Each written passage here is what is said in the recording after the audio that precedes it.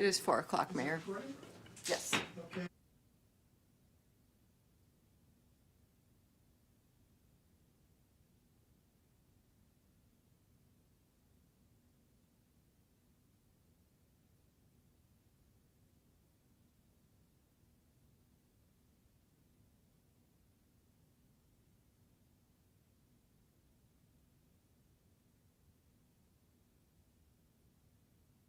And so we'll be calling you back one at a time.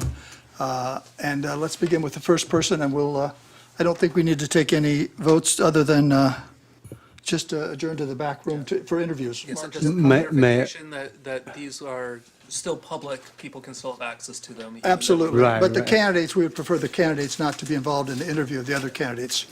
But they are public meetings. Anyone that is not being interviewed is free to join us in the back. Good point, Mark.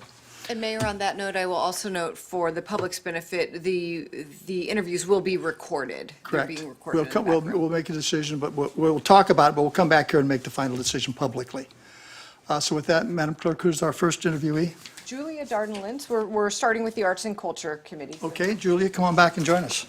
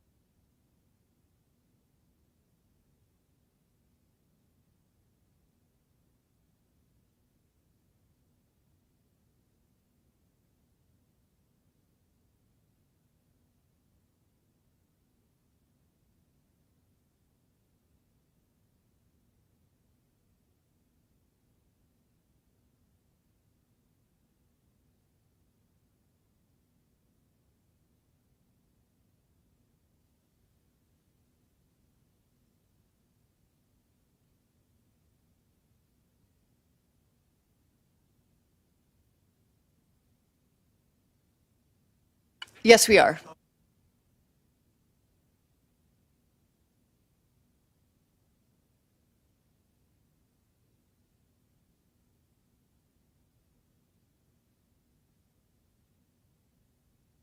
No? So that passes 4-1. And the next set of interviews we'll be doing is for the Public Safety Committee, and Stephen Lamb will be the first person to be interviewed. Want to come join us, please?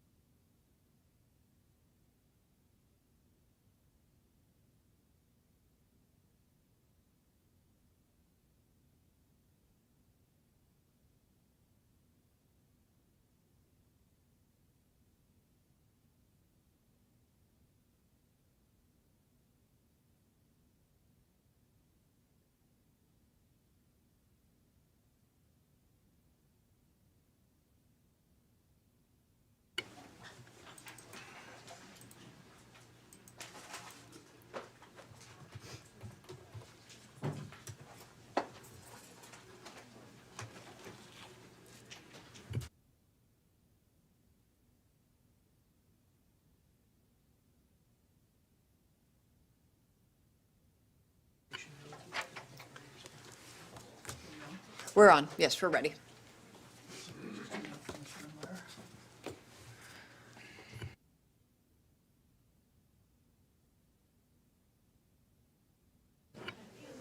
Okay, thank you, Mark. We're back in session from our regular session, our special section where we're interviewing candidates for the various committees, and we have I'll entertain a motion for the appointment to the Community Safety and Welfare Committee. Anyone care to make a motion? I guess I will. I'll move, get the full name. Michael Spoon? Michael Spahn. Spahn? Yeah, for the committee, yes. There's a motion to Second. appoint. Motion's made and seconded. All in favor, say aye. Aye. Aye. All opposed? Passes unanimously. Thank you, Mr. Spahn. And for all the other candidates, too, that applied, we had some excellent candidates with a lot of energy and drive, and we appreciate their involvement in our city. Okay, let's move on then to the regular business session. It's now 5:30. We'll call the regular business meeting to order at about 5:34. Let's begin with the invocation by Reverend Dave Ricketts from the San Clemente Presbyterian Church. Reverend Ricketts. Good evening. Please join me for a prayer. Loving God, we come before you today in gratitude for the opportunity to serve this community. You've entrusted these leaders with the responsibility of shaping decisions that affect the lives of many, and we pause to acknowledge that all wisdom and all guidance ultimately come from you. We thank you for the blessing of this city, its people, and its history. We ask that you bless each council member gathered here today with clarity of mind, purity of motive, and steadfastness of heart. May their conversations be marked by respect and humility, their disagreements handled with grace, and their decisions grounded in justice and compassion. Please unify these council members, allowing them to work together for the greater good of our city. We know they come from various backgrounds, faiths, experiences, and ask that you would draw them together, uniting their hearts and desires to serve the people of San Clemente that are as varied as they are. We also pray for your blessing on all who live and work in this city, our families, teachers, business owners, first responders, and those in need. May this council's work contribute to a city that reflects your justice, mercy, and love. Amen. Thank you, Reverend. Would you like to do the pledge? Sure, I'll do the pledge, Mr. absolutely. Leffler, go right ahead. Hand over heart, ready, begin.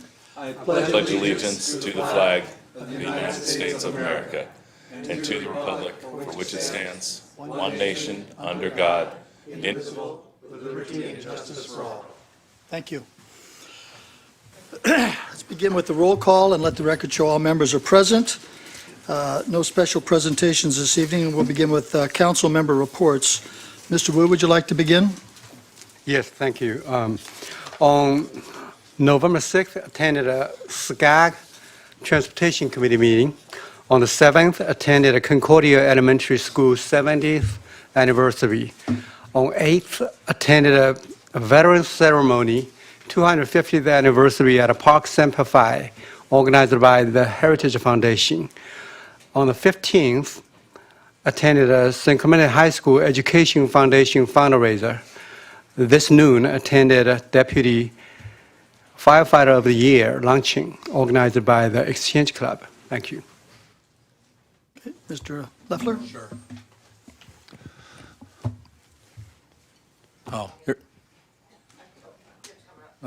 Here's the stuff that I did last couple of weeks. Want to let you guys know about, we have a Deputy Herrera on one of our deputies, and we had a family here had a really intriguing, involved case that was very, very sensitive. It involved a computer and some family members, and was really, really sensitive. And this deputy went out and did an exemplary job of handling this, where it could have really gone south for this family. He did a great job of investigation, great job of communication, and left the situation as good as it possibly could have been. I want to say we just have some tremendous deputies. Also attended the Deputy of the Year today, and just incredible people that we have here working. We're so fortunate that Chief Chevalier has put together such a great team. And the only problem with this is the great people he's put together, we're going to lose them slowly but surely because they're so good. They're going to promote and move out. And so including Chief Chevalier, every time I come here and I see him back there, I'm really happy that he hasn't gone promoted already. But he also has a challenge that for every good deputy we lose, he has to make sure that he brings in one just as good. So I'm going to hold you to that, Chief, and with that's my report. Thank you. Mr. Cabral. All right. I'm going to report mostly on activities that involve the committees and commissions I serve on. The investment advisory, I got to get over here closer to this. Maybe get next to you. How close you getting? Yeah, really close. Our investment advisory committee met this past week. Every year, we update our policies and procedures. We did so for 2026, look at how we invest some money for San Clemente. We update the laws that are put into place. There's been a lot of significant changes in the law, so we update our rules and regulations and ordinances that will come to this council for approval either in December or in January. I'm not sure when we're going to be able to do that. We had a community engagement meeting of the songs panel, the nuclear fuel that's stored near San Clemente here.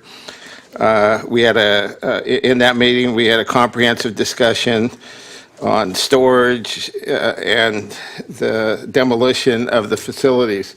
And just to bring you up to date on the facilities, within the next 3 years, we have the major demolition of the songs to be completed. The 2 big domes we'll start demolishing sometime next year, and probably by the end of the year, those domes that we drive by when we head down south to San Clemente will be removed. And then over the next 3 years, we will have removed all the facilities that existed for the nuclear power plant. What remains, of course, is the nuclear fuel, and we're working aggressively throughout the country and the world to find a place outside of California to move that fuel. And as I tell people all the time, it's not for a lack of work by the government, the federal government, state government, and policy officials all over. It's not for a lack of money. We have $50 billion to move that fuel. It costs us about $2 million a day to store it. There's just no place right now that will take it. But we're working on that. We will continue to work on that. I had a meeting of the Cal Cities where we reviewed all the newly signed legislation that has an impact on the cities, most of it not good, and that'll all be revealed as new rules and regulations get placed on cities across the country. I was invited to Disneyland this past week to attend the Boy Scouts awards ceremony where they gave national awards to several Eagle Scouts, and it was Disney always puts on a good show, so I was able to do that. I attended an award ceremony called Alma Awards, where actually received an award, but that's a different story. Attended the OCFA. We did our strategic planning for 2026. Again, at the end of the year, we review all the rules and regulations that we're going, and the changes that we're going to make for 2026 for the Orange County Fire Authority. That's it. Thank you. Mr. Meyer. Excuse me. Yes, I was able to attend the 70th anniversary for Concordia Elementary School, my own alma mater. I was a blast. I didn't know this, but the oldest surviving Wyland mural is at Concordia Elementary School. So that was yeah. It was the 3rd oldest, but 2 others were destroyed. So now it's the oldest one.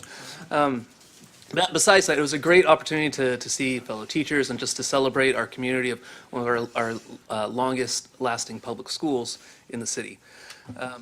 attended the Veterans Day ceremony, which was a wonderful chance to honor our veterans, and thank you to all those who put it on, as well as the Taste of San Clemente, also a great opportunity to just showcase all our amazing restaurants throughout the city. And then a quick shout out to a San Clemente High School teacher, Erin Bro, who was just honored this last week for the Orange County Teacher of the Year. So well done to her. Okay, thank you. Since our last meeting, I attended the county mayor's city selection committee in Orange, where we selected representatives regionally for the Solid Waste Commission and the OCTA.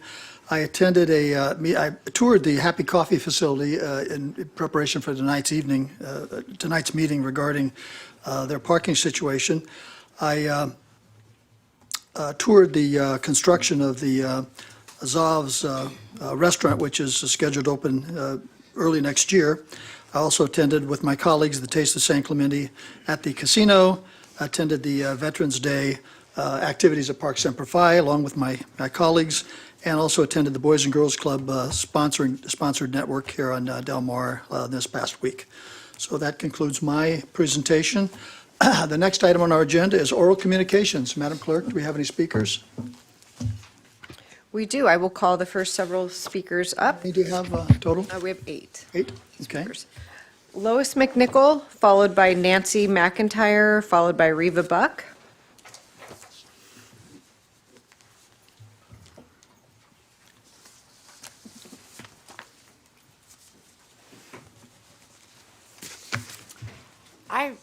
I originally intended to speak about election integrity, but the events of November 8th changed my focus entirely. While gathering signatures that day, I witnessed an alarming scene.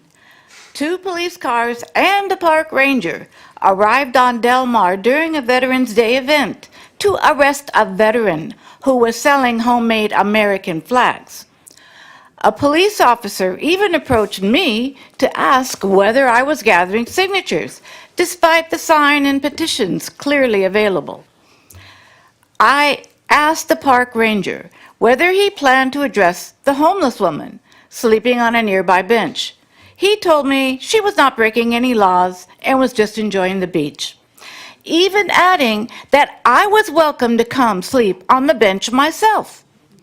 I reminded him that benches along Del Mar now have center barriers, specifically to prevent people from lying down.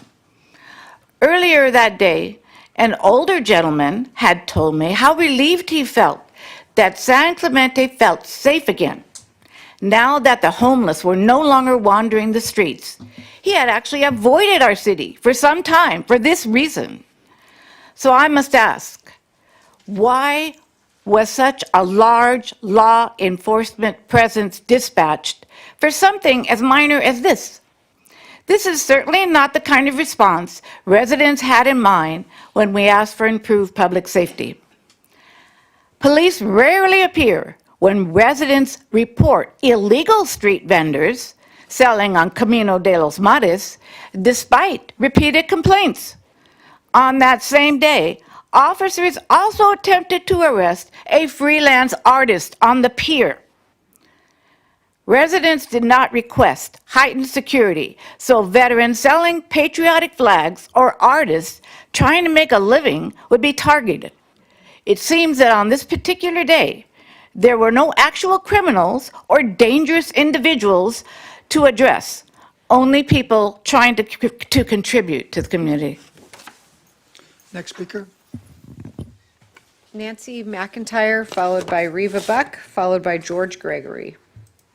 Good evening, Mayor Knobloch, council members, and my fellow citizens. My name is Nancy McIntyre, and I have been a resident of Shore Cliffs in San Clemente for the past 50 years. After teaching for nearly 30 in Capistrano Unified, the last 20 years, I've been working with the homeless through iHope and now the San Clemente Homelessness Collaborative. So we have placed many of our clients in housing, whether it be voucher or mental health. However, recently, the supply of housing is limited and the waiting lists are long. And so we have clients over 65 who have been selected and have qualified for housing but are still on the streets. So what my question, and for the past 3 years, there has been an inclement weather shelter available for vetted clients. And I'd really like to thank what you have done with Carly and Troy and supporting them in their outreach to the homeless. We are very grateful for that because that's assisted our clients in finding housing. So for the past 3 years, we've had this inclement weather program. However, unfortunately, this year it is not available. So my question for you tonight is, what is your plan or the options for those clients or those individuals who are qualified but are still on the street during this, now that the bad weather has come upon us again? So, for example, one of your deputies is out patrolling and finds this homeless person on the street and it's pouring rain. What is your plan to deal with this person to help him find shelter? So I'm grateful for what you've done so far, but this winter, we have a particular need for an inclement weather program. Thank you very much. Thank you. Next speaker. Reva Buck, followed by George Gregory, followed by Amanda Quintanilla. Good evening. I'm here with your monthly update on Broadmoor's enforcement of the 17-foot tree height limit on Delicata. Since the last council update, Broadmoor has abated only 2 trees. 18 months after the original 42 violations were identified, 4 properties remain non-compliant and with new growth now account for at least 31 of the current violations. While we're grateful for some progress, the overall problem remains significant.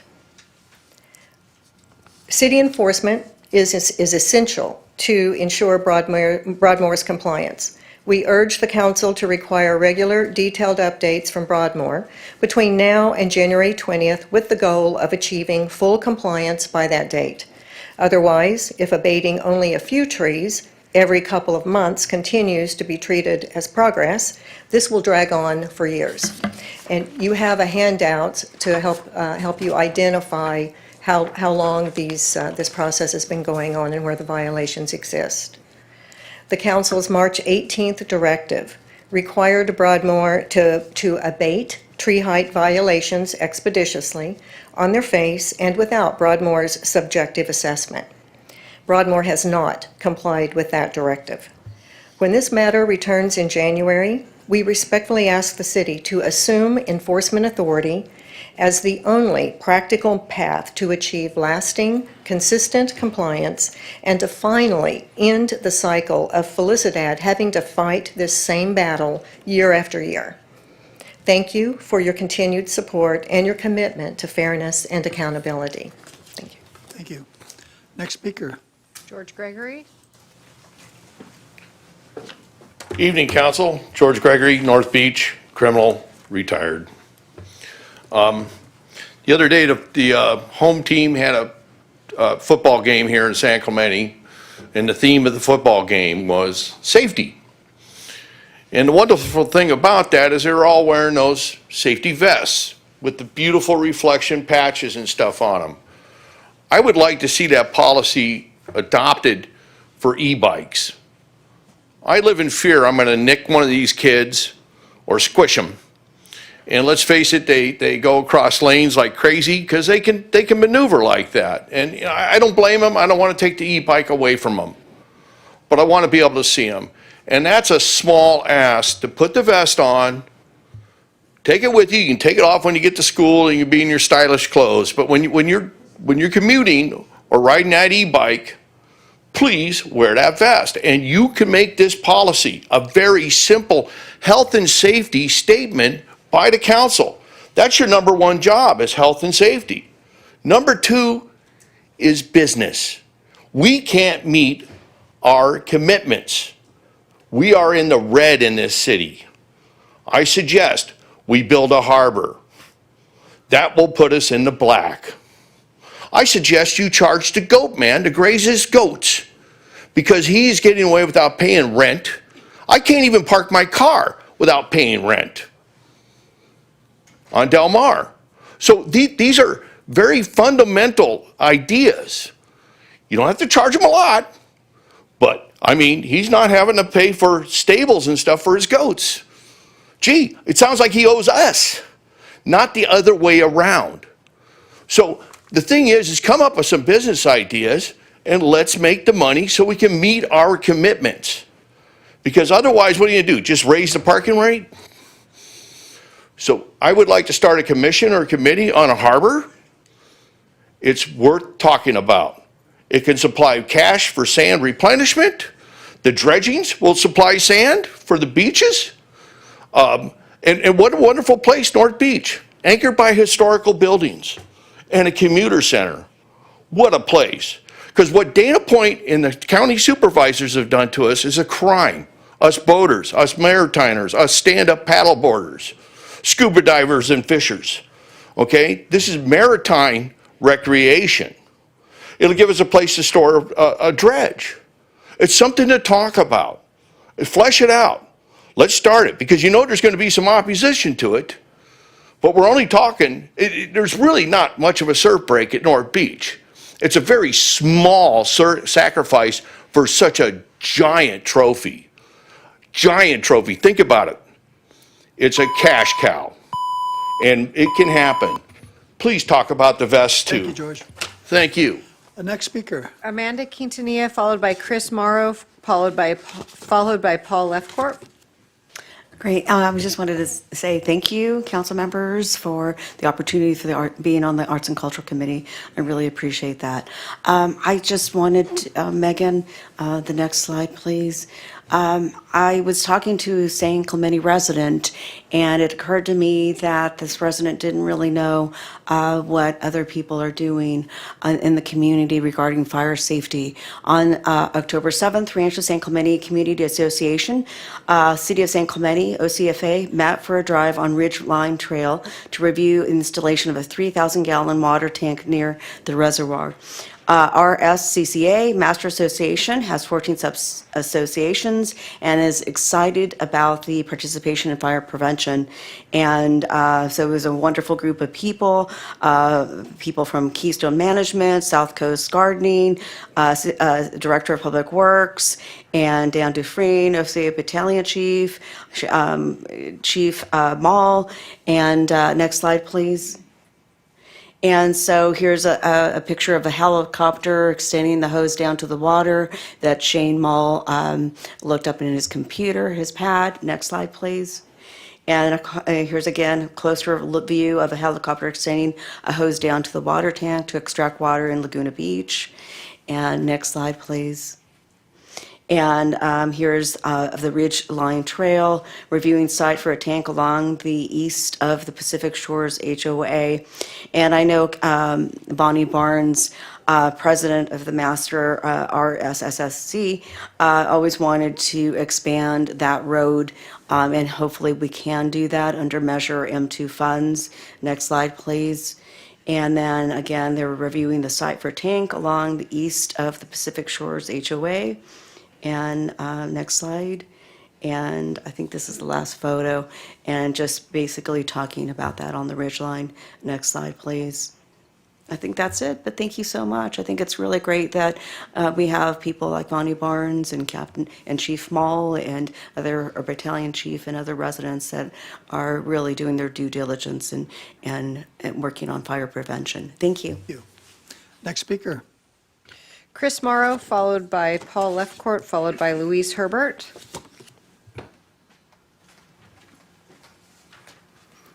Hey there, I'm Chris Morrow with Bring Back Our Beaches. I'm here to just basically talk about the nature-based adaptation project and the feasibility study, which we are very much in support of continuing. I just want to make it clear, though, that we've talked to the engineers and stuff. Sir, we have this on our agenda this evening, so did you want to speak now, and, or would you like to Yeah, address it during the? I can get it over with now if you want. Well, you've already started, so if you Okay, plan on let's do it. speaking on the topic. It's pretty straightforward. But for the other speakers, if you're here on an item that's on our agenda, please, this is an opportunity for non-agendized items, but go ahead, sir. So we're very much in support of continuing with the feasibility thing. We are obviously a little bit concerned with the design that's proposed. We spoke with the engineers, with Chris, and they're very clear that, hey, this is not a final design thing, that we're going to continue to work. And as somebody who we represent the surf community, we're very concerned about the actual design, what the final resolution is. We represent the surf community. My colleague Charlie Fox, is somebody who the U.S. Navy actually calls when they want to understand nearshore patterns and how nearshore is going to behave. He's the go-to person. So there's a level of expertise here that we just want to be involved in the process as we move forward. And so we had a great conversation with Chris today to basically get on the same page in that regard. And that's why we're happy to endorse the feasibility study. Thank you. Thank you. Next speaker. And again, for those speakers that are here on an agendized item, that's the time to speak. This is for non-agendized item discussion. So come right ahead, sir. Paul Lefcourt, followed by Louise Herbert, followed by Mike Kay. Good evening. My name is Paul Lefcourt, and this is the sixth time addressing the City Council regarding the 17-foot height limits affecting the Broadmoor Felicidad Delicata area. I want to acknowledge and appreciate the efforts of several Delicata homeowners who have abated their trees to comply with the 17-foot height limit. However, in anticipation of the upcoming council hearing on January 20th, I would like to bring the committee's attention recent actions by a Delicata resident that highlight ongoing noncompliance with the committee's previous unanimous rulings. At 313 Delicata, several complaints have been filed concerning their numerous trees that are approaching at or above the 17-foot height limit, with some exceeding 30 feet. On November 13th, tree trimmers arrived at 313 Delicata, where they removed 3 palm trees, 2 of which were well above 17 feet, and trimmed many others, including 7 palms exceeding the 17-foot height limit, along with additional trees approaching or above 17 feet. Please see the attached before and after pictures I've provided for reference. While it was acknowledged that 1313 Delicata removed 2 trees in violation, it's noteworthy that they chose to trim the remaining significant overheight trees rather than reduce their height to the required 17 feet or remove them entirely. This action suggests a willful defiance of the council's prior unanimous rulings, indicating a lack of intention to comply with the established 17-foot height requirements. I urge the council to consider the implications of the homeowner's actions as we approach the January 20th meeting, where the council will need to decide on measures to enforce compliance with the 17-foot height limit. Additionally, I'd like to raise concerns about how future violations will be addressed once we resolve the current situation. Will residents of Felicidad need to return to the council each time the 17-foot height requirement is violated by homeowners in Delicata to seek compliance? Although there is nothing requiring immediate action today, I feel it necessary to highlight the issues for your consideration ahead of the January 20th meeting. I also encourage you to drive down Calle Felicidad prior to our meeting and observe the trees that remain at or above the 17-foot height limit, general guideline being anything taller than the rooftop. As always, I deeply appreciate the council's time, consideration, and service. Thank you, sir. Next speaker. Louise Herbert, followed by Mike Kay. Good evening. I'm Louise Herbert, a 43-year-plus resident of San Clemente. I have 2 different topics to address you with this evening.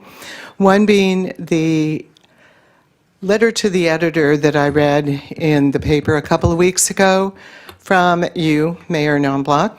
And though you did not list yourself as the mayor, you conned in the mayor from Vista.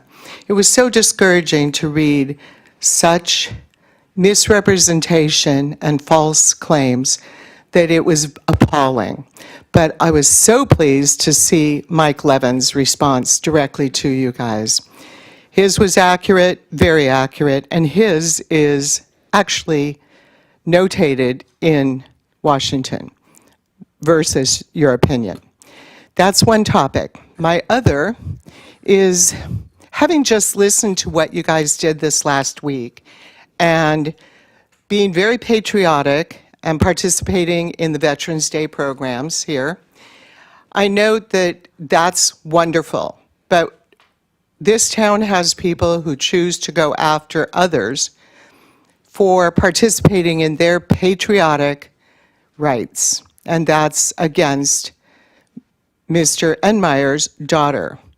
I cannot believe how people in this town find taking a child to a rally, protest rally, is not patriotic.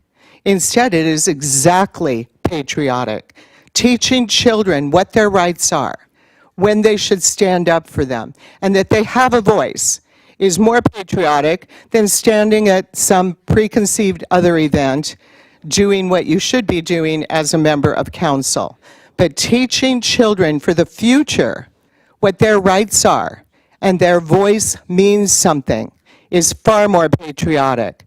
The last rally that we did, No Kings, we had a massive amount of children, from those in a backpack on somebody's back to those 20 and 30-year-olds with their parents. I queried many of the children who were 7, 8, 9, 10, asked them if they knew why they were there, and they did. They said, I'm here to protect my rights. I'm here to fight for books. I'm here to fight for education. I'm here to fight for those who are afraid to come out of the house. I'm here to fight for LGBTQ. And these were children, 7, 8, and 9, who knew what they were talking about. So to put down a council member for bringing his child to our rally with a sign that said, President Trump's policies are killing children, was accurate. Thank you. Thank you. Next speaker. Mike Kay.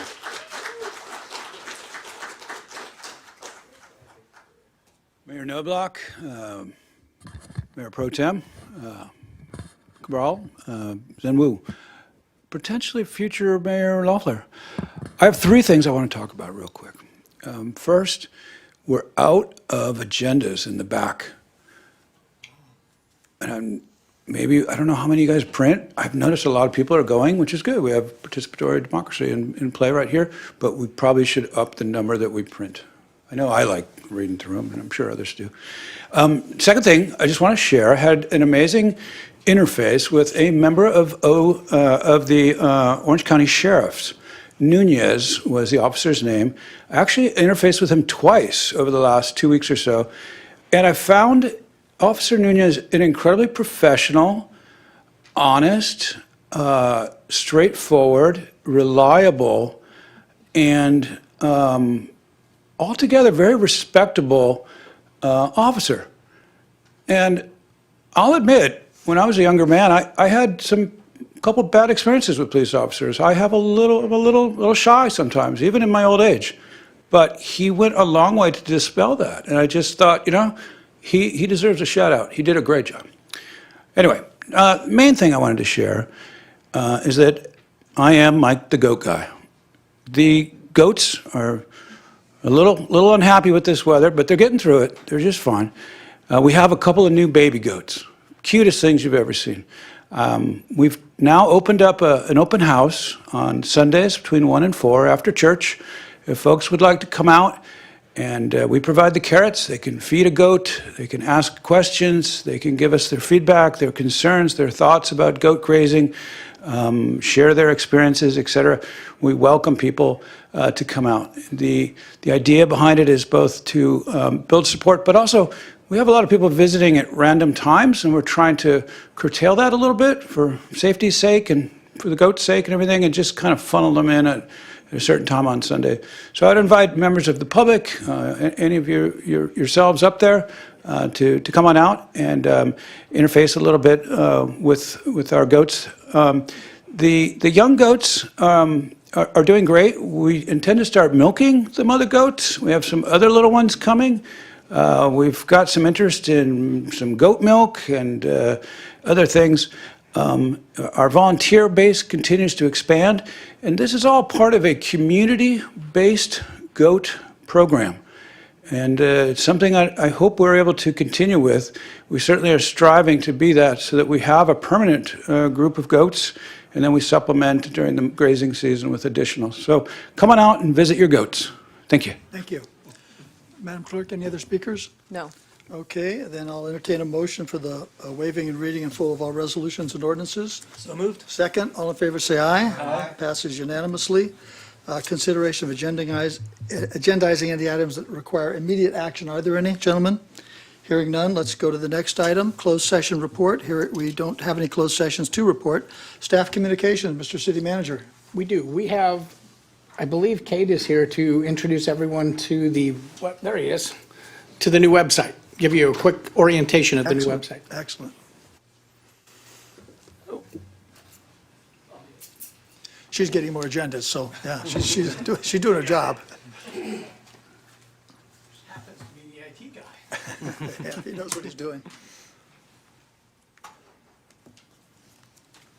Is this part of the demonstration? It is. Testing my memory here. Oh, there we go.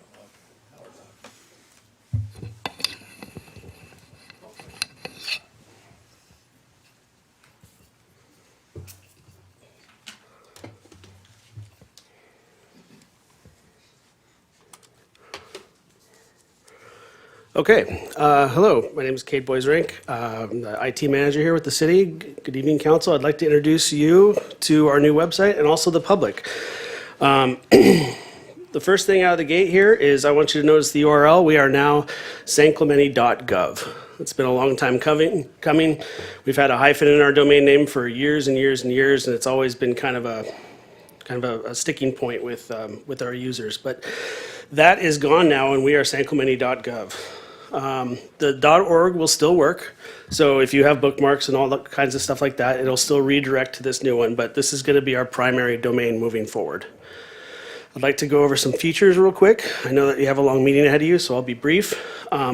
There's a new look and feel to our website, but more importantly is it is responsive in its design, which means as your screens get smaller all the way down to cell phone level, content does not disappear.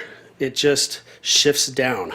So this will display properly on any device that browses to it. Another real key feature that we had is accessibility. It has a built-in tool called Audio Eye. You click on it, and this allows the end user to customize their visiting experience. If they need larger text size, they want to choose a different font, they want to change the coloring, stuff like that, they have all the tools here to personalize their viewing experience. And that is on every page. This is the icon right here, this little man. Something that we were instructed to do that we took to heart was improve the search functionality. The website's different. The menus are different. Things aren't exactly where they used to be. So one of the ways that you can find just about everything on this website is using the search function. It is featured prominently on the homepage and every other page throughout the website. And we encourage users to use the search function and give us your feedback. There is also an advanced search function. Sorry, I'm going through here pretty quickly.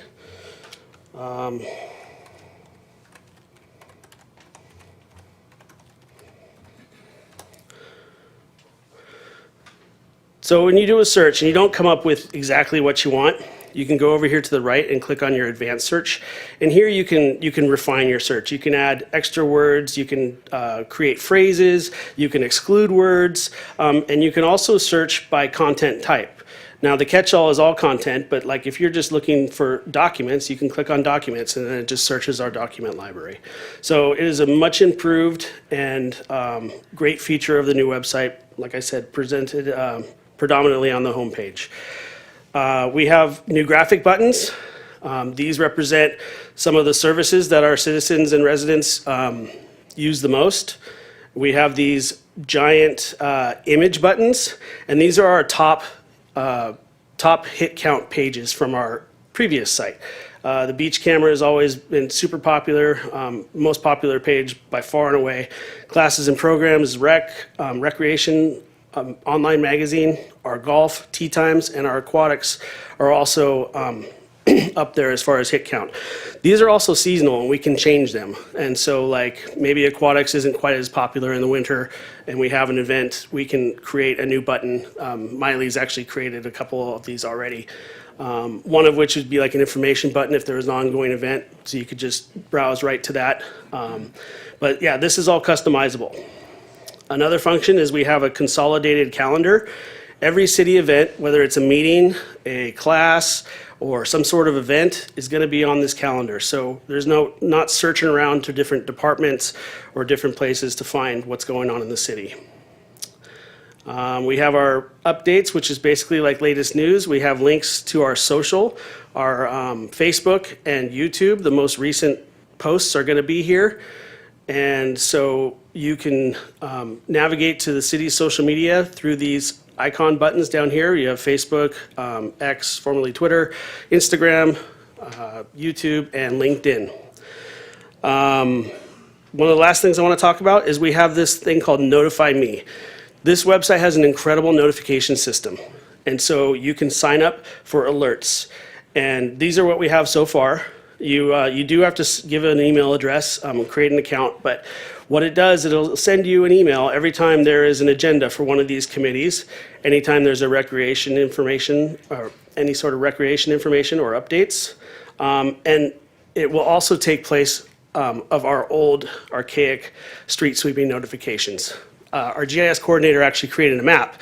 So you can go on the map, click on your street, find out what group you're in, and then sign up for that group. And it'll send you an email the day before. And what that does is that also allows you to put that into your own personal calendar. So you would get reminders from your device, not necessarily the city. And you can subscribe to all of these and remove yourself from all of these at your leisure. And the last thing I want to point out, because there's a lot of new things, is at the bottom of this web page, on every web page, there's a button called Website Feedback. That'll send you a form you can fill out. Email goes directly to me and the public information officer, and we'll make changes in real time. You can comment on things you like, things that might be missing, questions that you might have about the website. We understand this is new and there's going to be some growing pains, but it is a far superior product to our original website, and we're really happy with it. And I'd like to thank Miley. She's done the lion's share of the work. So when you see her, give her your gratitude for what is a beautiful website. Thank you very much. All right. Appreciate the report. We've been waiting a long time for that. Thank you. You're welcome. Mayor, can I ask you a question? Sure.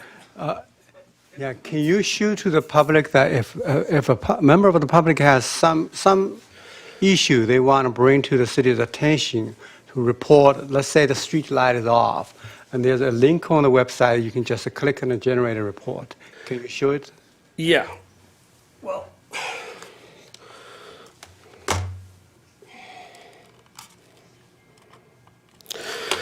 so that part of the website isn't quite ready yet. We're not completely comfortable with it internally. So what you're going to see here is this button called Service Requests, and that goes to our reporting structure, whether it's a code violation, a maintenance issue, utility that's having an issue.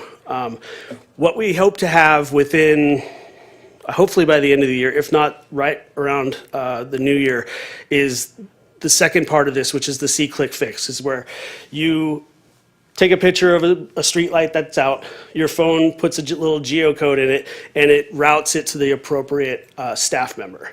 We just haven't got all that worked out yet.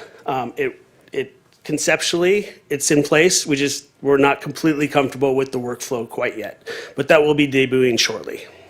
Thank you. Quick question. We contracted for this service. It's been a while coming. It looks like it's really coming on track. As we go forward, if the public has input on how to improve it, change it, modify it, how long do we go back to our consultant? Do you do that work internally? And how long of a time frame are you looking at for public input? Is it ongoing, or is there a It's time limit? ongoing. If it's a content issue, it can be fixed immediately. If it's a design issue, it would have to go back to the consultant. We're pretty happy. We vetted this with a lot of staff. We vetted it with some outsiders, some of the public. So we're pretty confident in the design. Like I said, there's going to be the navigation's a little different. You know, things aren't exactly where they used to be.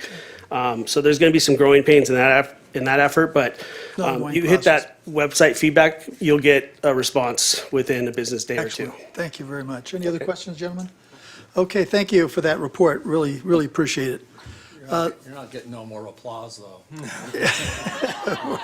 He deserves it. He deserves it. It's important. Next item. Yeah. Okay, thank you.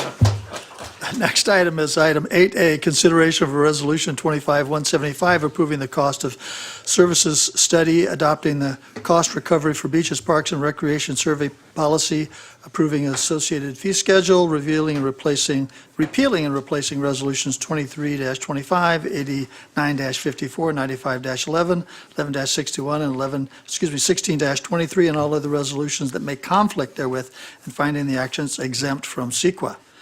So this is a public hearing, so I'm going to open the public hearing and ask Samantha Wiley, our Director of Parks and Recreation, to give us a brief presentation, and then we'll hear from the public. Thank you, Mayor and Council. I'm Samantha Wiley, Beaches, Parks, and Recreation Director. I have a brief oral presentation to share with the Council. Tonight, I want to remind the Council and members of our public that this is the first comprehensive update to our Beaches, Parks, and Recreation fee structure since 2009. You'll note that in the resolution, there are several other resolutions that are being repealed and replaced through this, with some of those dating back to 1993 and 1989. Over the last 16 years, we acknowledge that costs for staffing have increased, as well as utilities, maintenance, and operations have also increased, while many of our fees have remained unchanged. This cost of service study that was guided by Matrix Consulting gives us a data-driven approach that sets an equitable foundation for setting our sustainability and transparency on fees going forward. One of the highlights of this policy that's proposed, and it is a new policy this evening, it maintains strong subsidies for youth sports, our seniors, adaptive programming, and community-wide events, while also gradually moving towards individual and private use appropriate cost recovery. And that is in that policy, which is one of your attachments. I want to highlight quickly on aquatics, which has been a major focus area for the commission as well as staff through this process. The commission saw this fee study twice, and each time they wanted to focus in specifically on aquatics. Aquatics is one of our largest cost recovery gaps within the department, with an estimated annual operating cost of about $2 million and an annual revenue of just about $690,000. So at that, the commission has formed a subcommittee that will be working with the partner groups, both the San Clemente Aquatics team and San Clemente Water Polo Club, to continue to look at community impacts and assess the policy. But this evening, what you're seeing in front of you, the commission reflected on, it's reflected in the resolution, and it recommends a 10% lane rental increase in an effort to preserve access for our Tier 1 partners. I want to note that this still offers rental rates that are 42% below the fully burdened cost. Adjustments to daily admissions and passes have also been taken into consideration, and with all of that, we anticipate revenue increases in just over 75%. Staff recommends one alteration on that same note within the resolution. There is a resident monthly swim pass for the residents. It was recommended at $85. It should be $83, which is the fully burdened cost. So if you choose to go forward with the staff recommendation tonight, I'd ask for that one modification. I'd like to cover youth sports and fields next. Youth athletics remains a critical priority, as does aquatics. And even after the adjustments this evening, youth field rentals will remain 17% below the fully burdened cost of service, noting that many of our partners receive substantial discounts. I think one of the biggest comparisons to note between fields and aquatics is that there's significantly more fees and expenses attached to operating an aquatics facility. And just because you expand your operating hours, it doesn't necessarily mean that your operating costs will be reduced. Back in the pump room, as you start to add more swimmers into your pool, that increases your bather load, which then increases our cost of chemicals and the frequency by which we have to be serviced. That also requires more staff time. Coinciding with that, we have fields, which, as you can imagine, really requires maintenance just routinely several times a week, but there is no general staff oversight. And that's really the critical difference between those two entities. And lastly, I just want to close out that the fee study in the cost recovery policy is intended to modernize our fees while also recognizing that we have to do this gradually and slowly to continue to recover our costs and ensure transparency in our fees. Staff believe that the adjustments are equitable and they're designed to minimize barriers wherever possible for all of our residents in particular. And with that, I'm happy to answer questions, but I do have Matrix Consulting here as well if you have questions on their study. Thank you. Questions from staff before we hear from the public? Mayor, I have. Yeah, go ahead, Mr. Wu. I have a question. For the swimming pass cost, and I understand that aquatics is one of the heaviest subsidized category. Right now, it is 49%, according to your table 1. The heaviest, the most subsidized item is actually Vista Hermosa Sports Field, which is at 6% cost recovery, followed by Community Center at 27%. Now, back to the swimming pass cost for residents, for youth, current price is $2. The cost is $8. We're raising it to $4. For the adults, the current cost is $8. The current cost is the price is $4. We're raising it to $8. Both doubled. How do we gradually and slowly increase this cost? So again, based on the objective to get to potentially fully cost recovery, the commission and staff, along with the consultant, have seen this as an approach that is gradual. It's $2 in some circumstances, and acknowledging that our non-residents will begin to pay more in an effort to offset some of those larger resident subsidies. Okay, thank you. Mark? Yes, just a quick question. Do we have any capital improvement projects coming up with the pool, and are we worried about paying for these at all or gaining? Would the revenue being generated for this help offset some of those capital improvement projects? Could you speak a little bit to that? Yeah, thank you, Mayor Pro Tem. That's an excellent question. What this cost of service study did not take into account future CIP projects.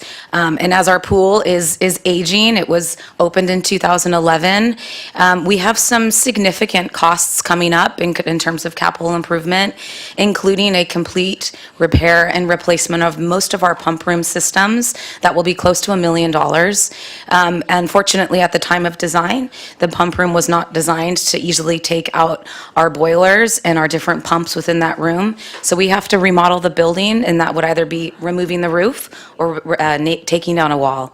So as you can imagine, those are some pretty significant costs that we will need to be anticipating for, and this will help offset that going forward. Thank you. Question? Victor? Just for the benefit of the public, can you help the public that doesn't always deal with this understand a little bit better what our cost recovery model is and how we don't make money, we're just trying to recover the costs that actually cost us to operate those facilities? Just give us a little background on that. Yeah, I appreciate that question as well. I think what really exemplifies that model is within the policy, and it talks about different tiers within our community that should be highlighted for greater subsidies versus not. So something like a playground is generally, in the parks and recreation world, a 0 to 20% cost recovery. Playgrounds are important. They're part of that fundamental go outside and play, versus at the very top end of that, we have private uses of something like the Ole Hansen Beach Club, which is also in your fees tonight. So if somebody's coming to rent the Ole Hansen Beach Club, they're unlikely to get a larger discount or subsidy because it's really exclusively for private use. So the greater the community benefit, the larger the subsidy we give them as well, versus the greater private benefit, the smaller subsidy that they will receive also. All right, thank you. Okay, Rick, go ahead. Yeah, so just going over your chart, even under this new model, we're still operating in the red, right? I mean, we're not. That's correct. Our cost recovery isn't zero. We're still paying money out of the general fund to Yes. subsidize this, even under the new model. Yes, that's correct. Okay, let's hear from the public. How many speakers do we have, Madam Clerk? 11. 11? Okay, let's hear from the public. Okay, I'll call the first several speakers. Dawn Ludwig, followed by Jean Arnold, followed by Amanda Piokaka, followed by Mark Matheson. Dawn?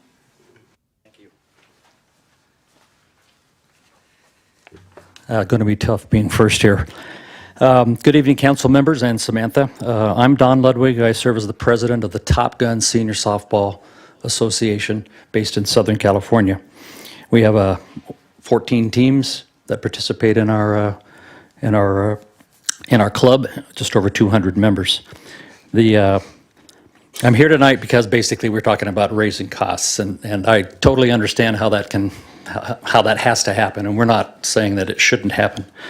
But I will say that for us, the increases for Steed Field will more than double based on what we've been used to over the past years. And we've been with Steed many years and put on some really good quality senior tournaments. We're senior softball players. That starts at 40 years of age and works all the way up to, some of us, not me yet, are 85 and still participating on the fields. So one of our primary mission, we have two missions actually. Obviously, number one is to promote the game of senior softball and, active recreation for men and women over 40. And the second one is that we actually, in putting on these tournaments, we raise a little bit of money as part of our 501c7 organization, and we help support programs like the Navy Marine Relief Society Fund down in Miramar, basically in San Diego. We hope to increase that. We give them a few $1,000s every year as part of our net result from putting on tournaments. We put on 4 tournaments per year. 2 of them are here at Steed Field, and we've proudly had a great relationship through the years. We want to continue. One is in May, one is in August. The tournaments are sanctioned. We're part of a SSUSA, Senior Softball USA, a national organization, has 1,350 teams across the country. We draw teams for our events from basically I'd say the 4, California, obviously, Arizona, Nevada, and occasionally we get from Colorado or that sort of thing. So coming in and obviously coming to San Clemente. This past August, we sold out for the first time in years, 60 teams over 6 days. We run a tournament actually weekdays and weekends, 6 days total. Had to turn away actually 12 teams that want to come. So the good news is we're building a base of trying to increase the number of teams that show up here in San Clemente. And in that regard, obviously, they're coming in and they're spending some money with the wives that show up and the sort there, but whether it be restaurants, hotels, and other tourism opportunities. As I said, the age range is basically 40 to 85 plus. In the month of August, trying to put on a tournament in Southern California in a mild climate is next to impossible. And we've tried it before, and we've seen decreasing attendance because we have to go out to Paris or Temecula. And the month of August, that's not a great place to be. Thank you, sir. Thank you. Good information. Next speaker? Jean Arnold, followed by Amanda Pinaka, followed by Mark Matheson. My name's Jean Arnold, and I'm a citizen of San Clemente. You're my guy. And I went to both the commission meetings for the beaches, parks, and rec, and I felt that they did a very, very good job studying the costs and trying to understand what the public's needs were, and I just have to compliment them.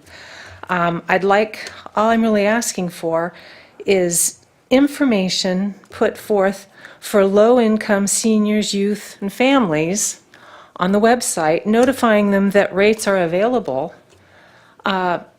Because if you're going to, for example, I'm a senior citizen, the rates are going from $150 to $250 for an annual pass. If that's a burden to me, I'd like to think that the city would be willing to say, oh, she has a low income and we have something for you. But I don't see that on the website or the new website, and I think that that's important. So, thank you. Thank you. Next speaker? Amanda, followed by Mark Matheson, followed by Anissa Bromley. Hello, thank you, Council, for letting us be here. I am Amanda Pwanka, and I am the current president of San Clemente Aquatics. I'm new for like a month, so dealing with all of this is a little bit daunting. So we are a nonprofit swim team. We are currently operating for the 2025-2026 season at kind of a zero net, like we're a little bit under, don't tell our members yet. We're trying to figure out how to make that up. We use this San Clemente Aquatic Center as our sole pool use. We are there with 365 kids almost every day of the week, just not Sunday. We currently spend about $150,000 to $175,000 a year just for pool fees. So it's quite a bit of an expense for us. It's our second largest expense. We have been focused on the per lane fee. We are grateful for the Beach Parks and Recs for bringing it from 90 to 40 to 10% for us.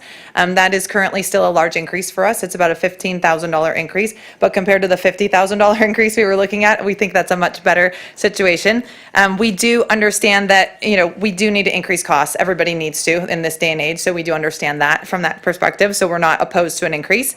We have already increased our member fees by 3% this year for all the other costs that we incur for those increases. We did not anticipate this increase, so we are going to try to, for the first year, handle this on our own and figure out different ways of fundraising or making sure that we break even from that point, but we will have to pass that on to our members next year, and that will be a significant increase for them. The 3% was fraught with resistance already, and it was like a couple dollars a month, so we think that we will have additional increases. We do encourage you to approve the 10%. While we would love for it to be lower, we totally understand. The one thing I would like you to consider is that we put a cap on the annual increases. We get that they have to increase every year, but if we get here next year and we're fraught with another 40% increase, it will put our program at a significant risk, and we will see huge attrition coming from that, especially when we saw 3%. People were already upset about 3%. If it goes higher and higher and higher every year, we will have potential problems from that, and we don't want to see 365. We want more than 365 kids swimming in our program and competing for us. So, thank you. Thank you. Next speaker. Mark Matheson, followed by Anissa Bromley, followed by Sabrina Pearson. Good evening. My name is Mark Matheson. I am on the board of San Clemente Aquatics. I'm the former president. I think Amanda's doing a fantastic job, by the way. I've got 4 kids in the program. I just have a few points I'd like to make. The first, and it was touched on by Amanda, is we would like to propose to the draft policy and procedures that we include some kind of cap on annual increases. I think that's fairly standard. What we would propose is a cap of no less than 5%. I think that still is a significant increase each year. We're a nonprofit organization. We try to keep our fees as low as possible for our swim families, especially during a time in which things are getting more and more expensive. The original recommendation from the Matrix Consulting Group would have increased our lane fees by 40 to 50%, which would have been devastating to the program. While we appreciate the support the Commission proposed in increasing only 10%, it kind of drove home for us the need to have some kind of cap going forward to avoid such an increase in expense that would have unintended consequences and shocking the system, causing attrition in membership, and potentially an impact on city revenue. The other point I wanted to make is that SCAT's contribution to the city, I think, is overlooked and a little bit downplayed by the fee study. Aquatics is at the heart of our city's culture. We are the village by the sea, as you saw from the website that was presented a moment ago. We are a city of watermen. We are the home of the world-famous Ocean Festival for lifeguard competitions. The World Tour of Surfing, the WSL, comes to our home break at Lowers, and now the Olympics are going to be there. Southern California is a hotbed of competitive swim and water polo, with San Clemente excelling at both of those. SCAT has been at the heart of San Clemente aquatic development for over the past 50 years. Our swimmers feed into the high school, allowing the high school to be more competitive. with swimmers competing at CIF and at state championships. We feed into the junior lifeguard programs, with SCAT swimmers becoming state and city lifeguards. I know that because my son is one of them. We have trained swimmers that have gone on to thrive in San Clemente water polo and on their surf teams. And we often send our swimmers to colleges who join, who have been picked up by the college swim program. So SCAT has been a great partner. You may recall that when the facility needed a new scoreboard, SCAT families raised over $100,000 to donate a state-of-the-art scoreboard to the facility. Our competitions bring in 1,000 swimmers and a couple thousand spectators. So all of these reasons, we think that SCAT should be viewed more as a Tier 2 community benefit organization. And so as we're making these decisions and increasing costs, I just hope that the city will remember the contribution that the organization brings to the city. Thank you. Thank you. Next speaker. Anissa Bromley, followed by Sabrina Pearson, followed by Logan Powell. Slides, please. I sent in.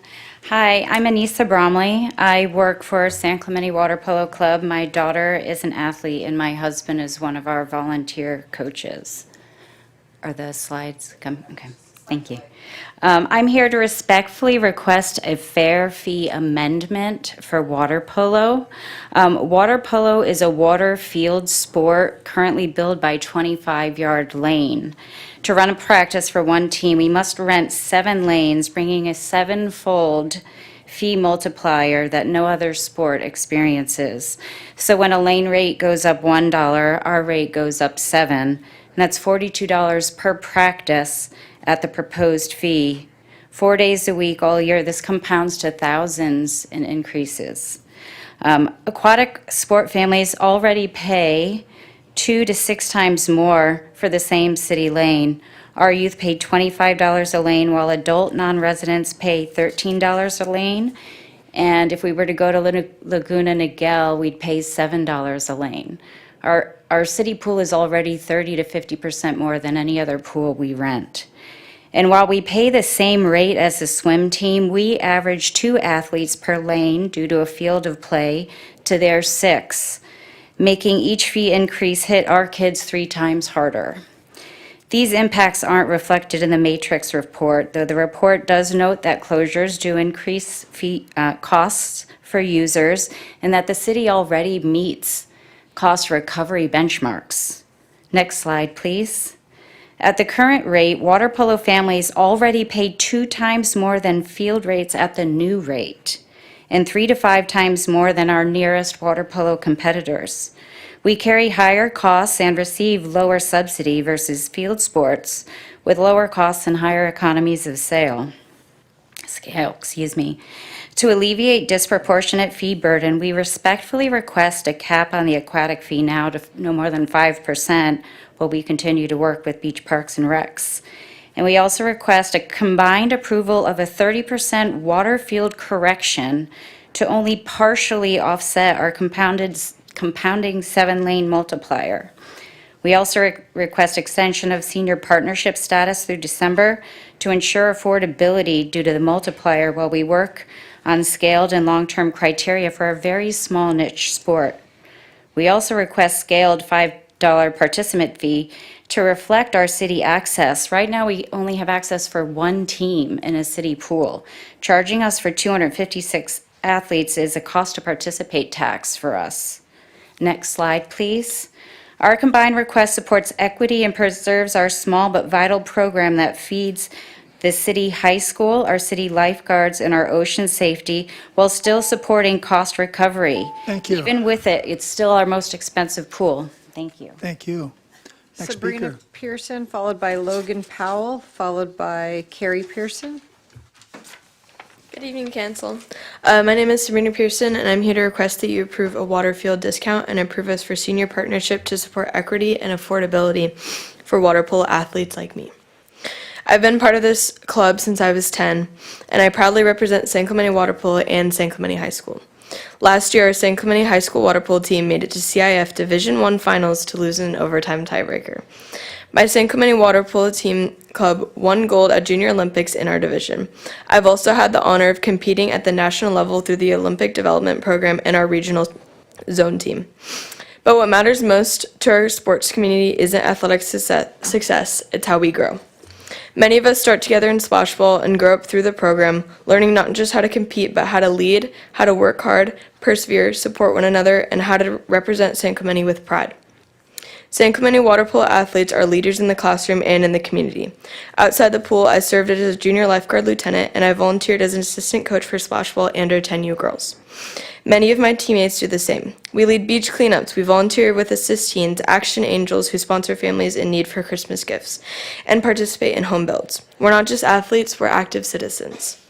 We are highly involved in lifeguards, as junior lifeguards, city and state lifeguards, and lifeguard instructors. My teammate just won the U.S. National Lifeguard Championship this summer.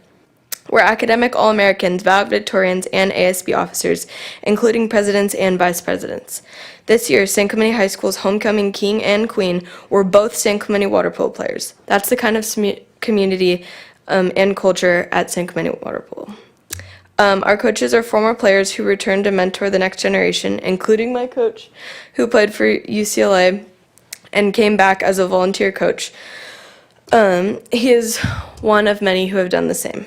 In the past 8 years, more than 30 of my peers have gone on to play at top universities like UCLA, UC Santa Barbara, UC Davis, and the University of Hawaii.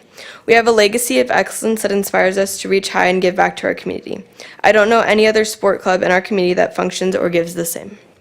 San Clemente Water Polo is a leadership academy, a force for good in this city. I hope you'll support us, not just for the medals we win, but for the people we become and how we serve.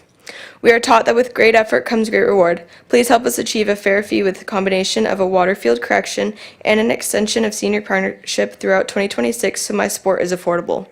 Many families in our program struggle with the high cost of sports. Thank you. Thank you. Next speaker.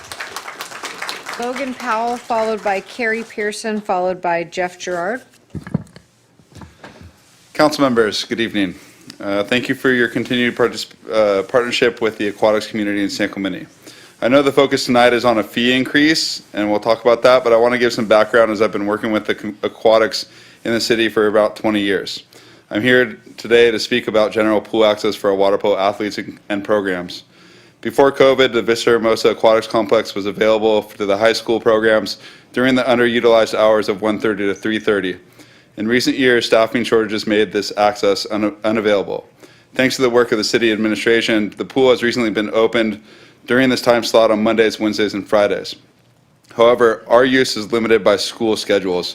While fall schedules allowed us to utilize those days, the current school bell schedule prevents us from accessing the pool on the same days through the winter and spring.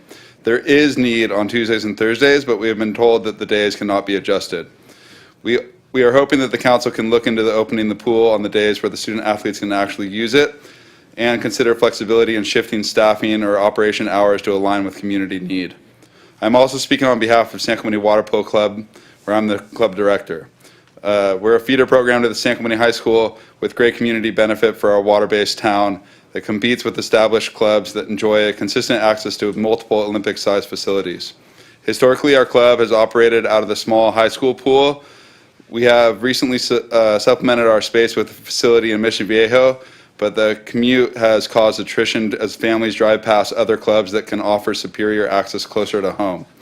We are grateful for the offer of 5 to 7 lanes at Vista Hermosa currently from 6 to 8 p.m., but that window presents two challenges. It's too late for our younger athletes and too limited in space for our older groups. A complete water polo course requires 10 lanes for safe and effective training. The younger groups most affected, our 7 to 10-year-olds, would particularly benefit from an earlier time block. For that reason, we respectfully request earlier and consistent pool space at Ole Hansen, ideally starting from 3:30 or 4 o'clock for a 2-hour block. This would give our youngest athletes a safe and appropriate training time that supplements and supports growth and retention. Additionally, we ask the city to consider adjusting the benchmarks required for senior partnership status. The current participation thresholds are difficult, if not impossible, for our water sport to meet due to the inherent capacity limits of aquatic facilities. Even though our club is one of the largest in the country, we still fall short of the membership requirement simply because our sport cannot physically accommodate large number of athletes in the water at once.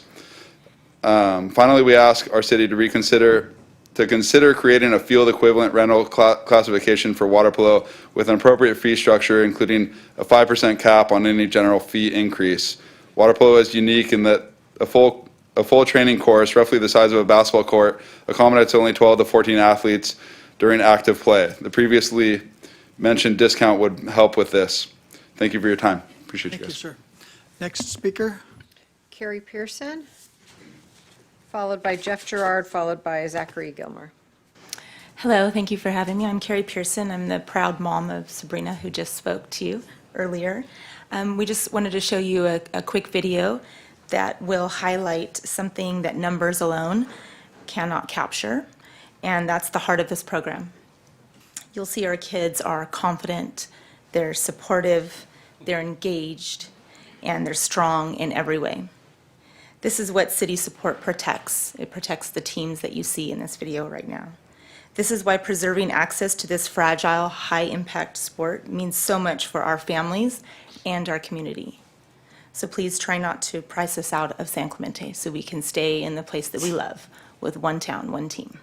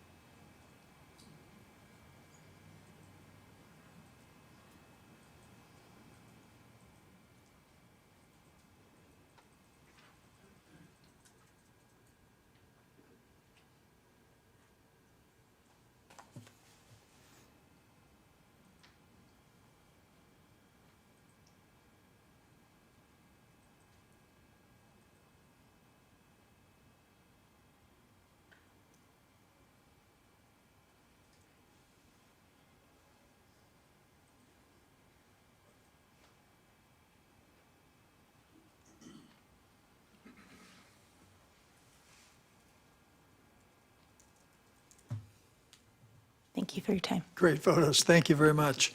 Next speaker. Jeff Gerard, followed by Zachary Gilmore, followed by Jason York. Good evening, City Council. I'm here to represent the individual swimmers at the San Clemente aquatic facilities. I've been using San Clemente aquatic pools for fitness for over 30 years, and it's been very important to my health and well-being. When I swim, I notice a large percentage of the people I swim with are senior citizens, and they're obviously investing in their health and their well-being. And if there's the desire to reduce city subsidies in programs, I would urge you to kind of balance that against the benefit that you see in the members of our community that are greatly served by these facilities. That increase of 650% will knock some of our senior citizens on fixed incomes out of the pool, and that would be hard to see. Thank you for your time. Thank you, sir. Next speaker. Zachary Gilmore, followed by Jason York. Hello, City Council. Thank you for your time. I have a couple of questions, if I may, get clarity on just on pricing, just to understand things. This has to do with the annual fee structure. So right now, the annual fee for a single member for the aquatic center is $150, correct? Well, this actually is not an opportunity for you to ask questions of staff. That information is in the staff report, but. Right. Okay. Thank you, Mary. I appreciate that. Well, I'm going to assume that I understood everything, but if I'm mistaken, please feel free to correct me. We'll get that answer for you. Great. I'd appreciate that. Thank you. So going down the list of annual fees, just for the annual pass for the aquatic center, got $150 for seniors and for folks under 18. For adults, it's $200 a year. Those are both for residents, and for non-residents, it goes to $300 for seniors and for youth, and then for adults, it's $400. The proposed fees that are supposed to be gradually and slow are all $983 a year.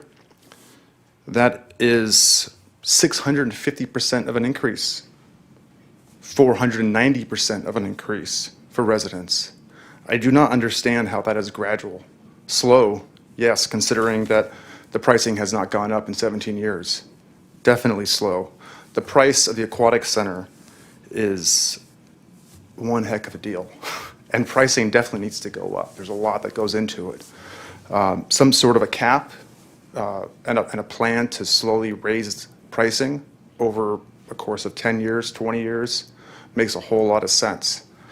You can't raise rent more than 10%, but somehow we could raise fees more than 650% for a lot of folks that are on fixed incomes that can't just flat out won't be able to afford this. It's a lifeline for a lot of people. Thank you for your time. And what was your name again, sir? Zachary Gilmer. Thank you, Zach. Next speaker. Jason York.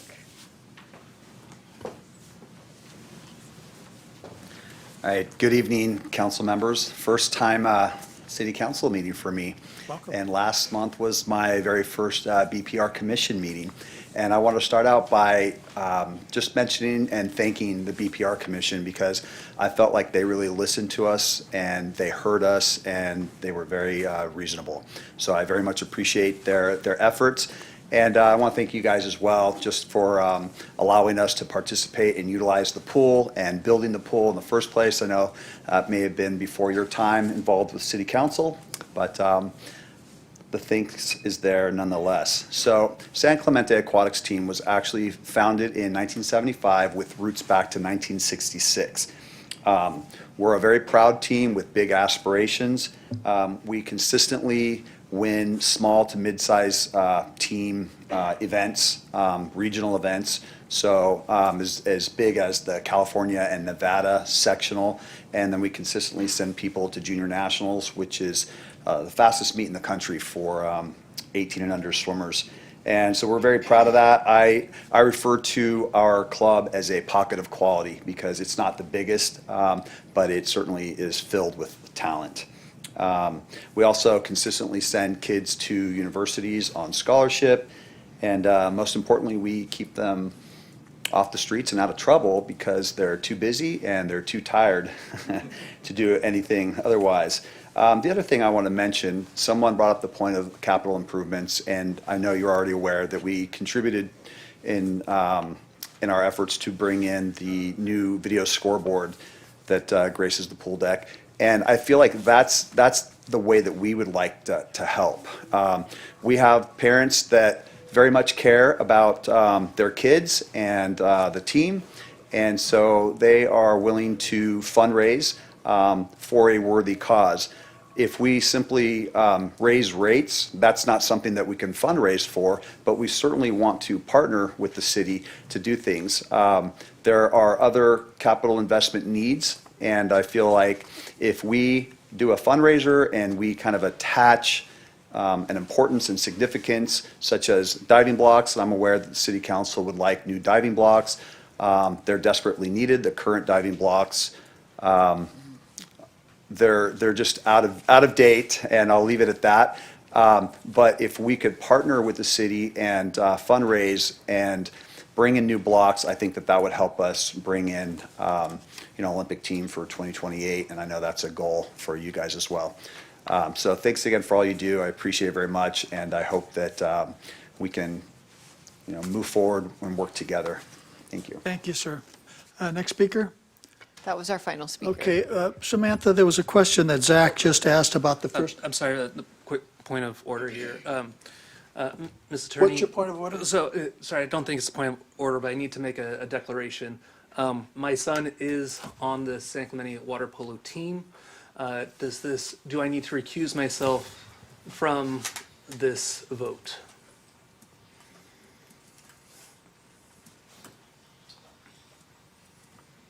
Can we take a brief recess, Mayor? A brief recess? We can do that. We can do that. Before we take the brief recess, I just want to ask, one of the speakers, Zach, asked the question about the annual fees. Samantha, do you want to, can you address that? I want to make sure he Yes, gets his question answered. he was interpreting that correctly. The youth senior resident pass is currently $150, and it's proposed to go to $250. And the adult is currently $200, and it's proposed to go to $400. Okay, thank you. There was another speaker, before we take the break, on the issue, Mark. The issue of, I thought was really interesting, the capital improvement projects that the clubs can support through their fundraising efforts. This report doesn't include any credits for fundraising activities for our capital improvement process. We appreciate the effort, but we haven't really addressed that. What are your thoughts on a program like that going forward? Having the capital improvements fundraising as an offset or a credit for their use of our facilities? I think it's certainly something we could entertain within the policy. I know the reference to the scoreboard was actually the swim team approached the city and said, we want to upgrade it. The scoreboard that was there was not prepared, or we were not looking to replace it because it was functioning, but they wanted to upgrade and modify it, and we're always willing to consider that, certainly. Okay, and again, that's not our agenda tonight. I just want to Yes. your thoughts on that issue for future consideration. Any other questions of staff before we take a brief break? Mayor, I want to add to Samantha's answer to the swimming annual pass fee. The current price is $200 per year. We're going to increase to $400. The $983 it was referred to was a cost. So at the $400, the city is still subsidizing about 60%. Thank you. Any other question for, let's take a 5-minute break. We'll come back at a little after 7 o'clock.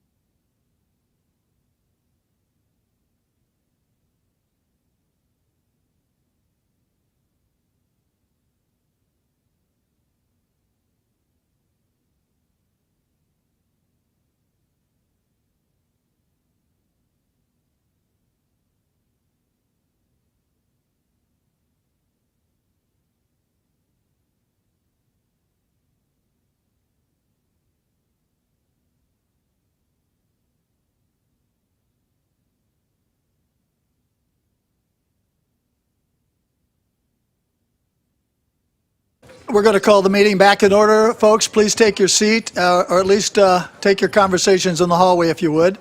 We're reopening the continuing public hearing on item 8A, and we've heard from the public.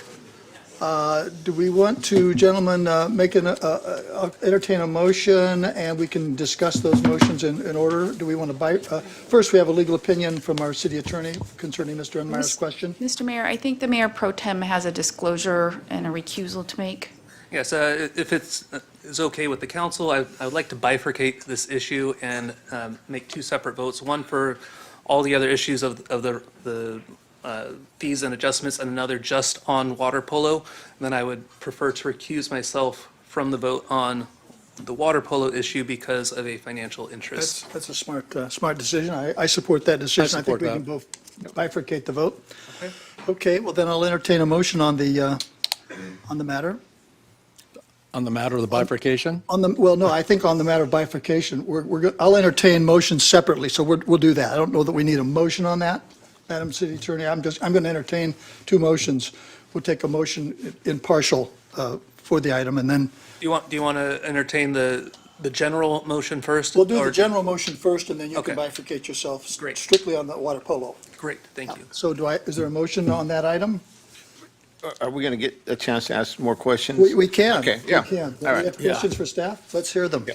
Yeah. Yeah. The public hearing remains open. Yeah, I do.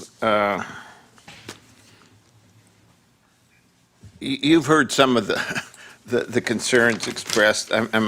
Maybe if you've kept a list of some of those questions, including, some of the I think one of them that stood out is the 650% increase in fees for some of the, can you address those general concerns that were expressed and give us your insight into what happened? I know what we're trying to do is recover our costs. Yes. But we've got to do it by the right method, and that's what we're trying to figure out how we do that. Sure. So what I heard is some concern for addressing low-income youth and seniors primarily who may be impacted by this level of an increase. A couple things to note on that. I want to note that the Friends of San Clemente Beaches Parks and Recreation Foundation sponsors a scholarship program annually, and any qualifying family, resident, senior, youth, even an adult can apply to get a scholarship, and that can be applied towards a swim pass. So that's always an option. I also have late breaking news. Earlier today, we received word that the Silver Sneakers program has accepted the Aquatic Center as a new facility.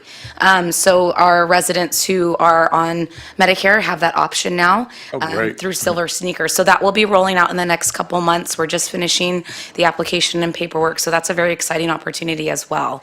And I don't want to throw you off your message, That's okay. but related to the website and information on there, do we have that on there too?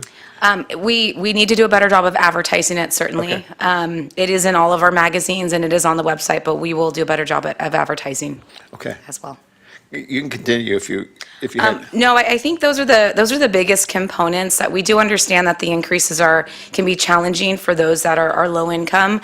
And while our scholarship program does have specific parameters, I can say in my tenure here at the city, I've never said no to somebody who's expressed a need, even if they don't qualify based on the criteria on that paper.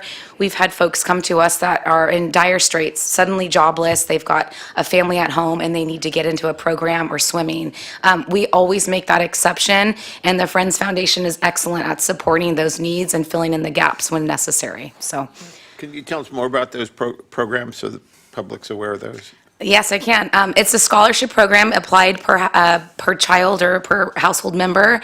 It's up to $100 per year.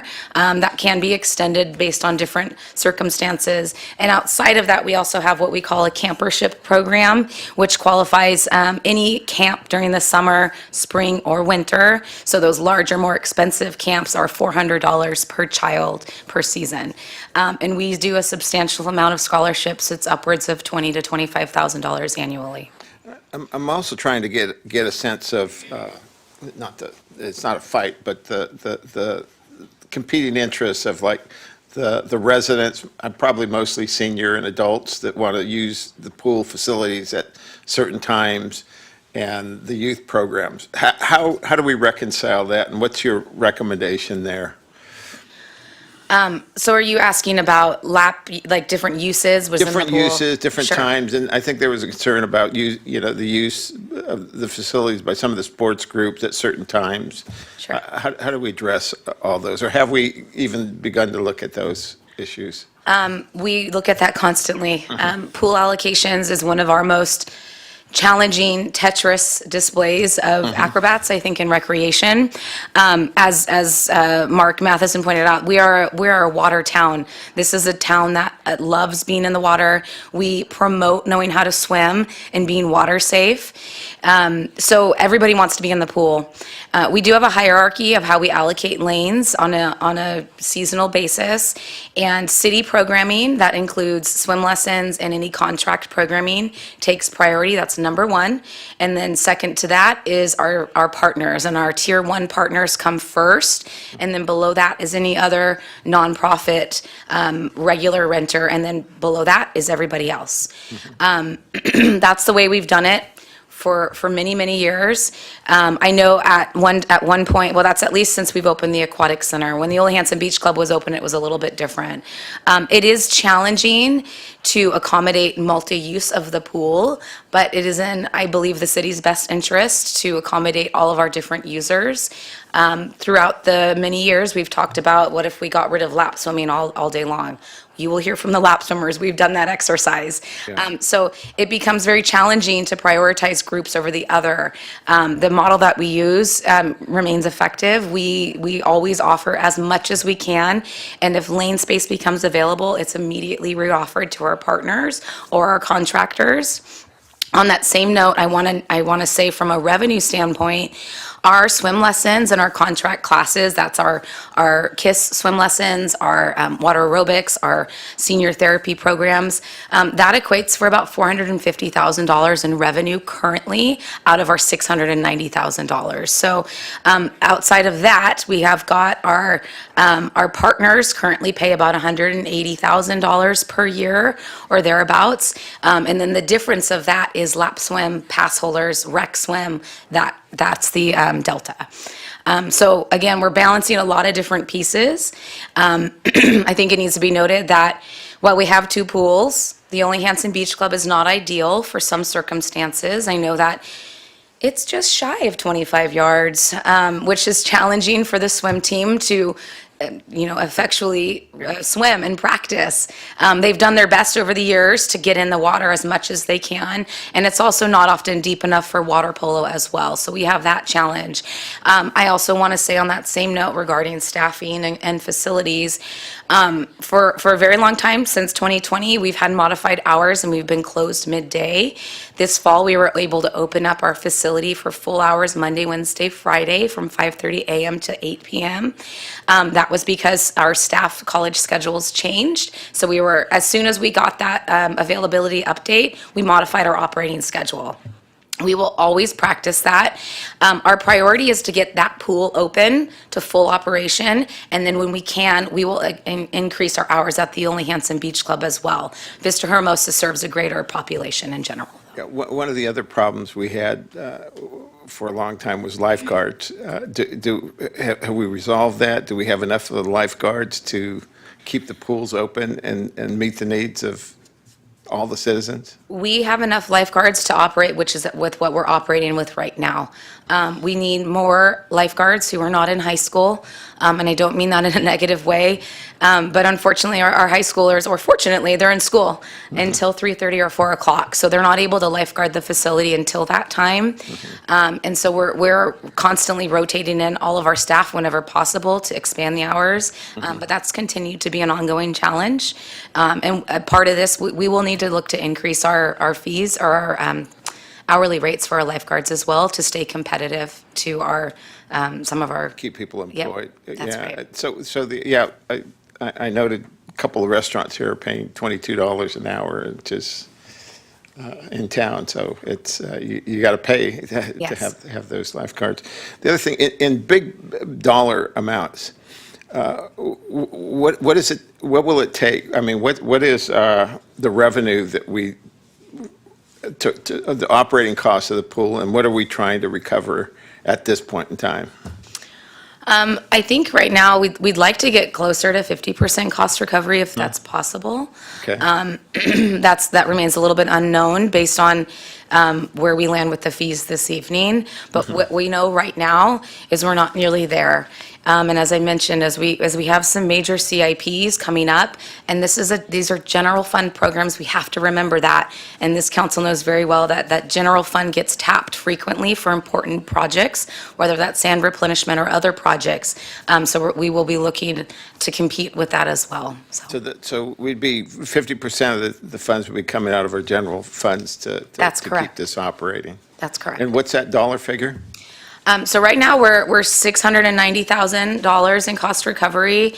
This is estimated, if this is approved tonight, it's estimated to bring in about $150,000 to $200,000 more per year. So just shy of $1 million is where it will take us. All right, thank you. Just a quick question. Yeah, go ahead, Mark. There was a question raised about a cap on annual increases. Have you explored that at all? Yes, I'm totally willing to consider that. I think if that helps our partners feel comfortable and our users feel comfortable, I think that's absolutely feasible. And also I want to note that any fee increase is going to come back to council through a regular public hearing. So while the policy will dictate some guidance, it's going to come back to council through a public hearing. I would say if the cap is somewhere around 5%, that's typically standard. That's a fair measure to put into place of the policy that you're looking at this evening. Yeah, has it been brought up before? I know during the school year it's tough, but in the summer, if the water polo team had players that were over 16 and qualified as lifeguards, if they volunteered some hours, that cost what it would have cost a lifeguard to go against their, whatever it is, your pool charges for them? We've never looked at somebody volunteering, or I guess essentially donating their pay back. That's never been considered. We do require all of our lifeguards have to be certified, and they cannot be playing the sport or officiating or coaching the sport while they are lifeguarding. They have to be separately scheduled, and that's been one of the challenges that we have worked through. But our insurance company requires lifeguards to be on deck when the pool is operating. It's a little different from school pools that don't have that same requirement. Okay. Zan, did you have any questions? Yeah, a quick question. Currently, the fiscal year 2024 revenue is 3.3 million against the expense of 8.7 million, which is 38% of cost recovery. According to your report, we're going to add about 500,000 to 900,000 to the revenue. So that would bring the revenue to 3.8 to $4.2 million, and the cost recovery would be 44 to 48%. You stated that the goal is to achieve about 50%. Do we have another plan anytime soon to bring it closer to 50%, depending on the revenue we're bridging? So the want would be to bring back a fee consideration annually as part of the budget. I do think that in acknowledgement of the increases that are proposed this evening, we might want to see how this folds out through 2026 and then consider it in 2027 to understand the dynamics that might shift. We're not certain, but the want would be annually to look at increases at that CPI rate, which is typically anywhere from 2 to 3%. Okay, thank you.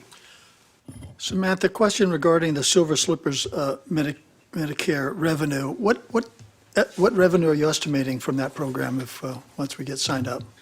That's a great question. I don't have that number off the top of my head. Magnitude of scale, roughly? I would say most of our, I would say we have about 300 or so pass holders, annual pass holders, and I believe just shy of around 40% are seniors or so thereabouts. So Translates to dollars roughly. approximately rough estimate? I don't know, I'd have to pull that up. I'm so sorry. Let me look. I'm just curious, because we're looking to recover our costs, and if we're 50% there, and Silver Slippers comes in with a big chunk of revenue, that helps us, move forward. Yeah, so I'm what just they do curious if is, what they do is offset the cost. So if, instead of our resident paying the entire fee, Right. they're going to cover some of it. That's the amount I'm looking for, is how much. Yeah, what the I'd rough have dollar to, number I'd have is. to find out from, I just got the Okay, notice so today. Clearly, we could consider that. Yes. In any. And there's a likelihood that by adding in silver sneakers, we could see an increase in our senior pass holders as well. Okay. Yeah, I have a question, but with that, the city's not going to get a chunk of change from the silver sneaker program. It just means that the swimmer gets it paid for by somebody else. The city doesn't gain any extra income. Correct, other than they do then advertise us as a silver sneakers facility. And we might get more people to sign up, which would give us more absolutely. money. It's Yes. basically less cost for the people that are burdened with the. Right. Say it's $250 a year, and they're. And they'll getting pay for it. 60%. Well, city will get the same amount of money, though. Unless we can get every senior Signed up. signed up. Okay, any other questions of staff before we close the public hearing and entertain a motion? Okay, I'd like to entertain a motion on this fee issue excluding the water polo issue. Do I have a motion? I'll make a motion to accept the staff resolution, adopt number 25175 with the, if I can see an addition on there of having a cap of an annual increase of 5%. Well, let's have a second, then we'll discuss the motion. I'll second it, and then we'll have a discussion. Okay, for discussion on the motion, Victor? I just wanted to add, wasn't there also something about $83? Yes, also the putting in it as a $83 annual fee instead of a $85 Yeah. annual fee. And your motion includes the determination that the CEQA doesn't Yes. play. I'll accept that in my second. Okay. Regarding the 5%, I like the concept. A number of people said they'd like to have a cap. Unfortunately, the city doesn't get a cap on our costs and our expenses, but I think the concept for planning purposes is helpful. Are you suggesting the 5% immediately or 5% consider the next round? Next round. Okay. For 5% every year, sort of in perpetuity till we change it? Or Yeah, I mean, we just can change this anytime if their need arises, but as a guideline for staff, For the following, for the following subsequent years, again, if there's an emergency that comes up and, inflation rises 200%, we can always change that. But as a guiding principle, we can, Yeah, if they would have put a 5% cap in 16 years ago, you could have counted on it going up 5% every year, because that's kind of what happens when you have a cap. They go right to the cap. I have no issue with saying there's a cap. Sometimes we're just not going to be able to stick to it. Matter of fact, I would imagine with this raise, it's been 16 years since we've raised anything. With this raise, I got to imagine that we're not going to probably have to raise it for a while, let alone 5%. I would think. so are you're accepting the 5% starting? In principle, I'll accept it with the understanding that we could bring it back at Change it. any time. Sure, That's that's, clearly our prerogative. But I will accept that in a second also. Say we have a motion, a second. Madam Clerk, is that clear to you for the record? Yes. Any discussion on the motion?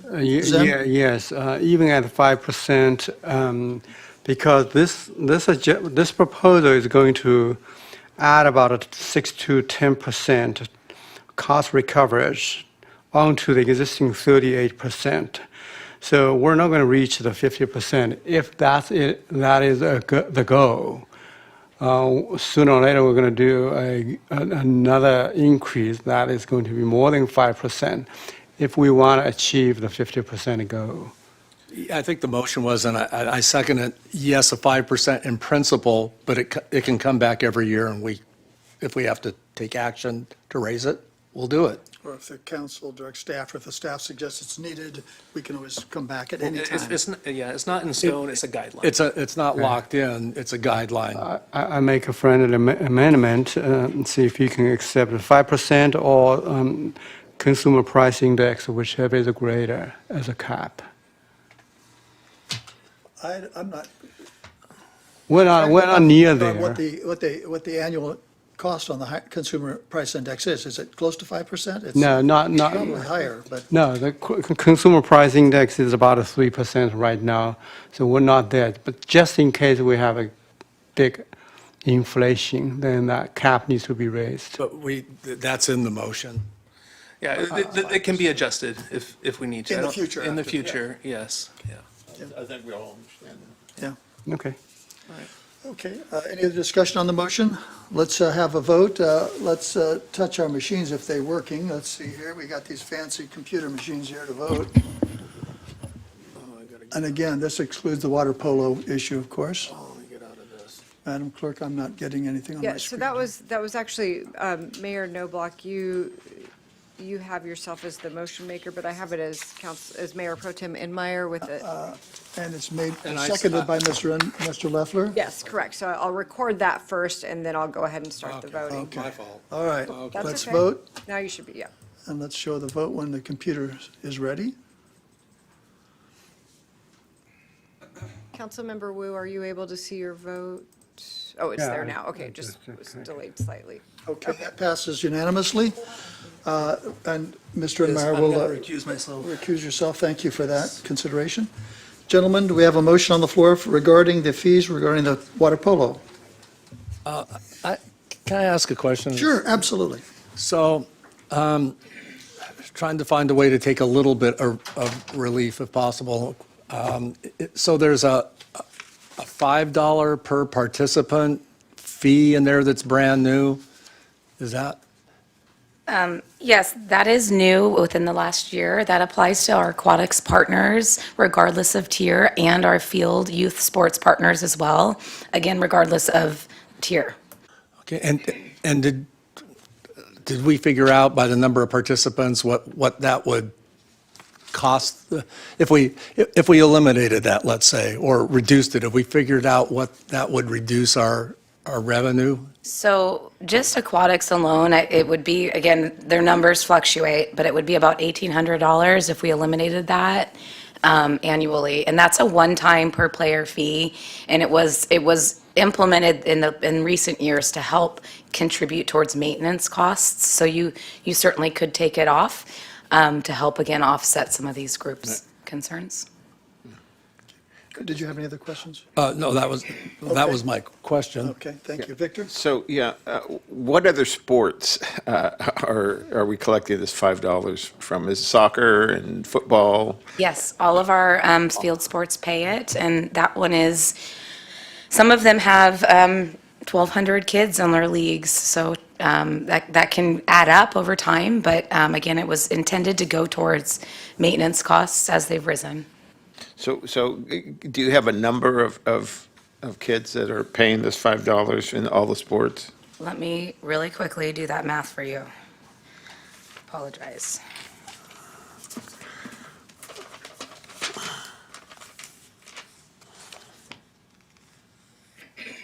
For fields, it would be about $21,000, And then aquatics separately? about $1,800. Only 1,800. Okay, so a little over 20 grand. Well, I would suggest we suspend that fee. I know it's not much money, but it's also not, it's not much money.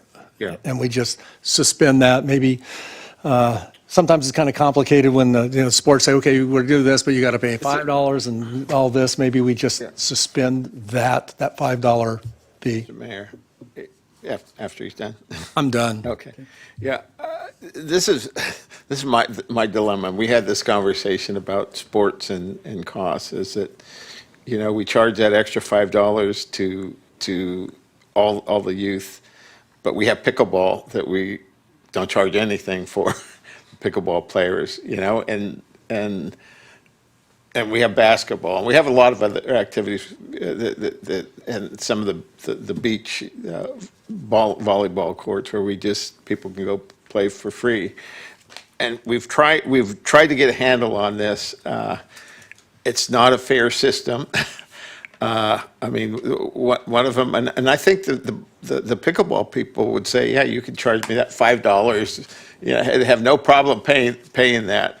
But we've got to get a handle on it overall in the long term to figure out how we reconcile these fees, because even among sports, it's a little bit different. Some of them, it's because of the cost. I mean, it's very expensive to run these, but you can also look at golf, and you know, golf's very expensive too, but we don't charge a whole lot to our youth for golf. So I'd like to think that we could get a handle on at least the youth aspect of how we collect our fees to sort of make sure that we're collecting, you know, offsetting our recovery, getting our recovery, but also making sure that it's done in a fair way so that, you know, I mean, the soccer players, the football players are going to pay that $5, right?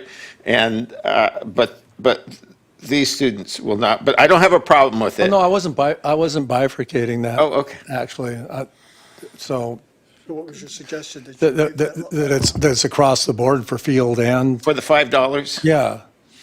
I'd be willing to do that, but I think we need to figure out how we make it fair for everybody in the future. I and collect agree. that $5 maybe in the next round. I totally, and the implement about pickleball, and you say Yeah. they'll be fine with paying $5, but we know that's not true, but we probably need to readdress it. I want to make sure I'm hearing the discussion. You're suggesting you want to waive it, you're suggesting consider it in the future? Is No, that no, No, waive it. I'm considering waiving it too, yeah. This time, for Yeah. all categories? Yeah. That would I Would that just, modify our decision on the prior, on our prior vote? So we're, It would, but you can do that. well, I know we can do it, but we understand we're carving that out. I understand. Well, no, we're not, I don't want to carve it out. I want it to be across the board. That's what I mean, Yes. our last motion, which. I know, which this would kind of amend that last motion, I assume. You can make the But we have motion a to point waive of, a point of order, and that portion, Mark Mayer should be voting on that.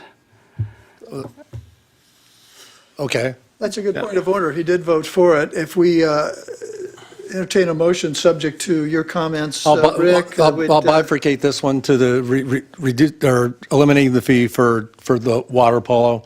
And can we bring Mark back in there and amend that last motion? I would recommend you deal with the water polo stuff first. That's what I'm talking And about. then, yes, it would be most appropriate to entertain a motion for reconsideration on the other one. Okay. And then make the modifications Okay, well at then, that time. I'll entertain a motion on the water polo issue. I move that we accept staff's recommendation with the amendment that we eliminate the $5 per player. I'll second that. Okay, that Yeah. motion's made and seconded. Any discussion on the motion? I want to discuss it just to, Well, it's, you're the maker, he's the second, and I wondered if there were any discussion. Mr. Wood will weigh in. We need to apply those rules consistently. Yeah. So as of now, the players' fees for the other sports, the city is assessing it. We're going to have another vote. We don't know the result yet. At this moment, I cannot support waiving this fee because it's going to create an uneven situation.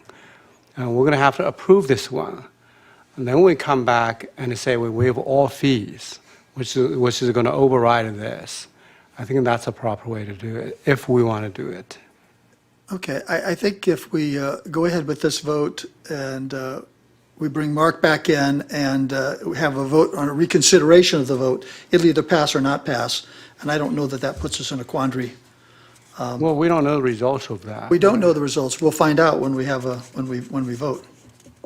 And it could be, if we pass this and didn't pass the other one, we could have created a different situation. We would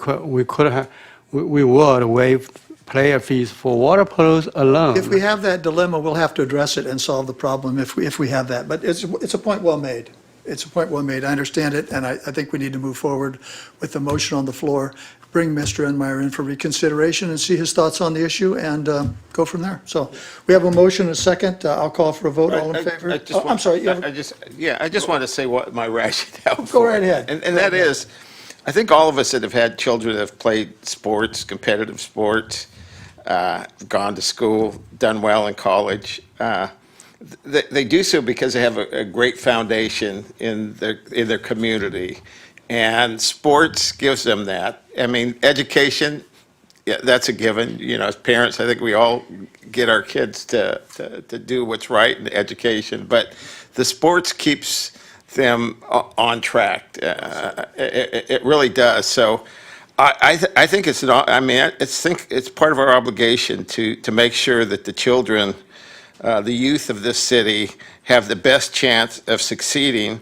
And I think, in addition to the best education, that the sports activities will give them the best chance of succeeding and becoming good citizens of this community. Agree more. Okay, we have a motion, a second. All in favor, say aye. Aye. Passes 4 to 0, excuse me. We have the computer up, but it's a 4 to 0 vote. Let's bring Mark back in. I'll Mark? make my motion to reconsider. Yeah, Mark, we're going to have a motion to reconsider the last item because we decided to take the $5 per student off the table, but we approved it for everything other than water polo. So I'll entertain a motion for reconsideration. My motion of reconsideration is we accept staff recommendation we did before, except that we remove the $5 per player fee. The motion to reconsider the last item. That's a motion. I'll second it. All in favor, say aye. Aye. Aye, passes 5-0. Now, on the, now you want to make a motion to approve what you just summarized? Oh, yeah. That last was just a vote to allow us. To allow us, my motion is that we accept staff recommendation on everything that we voted on before except water polo, but we extend the elimination of the $5 player fee to all the field sports and to keep it consistent. I'll second that. Okay, that motion is made and seconded. All in favor, say aye. Aye. Passes unanimously. Thank you, Mark. Thank you, gentlemen. Thank you all that participated and spoke to us. We appreciate it. This next item is item 8B, overview of the Mills Act program and consideration of a resolution authorizing the city manager to execute a historic property preservation agreement for a qualified historic property at 121 West Escalones and finding the action categorically exempt from CEQA. This public hearing is open, and staff, do you have a brief report for us? Yes, good evening, Mayor, members of the council, David Carrillo, Associate Planner. So the item before you today is a historic property preservation agreement, and I would like to start with some background. This is an agreement that's proposed under the Mills Act program that was adopted by state in the 1970s. This is a program that allows cities to enter into an agreement where they provide a property tax relief, and in agreement, the owner of a historic property reinvests the tax savings into the property for exterior improvements. The terms of the contract, it is a initial 10-year contract term that automatically renews annually unless there's a notice of non-renewal from the owner or from the city. The city does have the ability, if it finds that the property owner is not in compliance with the agreement, to terminate at any time, and at that point, a fee of 12.5% of the home's value would be due. The review process for these agreements involves a site visit to the subject properties that are requesting this type of agreement. And that site visit, we do have the city's historic preservation consultant present, along with the representative of the Historical Society. We have city staff and the property owner. And the purpose of that site visit is to identify improvements to include within that contract, specifically within the first 10 years of that contract. After that step, we take the draft list of improvements along with the contract to the Design Review Subcommittee, which acts as the Cultural Heritage Subcommittee for items related to historic preservation. And we get their feedback, and after receiving their feedback, we come to City Council to present the agreement. So this is where we're at today.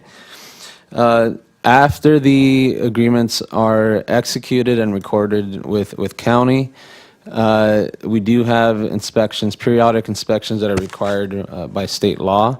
Those inspections are due every 5 years. And the purpose of those inspections are to ensure that the property owners are in compliance with the agreements, and also to identify more improvements beyond the initial 10-year term to help the owners stay in compliance with that agreement. And- Go ahead. I forgot to mention, I did provide an example of a periodic inspection report that the city does within the staff report, so that the city council is aware of what that looks like. So the subject property is 121 West Escalones. It's a single-story residence built in 1927. Reasons why it was listed, it's due to its date of construction within the Ole Hansen period of development in 1925 through 1936, and due to its architecture, which is Spanish colonial revival. The work list for this agreement includes 30 improvements. Seven of them are ongoing improvements. And the estimated annual tax savings for this property is a little over $11,000. And here's a snapshot of the work list. You'll see here an item related to roof, termite report, foundation, another one for a roof, and some exposed flashing. And they are broken up into phases. Phase 1, for example, would require the owner to complete those first 3 improvements in 2026, next year. And here are 2 photographs of this subject property that would have to, they're showing improvements to be done. One of them is to repair and replace the front entrance steps, and then also to remove and replace an incompatible light fixture. So staff is recommending that the City Council approve the historic property preservation agreement for the historic property at 121 West Escalones. Staff is available for questions, and we also do have the property owner present. Very much. That concludes my presentation. Any questions for staff? This is a continuation of the hearing from... This hearing is open, and we're still open, yeah. Okay, all right. It's going to remain open until the public has spoken, and we've asked staff any additional questions. So are there any questions for staff at this time? If not, how many public speakers do we have, Madam Clerk, if any? We do not have any. Okay, then I will entertain a motion at this time. I'll move the item. Okay. Second. Motion's made and seconded. Before we vote, I'll close the public hearing and call for the vote. All in favor, say aye. Aye. Passes 5-0. Thank you, gentlemen. I apologize. I didn't hear the second. Was it Victor Cabral, Councilmember Cabral made the motion, and were you the second, Mayor Pro Tem? I second. I'm sorry, I didn't hear. Zen- You second, okay. Zen, thank you. I'll go a little slower, Madam Clerk, thank you. Okay, the next item is item 8C. This is consideration to introduce and conduct the first public hearing of an ordinance 1798 to approve public hearing project 25-395, a zoning amendment, 25-396, emergency shelter overlay district updates, and finding that this action is exempt from CEQA.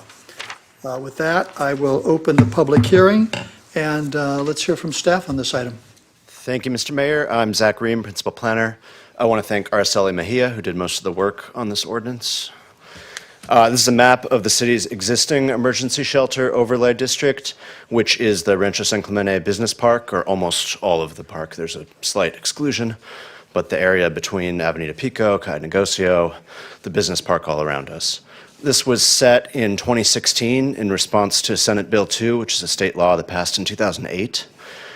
In 2017, the city started working on this program. In 2022, it was added as part of our certified housing elements. This is a housing element program that's mandated by the state. We agreed and the state certified this as part of the initial housing element program. And the city also agreed that every 2 years we would monitor this emergency shelter overlay and consider expanding it or changing standards to enable a future emergency shelter to be built, not necessarily by the city, but just to enable it in our zoning code. So this update is a commitment we made back originally in 2016 and then in 2022 through the housing element. We're not at this time proposing to change the boundaries of the overlay. We're proposing to have it be the same as it's been since 2016. What we are proposing is some changes to the standards that would apply to an emergency shelter should a service provider propose to build one in the future. So the standards were studied by a consultant that the city retained with grant funding in 2023. They looked at other emergency shelters in other cities, consulted with those service providers in those cities, and in general applied stricter standards that would apply through a permit if an emergency shelter were to open in the city. The other thing they recommended is that the cap of number of users in such a facility be increased from 35 to 45. We've had slightly increase in our unsheltered population since this program started in 2016. It's trended downwards about the last 4 years, but it's still higher than it was when we started. So the cap would increase from 35 to 45. And generally, it would tick all these 6 boxes that we committed to in our housing element. So the recommendation is, again, not to change the area that it would apply, not necessarily to build one or commit funding to one, but to change the zoning code in order to regulate an emergency shelter should a service provider open one in the future, and to increase the cap from 35 to 45. This is a zoning amendment, so we're asking the council to initiate a change to the zoning code that would require a second reading at a future hearing, adopt the ordinance in front of you, and find it exempt from CEQA. Thank you. Any questions of staff? I have a question. Go right ahead, Mr. Wu. Zach, we received an email from the Business Park Association stating that the CCNR does not allow homeless shelter there. So educate us about the relationship between the state law, city ordinance, and the CCNR. So the state law just requires that the city zone an area for an emergency shelter. Private CCNRs are handled outside of the zoning code. I can't speak to what the legal rights of an operator would be to challenge CCNRs, but this zone has existed in this area for almost 10 years, regardless of the CCNRs. Okay, so in state law, is there a preemption to prevent the CCR from being used? I don't know specifically, but I do have to think that the state housing law would trump CCNRs here, because this is an aspect of the state's program to affirmatively further fair housing. Okay. And HCD accepted it and certified it? Yes, and HCD has reviewed this location and the current regulations within it and have approved it. Thank you. Any other questions? I have a question. Within this emergency overlay zone, is there any buildings there that are currently contemplating putting in any emergency shelters of any kind? We have not had any inquiries about that. Okay, thank you. That's my only question. Do you have members of the public that'd like to speak on this matter? How many, Madam Clerk? Just one. Just one? Let's hear from the speaker. Come right ahead. Kathy Esfahani? Good evening, Council. I'm Kathy Esfahani with the San Clemente Affordable Housing Coalition. I support the slight amendments that are being proposed to the emergency shelter overlay. I'm glad to see the city complying with its housing element requirements. I wish that the city had greater compliance with the spirit of the housing element. I wish the city would attempt to create an emergency shelter within our borders. As you know, there is no emergency shelter in San Clemente. In the recent past, our city has actively discouraged the opening of an emergency shelter within the town. I think that's quite an unfortunate attitude. And San Clemente is not doing its part. We have an unsheltered population, as just about every city in Orange County does. So it's a regional problem, it's also a local problem, and I'd love to see our city do its part to actively encourage the creation of a shelter, reach out to some of the nonprofit developers and shelter operators and ask them to come and open a shelter in the community so that our residents who are unhoused will have some safety and some dignity. Thank you. Thank you. Okay, no other public speakers. I will close the public hearing and consider a motion. I will move the item. Do I have to read it? Yes, you have to read the ordinance, yes. Okay. The clerk can read it for you if you prefer. Would you do that for us, please, Madam Clerk? Sure. So the first recommendation, Councilmember Cabral, I assume, is to determine that the proposed zoning code amendment is categorically exempt from the requirements of the California Environmental Quality Act pursuant to Public Resources Code Section 21083.3 and Guidelines Section 15183, and then introduce and conduct a first reading of ordinance number 1798, entitled an ordinance of the City Council of the City of San Clemente, California, approving public hearing project 25-395, zoning amendment 25-396 to Title 17 zoning of the San Clemente Municipal Code, amending Section 17.56.100, Emergency Shelter Overlay District, to update the development standards and operational and management standards within the emergency shelter overlay consistent with Program 15 of the San Clemente Certified Housing Element and state law, and finding that this action is exempt from California Environmental Quality Act, CEQA, pursuant to Public Resources Code Section 21083.3 and CEQA Guidelines Section 15183. I second. The motion's made by Mr. Cabral, seconded by Mr. Wu. All in favor, say aye. Aye. The matter passes unanimously. Thank you, gentlemen. Thank you, public speaker. The next item is item 9A, consideration of a resolution to approve the November 2025 water rate study final report, approve the public hearing notice, sent a deadline of January 15, 26 for submission of objections, schedule a public hearing for February 3rd, 2026 to consider objections, exhaustion, that's the exhaustion of our administrative remedies, and to schedule a public hearing for February 17, 2026 to consider adoption of proposed rates to water rates and charges under Proposition 218 and conduct a protest hearing. With that, this is not a public hearing, it's a presentation, so with that, staff, do you have a report for us? David, go right ahead. Yeah, we do. We're happy to go ahead and provide a slide presentation if the council would like. Yes, go right ahead. Okay. Honorary Mayor, City Council, public staff, it's my pleasure to be here today to make this presentation associated with the water rate study. Can we go to the next? Thank you so much. So our agenda today quickly is to go over a rate study overview, background on the study, discuss the financial plan, the proposed rates, and next steps. So whenever we do a rate study, we take some time in doing the analysis. We have developed a report that summarizes all our findings. We look at the policies associated with the rate study to make sure we comply with the new legal standards associated with it. We develop a financial plan to make sure we can fund the operating and the critical assets that are needed to maintain this critical service in our community. We then do a cost of service where we allocate the cost proportionally to all the customer class, look at the rate structure, and we develop a report that summarizes all our findings, which has been submitted in the City Council packet. So whenever we do a rate study, there are some legal frameworks that we wanted to consider, and one of them is Prop 218. With Prop 218, there's the standard of care has changes through a series of court cases. The main thing here is that rates have to meet rates cannot be arbitrary or capricious. We want to look at the cost of providing service so every customer pays its fair share. Besides that, there is a procedural requirement we want to make sure we take into account.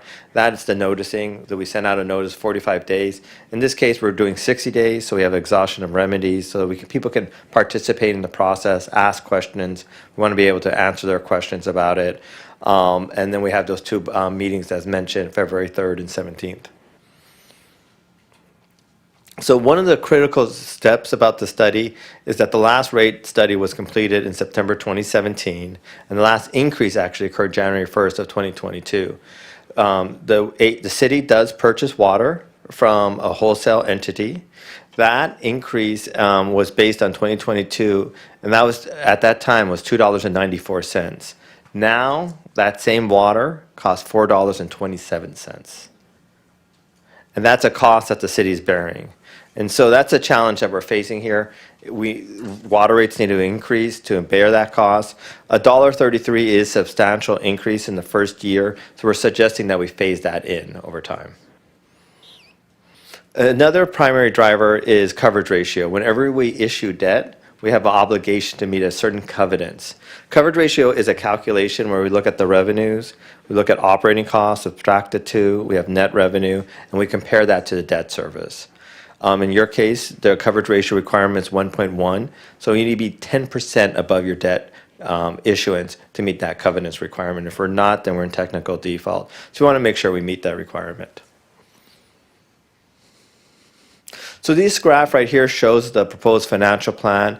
Basically, we're recommending a 9.5% increase that encompasses that increase in supply costs. And in the out years, we're recommending a 3.5% increase.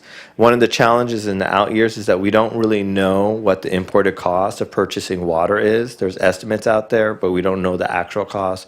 So we're recommending is we do a pass-through in those out years.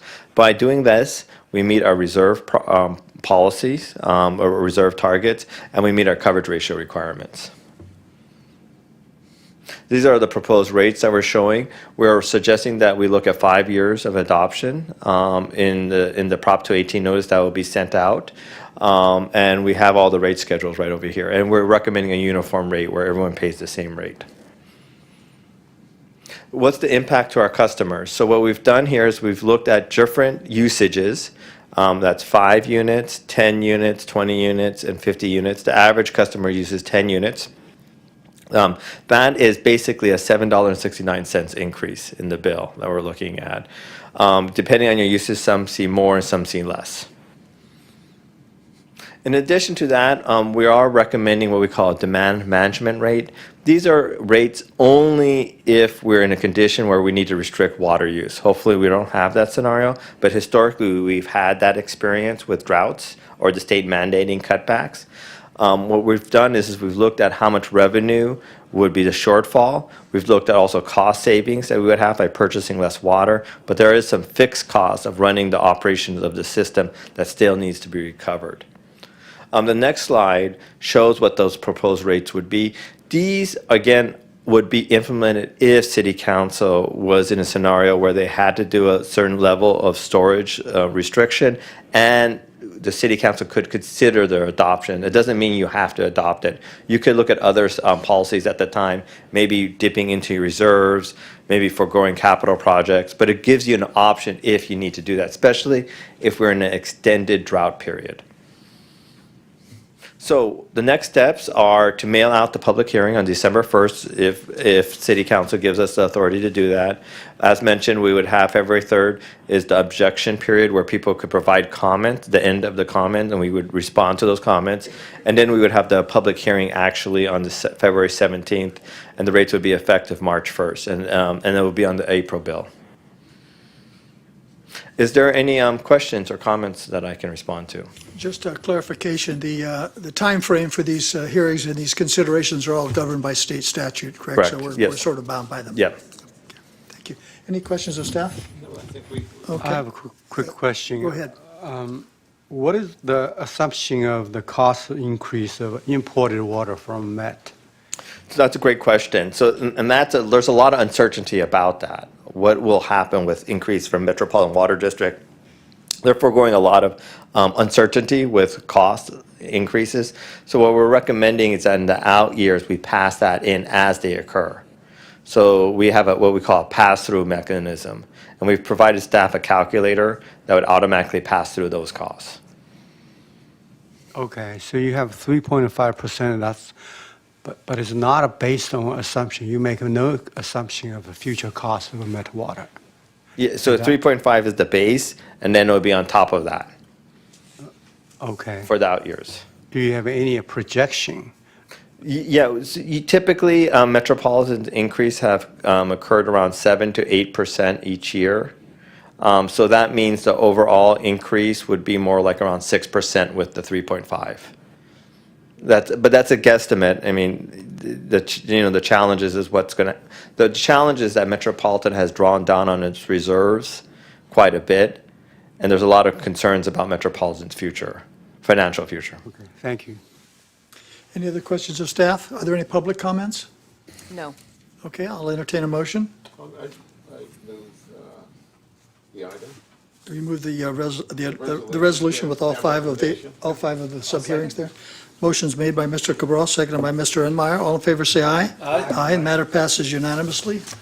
Next item is 9B. This is a consideration of a resolution authorizing the city manager to negotiate, finalize, and execute a lease agreement with the Department of Homeland Security, Customs and Border Protection Agency for the installation and operation of a maritime surveillance system on city-owned land at the Reservoir 5 communication site, assessor parcel number 690-502-16 and 690-502-12, and finding the action is exempt from CEQA. With that, how many public, members of the public speaker do we have? We have 15 cards. 15? Okay, Mr. Mayor, we have a disclosure that needs to be made. okay. I believe the threshold is 1,000 feet. There's a specific FPPC regulation that applies when property is owned within 500 and 1,000 feet of the subject property. Yeah, and I've just been told I checked, I'm within 1,000 feet of the. Is there an exception for the generic public interest or? Councilmember Cabral needs to make the disclosure and state whether he believes he has a financial conflict of interest under the test. I can go through that test with him if he likes, or he can do it based on our prior discussion. Yeah, I don't think I have a conflict based on the But you're test. disclosing the location. I'm of the disclosing the personal location, property. yeah. Understandable. Thank you for that disclosure. Any other comments before we hear from staff? If not, the staff, Brian, I'm not sure if you or the city manager will be presenting, but let's hear from you on this item. Yes, I have a brief report. Okay? So the item before you is to authorize staff to finalize and execute a lease agreement with the Department of Homeland Security, Custom and Border Protection Agency, or as we refer to it, CBP, for the installation and operation of a maritime surveillance system. This lease would be on city-owned land off of Avenida Salvador at a location that's referred to as the Reservoir 5 communication site. For folks in town, they would probably refer to it as the water tower that they can see through most parts of town. As some historical background, in February, the council directed staff to reach out to CBP and explore the possibility of any ocean-facing cameras to address public health and safety concerns arising out of illegal vessel landings along our shoreline. City staff participated in multiple meetings with CBP staff, and CBP has proposed implementation of a maritime surveillance system located at a high vantage point here in San Clemente to observe vessel activity off our coast. The proposed system would have a wide base, a tall mast, and a collection of equipment. To back up a little bit, the image on the screen here is the proposed site location off Avenida Salvador. And this is sort of a rendering of what the system would look like. So it would be a base with a tower and then equipment like you see on the right for the surveillance activities.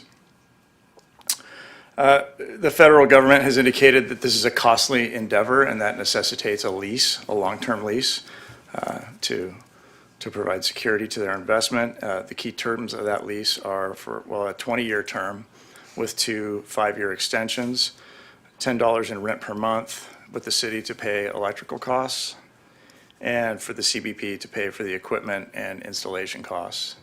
And within this resolution is authorization for CBP and city staff to continue negotiating to agree on the exact facility dimensions and design and placement. And also, it's noteworthy that this installation is for the reservoir site only. CBP has indicated an interest in other systems along the coast, closer to the beach, perhaps at the pier for more short-range observation. But this lease before you this evening for consideration is purely for the Reservoir 5 site. Okay, thank you. Any questions of staff before we hear from the public? Can we defer questions till after listening to the public? Sure, absolutely. Oh. Yeah. Well, then we'll hold, if there are no other questions, let's hear from the public. I'll call the first several speakers. Jean Arnold, followed by Amanda Quintanilla, followed by Jackie Minter, followed by Jack Page. Jean Arnold? Hello. Second chance to speak with y'all. I'm not crazy about this idea.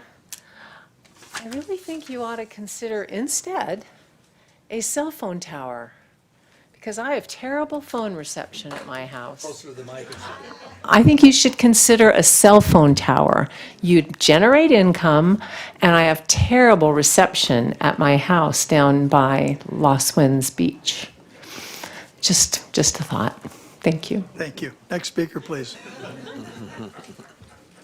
Amanda Quintanilla, followed by Jackie Minter. Thank you, City Council members, for hopefully authorizing the city manager to have a lease agreement with the Department of Homeland Security, Customs, Border Protection for the purpose of installing and operating a maritime surveillance system at the reservoir. I think I've mentioned and discussed this before, that as a child, I had gone back in my backyard in my playhouse, and there was an illegal alien there. Fortunately, I went inside and at home, and fortunately, there was already police officers coming up our street. So I really think that this is really important to do for our safety, for our residents, and especially regarding the panga boats that are coming off on our shores illegally. So thank you so much for taking this into consideration. And again, it's for our public safety. Thank you very much. Thank you. Next speaker? Jackie Minter, followed by Jack Page, followed by Oscar Munoz. Good evening, City Council. My name is Jackie Minter, and I and my family have been residents of San Clemente since the end of 2014. I'm here tonight to oppose big government surveillance of our coastline. I'm here to warn that more and more intrusive surveillance of our streets, our workplaces, and our lives inherently makes us less safe, despite claims to the contrary by those in control of the cameras, the recordings, and the databases. Our mayor proclaims that the beach landings by helpless and terrified migrants present a threat to our city. Where's the evidence of this threat? There is no evidence. There is no evidence that the few dozen people who have arrived on San Clemente shores by boat have caused any injury or any property damage in our city. The mayor tries to link these people to what he calls local Chilean burglary rings, a connection he hopes will strengthen arguments in support of increased government surveillance. But in fact, it does the opposite, as it highlights the lack of any evidence connecting those burglaries to those refugees arriving to our shore by boat. And besides, even the mayor concedes that, I quote, "Our local police services are doing a good job keeping our neighborhoods protected." So why are we even talking about this? Why are we talking about inviting more federal intrusion into our lives? Council members, I have volunteered on the shores of the Aegean in Greece as a first responder at the height of the Syrian refugee crisis. I have witnessed firsthand how the militarization of coastlines results in physical danger to both those arriving and legal danger to those who would help them not to become burdens on our community. This proposal is a clear step towards that sort of destructive militarization. As we speak, the federal government is ordering extrajudicial assassinations in the Caribbean, firing missiles at boats that may or may not be carrying smugglers. Do we intend to invite these same violent tactics to our shores? Meanwhile, LA and other major cities are being invaded, Mr. Mayor, not by migrants, but rather by federal and National Guard forces sent here to trample on our rights under the Constitution and to erase centuries of tradition of local government. It starts with surveillance, but soon becomes something else entirely. We can be certain of one thing. This agreement between our city and the Department of Homeland Security and CPB will result in costly litigation paid Thank you. for by San Clemente Thank you. taxpayers. Next speaker, please. Thank you. Jack Page, followed by Oscar Munoz, followed by Jackie Herbert. Good evening, Mayor and council members. My name is Jack Page, and my family and I are 15-year residents of San Clemente, and I'm here to oppose item 9B and the proposed lease with U.S. Customs Border Patrol. First, this proposal is built on the assumption that undocumented immigrants arriving by sea are a significant safety threat in San Clemente. There is no such evidence supporting this claim. Independent research, including data from Migrant Policy Institute and statewide crime supports, consistently shows that undocumented immigrants are not associated with higher crime rates. In fact, many studies show that they are statistically less likely to commit crimes than U.S.-born citizens. There's no crime pattern in Orange County linking undocumented arrivals, and no data has been presented showing undocumented individuals causing crime in San Clemente. We should not commit to a 20 to 30-year federal surveillance tower based on speculation instead of facts. Second, this lease offers no meaningful benefit to our residents. For allowing $1 million federal surveillance structure on city land, San Clemente would receive $10 a month, while taxpayers pay the electrical costs for equipment we do not own, cannot access, and cannot control. This means our residents will be subsidizing a federal surveillance system that provides them with nothing in return. Customs and Border Patrol would have full ownership and full authority over the tower. The city gets no access to data, no role in operations, and no oversight. Customs and Border Patrol can expand and modify the system at any time, yet our community would be locked into the agreement for up to 3 decades. Third, this comes with serious long-term implications. Even if Customs and Border Patrol promises the system will only monitor offshore activity, the city has no way to enforce and verify that. Missions change, technology evolves, and federal agencies routinely repurpose surveillance systems without local approval. Once this kind of infrastructure is installed, it rarely becomes less intrusive. Finally, if we were to truly improve public safety and community well-being, there are far better investments than a federal surveillance tower. We could put resources towards programs that strengthen families, provide support, and expand opportunity, and build our community resilience approaches. These have been proven to reduce harm far more effectively than surveillance systems that do not serve residents. This lease is not fiscally responsible. It does not make San Clemente safe, and it does not provide any benefit to the people who live here while requiring our taxpayers to shoulder the ongoing costs for a federal system we cannot use. For these reasons, the lack of evidence, the absence of community benefit, and poor financial terms, the privacy concerns, and the missed opportunity for meaningful community investment, I urge the council to reject Resolution 25-180. Thank you. Thank you. Next speaker. Oscar Munoz, followed by Louise Herbert, followed by Ken. Good evening, council members, mayor. My name is Oscar Muniz, a born and raised San Clemente native, living just blocks away from this proposed in breach of the federal government. I, alongside other city residents, are deeply concerned about this potential agreement with the Department of Homeland Security and CPB to install an overreaching government surveillance system in our city's very own backyard. There are too many concerns to be shared in just 3 minutes, so I'll be focusing on only a couple few. Based on the facts released to the public thus far, the city of San Clemente will receive only $120 a year to lease a significant portion of Reservoir 5 communication site, and above that, this arrangement would last only for a minimum of 20, not only, but a maximum of 20 years. There have been instances of tenants paying similar small amounts, but these agencies like OCSD and OCFA provide benefits to the city daily, directly, and most importantly, locally. This proposal focuses primarily on the broader regional enforcement rather than meaningfully looking to serve and benefit our specific local community here in San Clemente. Secondly, our city would be required to pay all electricity costs for this federal installation. All the while, we residents have been given zero information on some very important factors that we should be aware of. These things are simple. What is the estimated power consumption that this federal system will use? And since the continuous surveillance systems take up significant electricity, what if the usage goes up over or above the expected value of the rent? Then it is us, the locals, and especially working class folks here, will be stuck subsidizing the federal government. while we are working hard and struggling with the rising prices of groceries and day-to-day bills.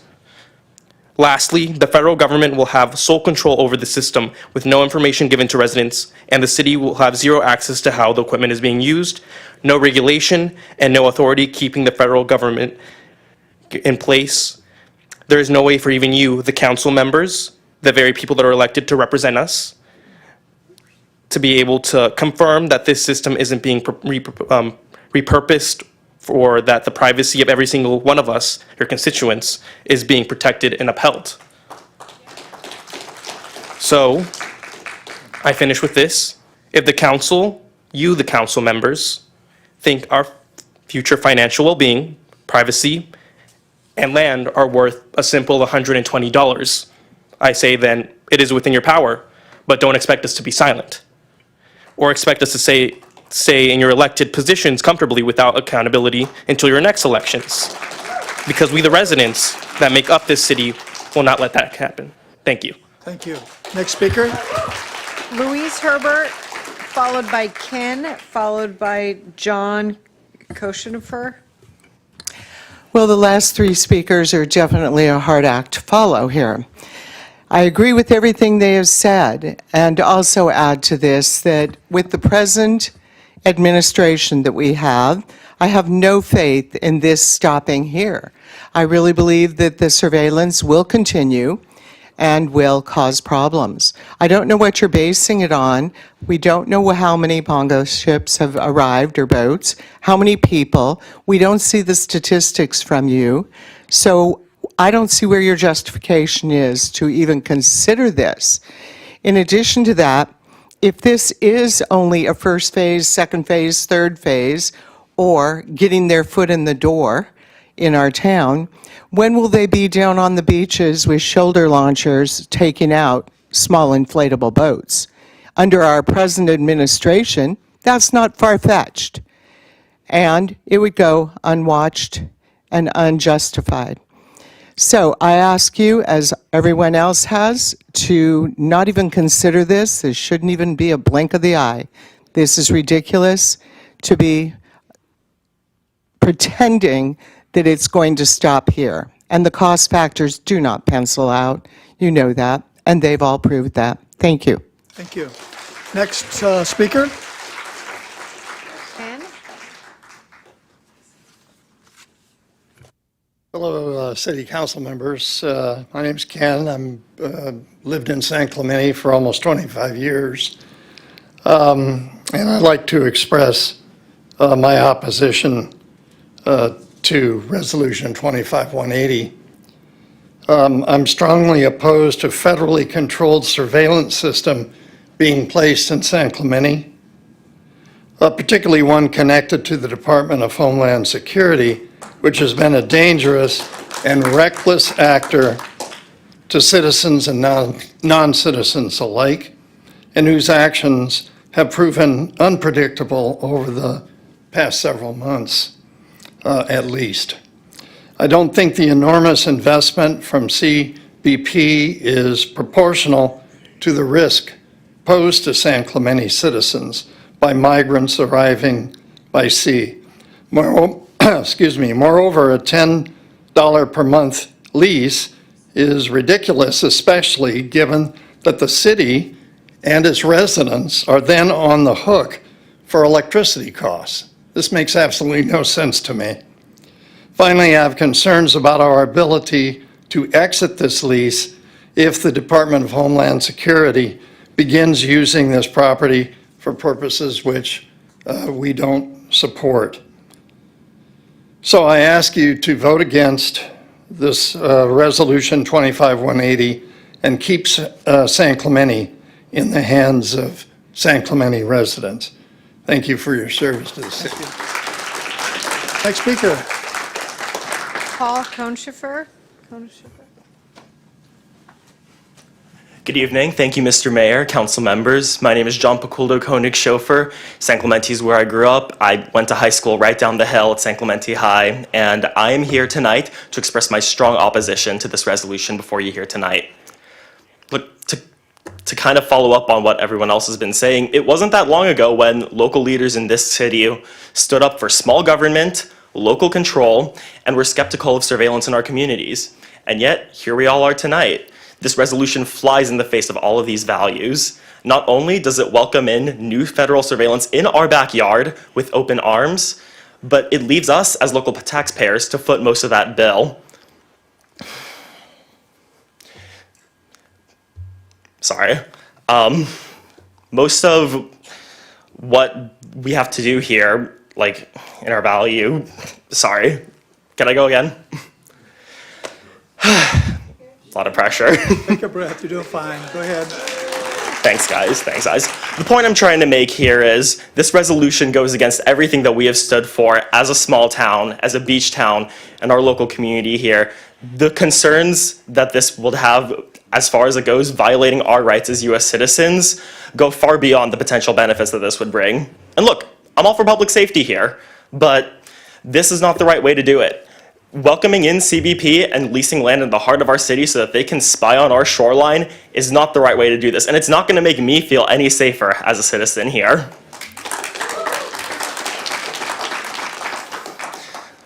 Look, bottom line is here, as council members, you are all elected to represent us, the local community. We put you in those seats on city council. We put you in the mayor's seat as well.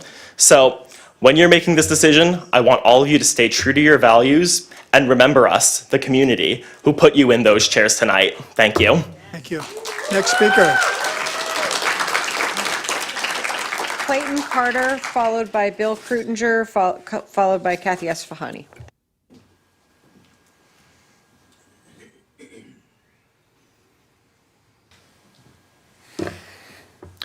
Hello, San Clemente City Council members. My name is Clayton Carter. I am a lifelong citizen of San Clemente, and I'm here before you today to express my opposition to Resolution 25-180, also referred to as Item 9B. In other words, I'm here to oppose at least to construct a fairly controlled surveillance system within the city of San Clemente by Customs and Border Protection. And I will try to do my best to express my opposition with the same eloquence and vigor as the previous speakers here tonight.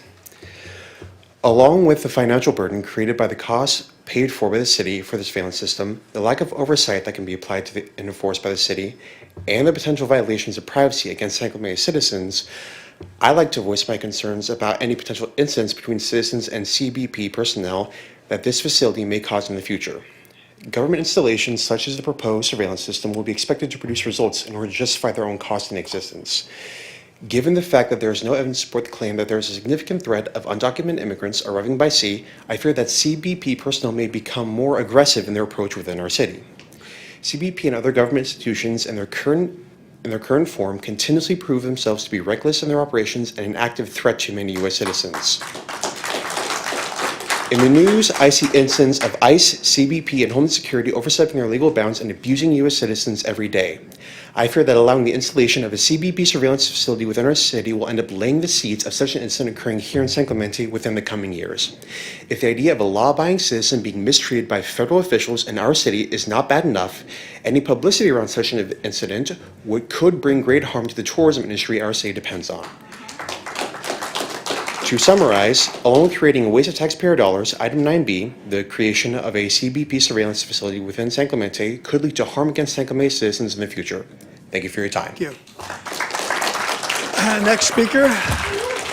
And I'd like to encourage the audience, you're taking time from the speaker by clapping. I appreciate you sharing your agreement with the speaker, but we want to hear from the speakers. Go right ahead, sir. Good evening, Mayor, City Council, staff. Like most other speakers this evening, I oppose this lease. My hope is that you will instruct city staff to discontinue these discussions and not pick them up again about any other locations in our city. And for those of you that might be in favor of this, let me say I work on a volunteer basis as an emergency communications volunteer. That's given me the occasion to put together propagation models for this exact facility and area, as well as many others. And while that is a great location for propagation, it's great because it covers so much of our city and region, not because it provides good coverage of our coast. It is a surveillance facility for our city and region. It is 8,000 feet from the coast. There are there's Camp Pendleton, which is literally on the coast. If they want cameras near the coast, they have plenty of options. There are facilities at other cities that are 100 feet from the coast. This is 8,000 feet from the coast. It is to surveil our city and region. It just doesn't make any sense. And the budget of that department, right, this year exceeds $5 billion. I would hope that you'd feel insulted by being offered $10 a month by an entity with a $5 billion budget. And that's really all I've got. Thank you. Next speaker. Could you read the next two or three speakers, Madam Clerk? Yes, Kathy Esfahani, followed by Cricket Jemay, followed by Sherman Fowler. Good evening. I'm Kathy Esfahani. I'm a San Clemente resident. I live in North Beach. Like many residents of San Clemente, and like the majority of Americans, I hate what I'm seeing happen every day on the streets of our nation. I hate seeing the recurring images of ICE officers, masked and with guns drawn, jumping out of vans to surround and chase low-wage workers at a car wash or a Home Depot parking lot. I'm horrified by the countless videos of ICE officers trapping cars on city streets, smashing car windows, and dragging out terrified parents while their children wail in the back seat. I hate seeing ICE officers accost immigrant men and women as they exit a federal courtroom where they expected a hearing on their asylum petition or their green card application, only to have the immigration judge summarily dismiss their case at the request of the government, an unwarranted dismissal that allows the government to immediately seize the person, send them to some unidentified detention facility, and then fast-track their deportation. As a lawyer, I am incensed by the wholesale denial of due process for the people seized by ICE. As a human being, I am horrified at the reign of terror, the cruelty and suffering my own government is inflicting on decent, hard-working people and their children. So no, I don't want my city to partner willingly with the Department of Homeland Security to create a surveillance system on the coast. I don't believe a new surveillance system will make us San Clemente residents safer. I also don't believe the surveillance is about protecting the immigrants on the Pongas who are seeking refuge here. In truth, it will just make it easier for ICE to find and chase them. So what is this proposal really about? I think this proposed cooperation with Homeland Security is about signaling support for the Trump administration's immigration policies. I find President Trump's immigration policies detestable. I want my city to oppose those policies, not willingly facilitate them. So I ask you to stand with the people, listen to the community, and vote no on this proposal. Thank you. Thank you. Cricket Jemay, followed by Sherman Fowler, followed by Linda Hackworth. Hi, I'm Cricket Jemay. I've been a resident of South Orange County for over 30 years. Related to Agenda Item 9B, I'm opposed to the City of San Clemente's adoption of Resolution Number 25-180. Aside from well-documented social and humanitarian costs of increased immigration enforcement, the proposed lease agreement between the City of San Clemente and DHS Customs and Border Protection for a maritime surveillance system raises significant questions around fiscal responsibility and privacy concerns for South County constituents. The Department of Homeland Security's $60.8 billion discretionary budget authority for fiscal 2025 includes $127 million for border security technology between ports of entry, $86 million in air and maritime operational support, and a $4.7 billion Southwest Border Contingency Fund to respond to changing conditions on the Southwest border. At a time when local government and community-based organizations' budgets supporting our neighbors are stretched to the limit, it's difficult to understand the justification for increased enforcement spending of local dollars that pulls funding away from priorities like infrastructure, healthcare, and education. If current cooperation between the City of San Clemente and local DHS Customs and Border Protection has identified a critical need for increased maritime surveillance, it's essential that the public understand the cost-benefit ratio per incident, specific anticipated expenditures of local funds over the proposed term of the lease, and justification for the burden of cost falling to local government and taxpayers. Additionally, public funding of maritime surveillance means that all data collected is subject to Freedom of Information Act requests. The broad adoption of surveillance technologies is a significant privacy concern for local residents within and beyond San Clemente's fluid borders. Again, I'd ask that the city provide transparent data, allowing residents to understand the cost and benefits of implementing this technology, as well as potential unintended consequences and risks related to privacy. Thank you. Thank you. Thurman Fowler, followed by Linda Hackworth, followed by the next person declined to provide their name. Thank you. Great job, speakers. Mayor, city council members, staff. You know what? I'm not going to sugarcoat this because I'm going to call it for just what it is. It's a bunch of crap, bunch of BS, and you're lying to the people. I'm here because I have experience in AI, technology, over 35 years of implementing infrastructures. What they want to do, they're lying to you. They're lying to the people. And this is insulting, that you're saying that the citizens of San Clemente's life and privacy is only worth $10 a month, $120 a year. That's insulting. That's insulting, okay? The next thing, this technology they want to implement, they may have told you all the good bells and whistles that it can do, but what they didn't tell you is that it's a bullseye on any city or state that has this technology. A report came out in August of this year saying how cyber attacks on this technology has increased 150%. 150%, okay, number one. Number two, technology changes so fast, these guys can't even keep up with it, okay?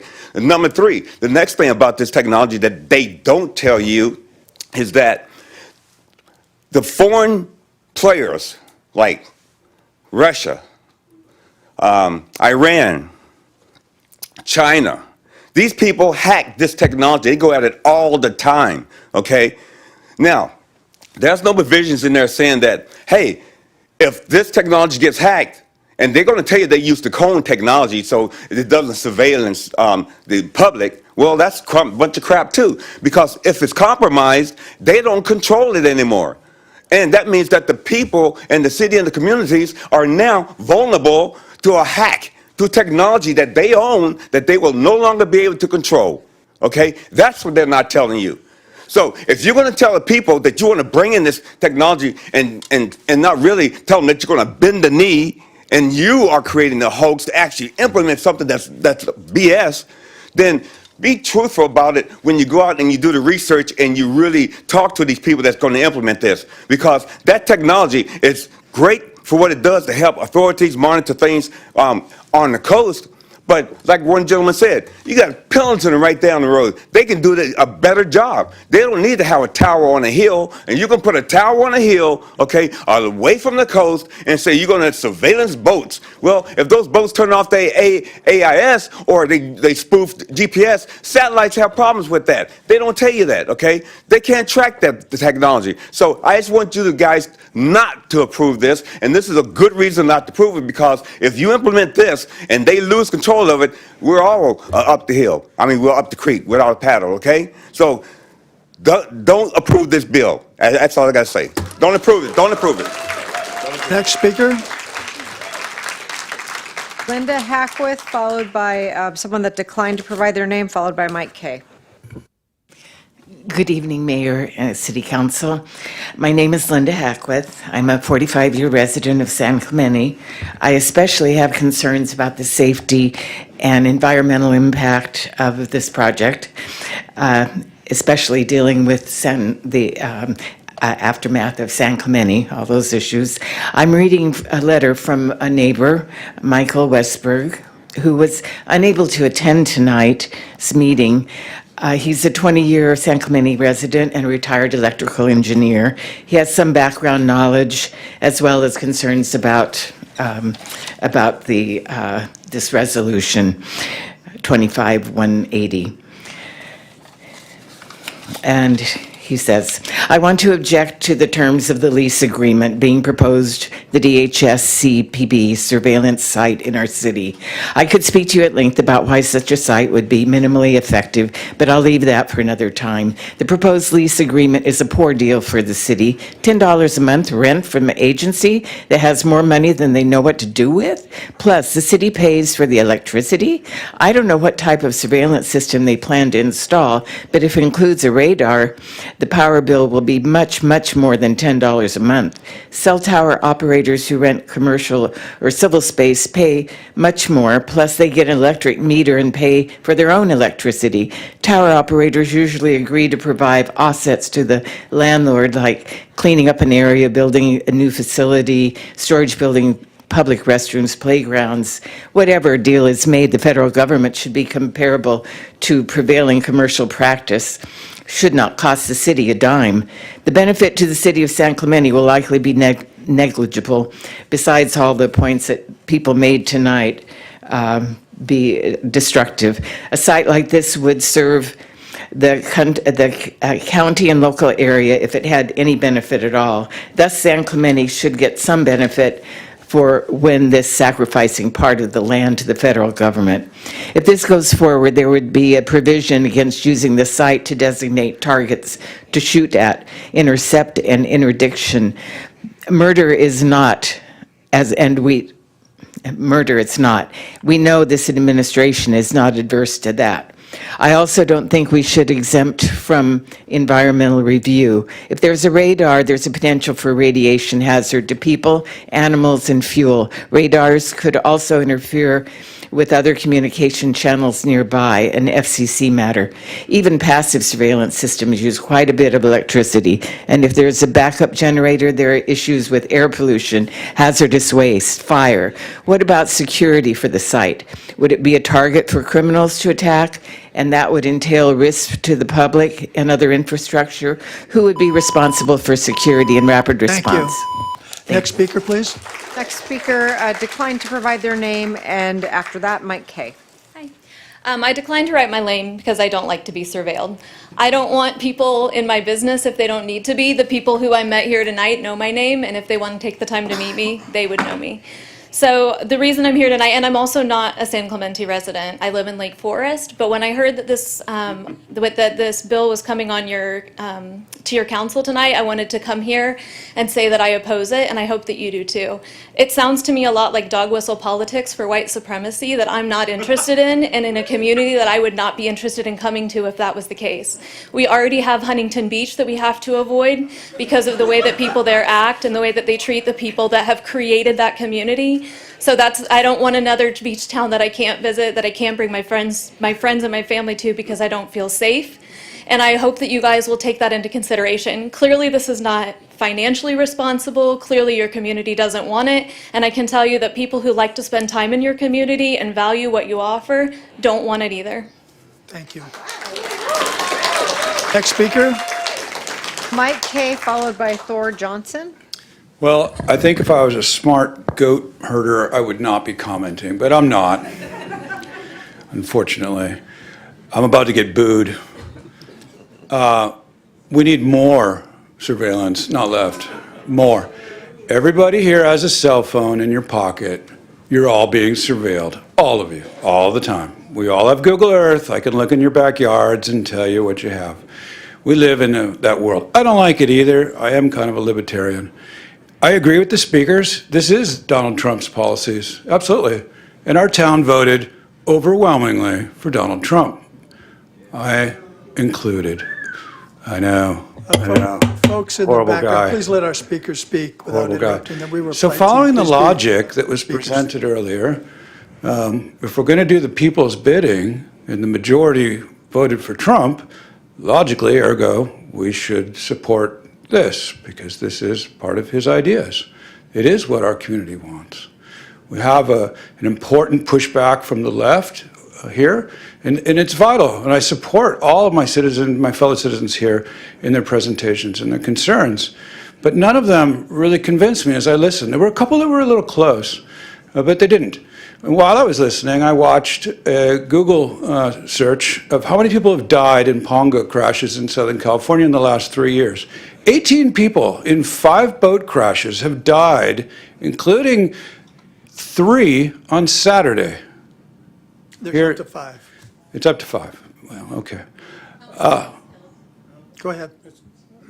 So I thought, wow, for security, for the safety of these citizens, shouldn't we be surveilling more? Shouldn't we be watching more? I think we should. I think we should need more of this.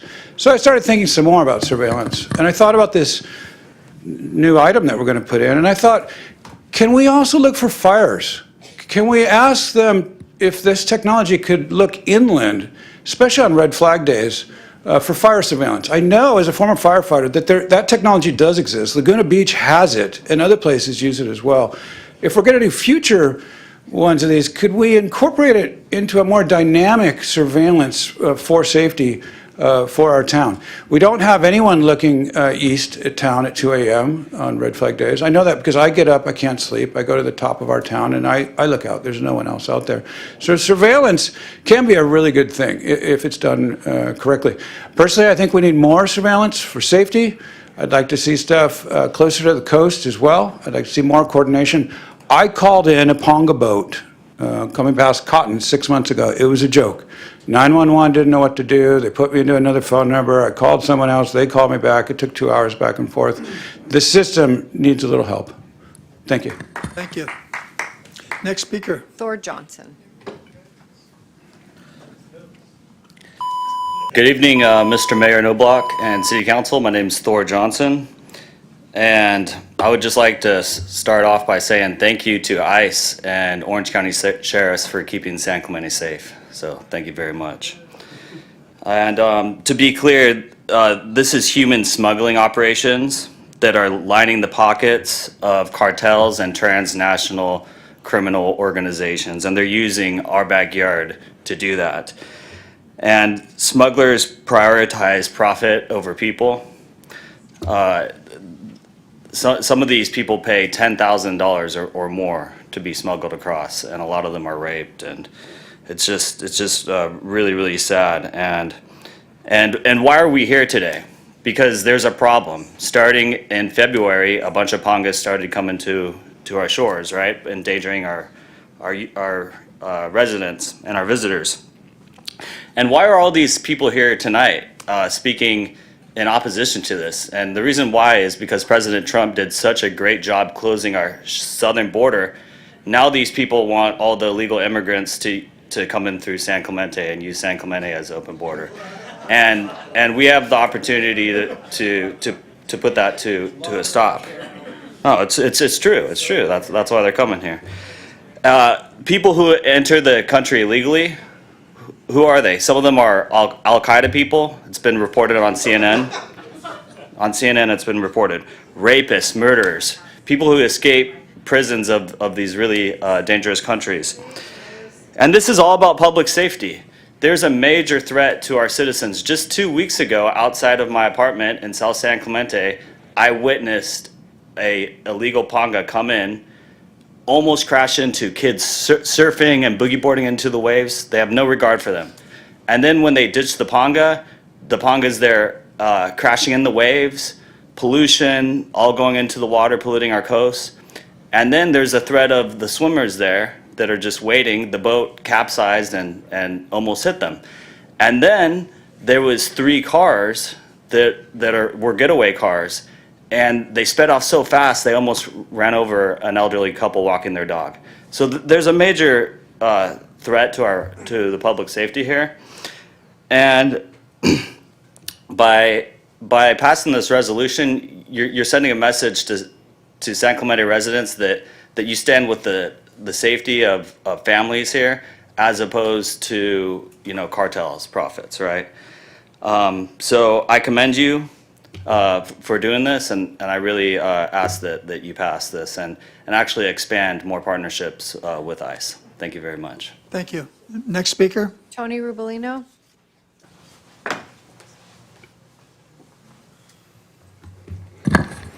All right. One just has to look at the Department of Homeland Security X feed, and I'll just read off to you just a few of the posts that were even within the last 24 to 48 hours. And really quick, so there was an LA arrest of an illegal alien, 31, Mexico, registered sex offender, lewd acts with a child. ICE San Antonio arrested, deported a 49-year-old illegal alien, felony assault, DUI, domestic violence. And then Helena Rodrigo Silva, criminal illegal alien from Brazil, wanted for attempted murder. Smuggling vessel in Florida was very similar to what brought about this ordinance or this topic tonight. Twice deported illegal criminal alien was re-entered the country for the third time and indicted for touching multiple young girls inside of Long Island TJ Maxx. So there's clearly an issue, and that's the reason why we're trying to get this all taken care of. Now, there's been a lot of rhetoric that's been talked tonight about the current administration, the previous administration, and we know, Mark, obviously we know how you're going to vote. You believe that Trump is a tyrant or will be a tyrant or whatever it is that you're believing today or whatever it was yesterday. But Councilman Loeffler, I kind of want to direct my comments to you because you and I kind of had a back and forth over previous legislation that was brought over secure gun storage, which I argued was duplicative of what was already on the books for state and federal requirements for law. But I understand with your background with law enforcement and whatnot, you wanted to go ahead and take it a step further. And I commend you for holding true to your values and your beliefs, and it eventually moved forward. And I guess my question to the four of you, outside of Mark, is what is the cost to make sure that a San Clemente resident doesn't end up on the Twitter feed or the X feed of Department of Homeland Security or ICE as a victim of something that you could have done to prevent or mitigate the potential assault on your community by simply moving forward with surveillance by a government entity that specializes in making sure that we can have additional protection for the people of San Clemente. So really that's going to come down. It doesn't matter who's in office or whatever. This is going on for what, 20 years or so, whatever the lease is. It's not about who's in administration now or who will be in the future. It's about what steps are you going to do to take care of the people of San Clemente today, tomorrow, and the future. Thank you. Thank you. Any more public speakers? That was our final speaker. Okay, we'll close the public speaker section, and were there any questions of, no, we were holding the questions until after the public speak. So are there questions of staff before we consider a motion? I have a couple on this, Mr. Loeffler. You have questions of staff? I mean, go ahead, I'll follow you. I was just wondering, has there been any analysis of the electrical costs that this might incur upon the city? No, we don't yet know the actual load that this would take. So it can be anywhere from $10 to thousands of dollars. It's difficult for me to imagine it being anywhere near $1,000 a month. How many Ponga boats have arrived in this year as opposed to last year or the year before? Do you know? I believe there have been 9 of these vessels confirmed in the current year in 2025, and I believe there are 9 confirmed in 2024. So there's been no increase this year as opposed to the year before, and no decrease either? Not that I'm aware of. There may be other statistics that I'm not privy to, but those are the numbers that I've been told. So to say that there is some sort of crazy amount more, that would be a hyperbole? I just know the numbers that I was told by our lifeguard department, and he spoke with the other lifeguard department to our south. Great, thank you. That's all I have. Rick? Sure. So this lease is for 100 by 100 square foot lot or portion of land? No, it's more like 12 feet by 12 feet, I believe, the footprint. So in the lease, it's not? The lease is a sample document. The number in there is not the actual footprint of the of the proposed implementation. Okay. And looking at the lease, it talks about the leasee has the right to do improvements. And what does improvements mean? Does that mean they could come in and build a building there also? Well, the lease does have, that sample document has some pretty open-ended language in it. And the folks that we dealt with at the federal government were pretty firm with that language. So I can't say that they would not propose to put a building there if they're not currently proposing to put a building. Okay, I do notice in the lease, page 5 of the lease, under item 18, it says, new improvements, leasee shall consult and obtain written approval from leaseor regarding the placement of any new improvements or equipment. So, in other language, it says that we have no right, the city has no right, but what does that particular 18 mean to you under alterations? Does that mean, and maybe I should ask the city attorney, actually. I think the council needs to understand that this is a sample lease. This is not the one that CBP is proposing. It's just an example. We don't have the actual language currently. So you're asking us to approve a lease that hasn't been written yet? I mean, is This is their proposed template, and okay. that's, Well, that's a concern for sure, especially, I know some residents have communicated as, are they planning to build a building and have somebody sitting in it monitoring their equipment, which I never thought that's what it was going to be when we first presented this, but yet there's some conflicting statements in the lease that I'm concerned about, and I'll save that for discussion. Also, there's some language in here about a cone, I think they use the word cone, that would restrict the scope of what the cameras could see. And what the cone was going to do is going to block out all the residents and just look out into the water. Was that the understanding? that was the understanding. That was the okay. Cone would maintain the privacy of the terrestrial areas of town. And yet we would not have the ability to monitor that to make sure that was the case. That's correct. That's been their indication. Okay. That's all the questions I have at this. Okay, any other questions? Mr. Wu? Thank you, Mayor. So, Brian, so out of the 18 Panga boats landing in 2024 and 2025, was there any boat capsizing and a drowning incident? I'm not aware of any drownings in the city of San Clemente from those incidents. Was there any CBP arrest for illegal immigration? I don't have that information. Was there any police arrest for crimes resulted from these people? I would have to defer to our police chief, but none that I'm aware of. Did you ask the CBP to provide the power usage? Yes. What did they respond? Said that the system was still being engineered and that they could not tell us what the power usage would be. Do you have a written guarantee from CBP that the view towards homes will be blocked out and only looks out to the sea? They've indicated that they could provide that. I do not currently have that.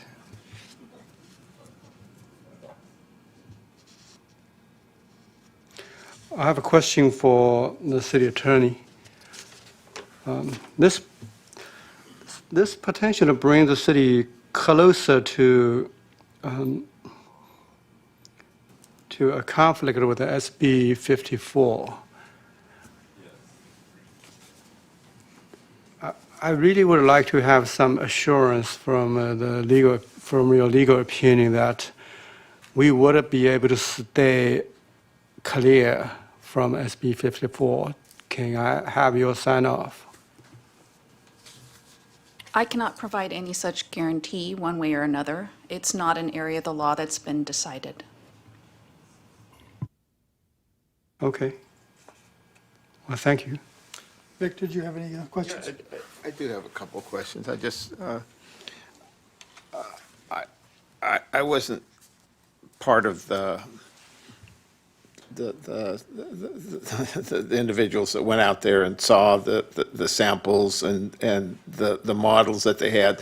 So can you just tell me, I don't know if you were either, but can you tell me what kind of demonstrations they made and what they showed you and what they're proposing in real life?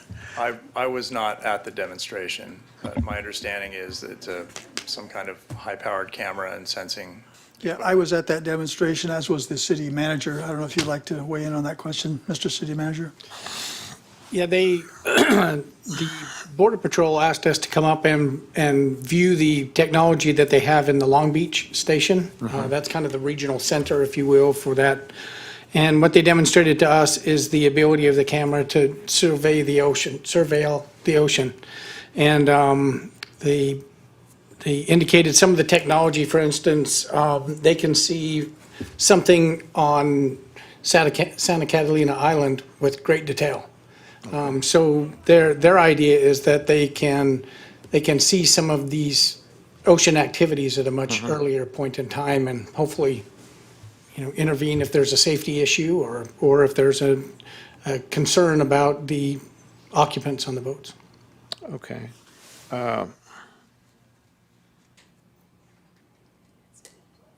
So how large is the camera? How large are they? Yeah, they showed us the cameras. I would say that they're probably about 2 feet wide and about 4 feet high if you were to put it into a square. Okay. I think there was a picture earlier. And how tall are those? The pole that they had it on was sitting just literally on top of a roof, on top of a building. So it just needed to have the clear view to the ocean, so. But up at our location, it would have to be like on an antenna? Yeah, it's my understanding they would need to be just above the tree line that's there now. It'd be like pretty high then? I would imagine, probably 20 feet-ish, I would guess, in that area.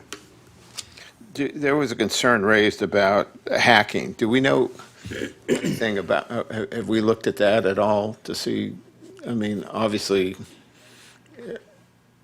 it's something that might take place, but have we taken a look at that issue? We haven't looked at the cybersecurity specifications of CBP systems. We continuously look at cybersecurity with our own city-owned systems, but that's not been a consideration with the evaluation of this product. And so have we also looked at the issue of surveillance of, in the city? You say they've agreed to not look into city properties, or how would you best describe that? We were told that we would be provided an assurance that they would not be used in residential areas in town through the use of a surveillance cone. And what are the provisions for, I mean, technology, there's another concern that was raised, technology always changes. There's going to be changes over the next 20 years, I'm sure. Have we accounted for any of that, or do we know how we'd be able to change this contract if there's a violation or? I would think that like any contract, we could ensure that, monitor it and make sure people adhere to the terms, just like we do other communication site leases. Okay. All right. Thank you. I have a couple questions, and then we'll get back to you, Mark, the second round. The pro forma agreement indicates the space. The equipment they're recommending is around 12 by 12, so about 140 square feet, give or take. And so they have a standalone structure for the tower, which I think height-wise is less than the existing towers that are out there currently. If they were to build a structure, they'd have to stay within that approved footprint of their lease area, correct? Yes, that's the city's position. And other entities up there have built structures to house their equipment, is that correct? Other of our tenants that are up there? There are other tenants that have a And housing. they have structures for their equipment? That is correct. Okay.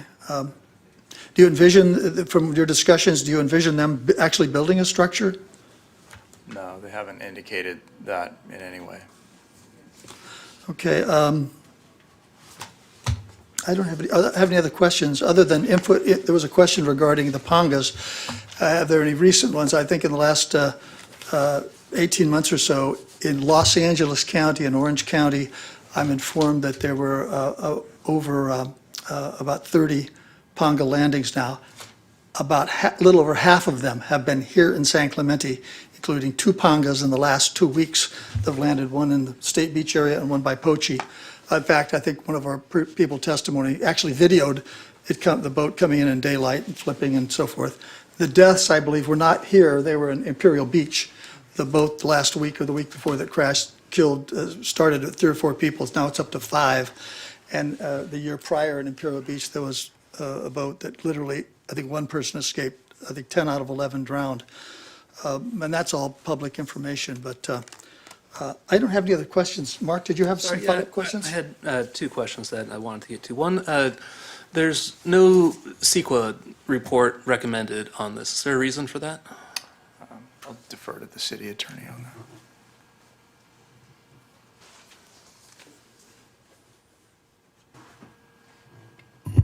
The agenda indicates that staff is recommending that the project be found categorically exempt under Class 3.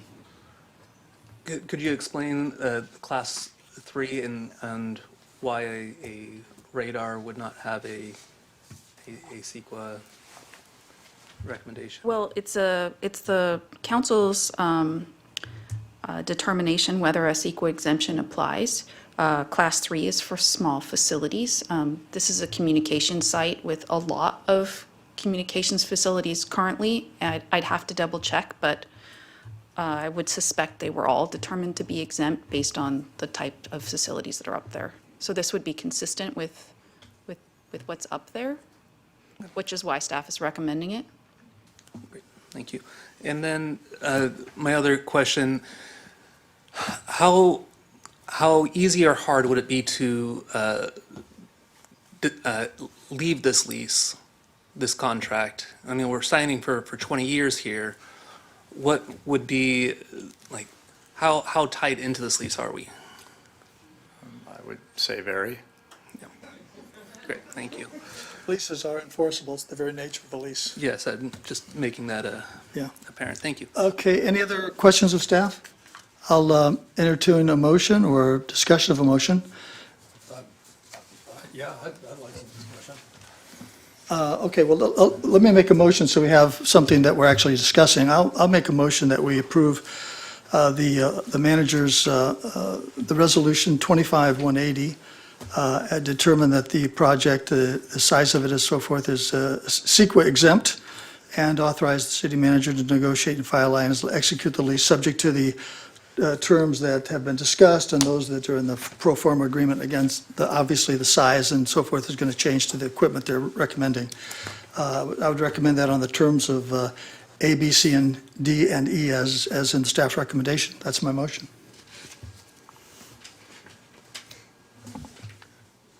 Is there a second to the motion?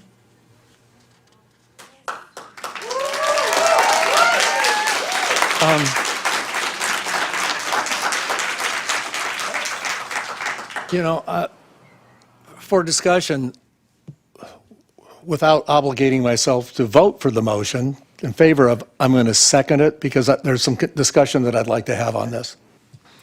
We have a motion and a second. Any discussion on the motion? Rick? Sure. Put up that slide that I gave you. Okay. I just want to address a few issues. The rent doesn't, I mean, where I wish they would pay fair market, doesn't bother me that much because they're already paying like $6,000 to lease a space on our antenna. I want to, all the comments were great, and there's a lot of compelling arguments that should be addressed. I want to say, I want to bifurcate this from the political issue to the public safety issue on this, because that's what I'm concerned about more, is the public safety issue. Let me say right up front, just so you know, I'm in favor of the Immigration Act of 1986 signed by President Reagan. which gave a clear path to come into this country, be documented to work, like under the Passero program, and then a speedy, let's say more speedy path to citizenship. That's what I'm in favor for. I will tell you, I'm equally disappointed with both political parties because neither party, even though they've had control of the presidency and the House, have been able to move that forward. I wish they would change their mind and work on this. I think we really need it because these low-wage jobs, this is where we get them is from other countries. So I wish they could fix that. I'm not going to tear them. I'm optimistic. So let's look at if you're looking at the slide, this is from Imperial Beach this last weekend, and yes, it says 4, and if it's 5, up to 5. And the fact that it hasn't happened here does not mean that it won't happen here. That's like saying, well, they had a drunk driver kill somebody in Santa Ana, so we really shouldn't enforce drunk driving. That just isn't a thing. I'm really concerned. I'm not concerned about the people who come in, and I know there's probably some criminals that come in, but let's just take the best case scenario and not one criminal is coming in. It's all just workers that are coming in here to work. Let's take it on that premise. The fact is, they are trafficked. Coyotes load them in a boat, they get them here, and they dump them on the beach if they can get them here. If they can't, they can't. I want to deter this kind of activity, if only for the public safety aspect of it. Period. I'm in favor of that premise completely. I have some concerns on this lease because I think it just leaves too many openings. I mean, I look at the statement here on section 18 where it says, a leasee shall consult and obtain written approval from leaser regarding the placement of new improvements. It should say prior to. There's a lot of wording that could be changed and tightened up, definitely.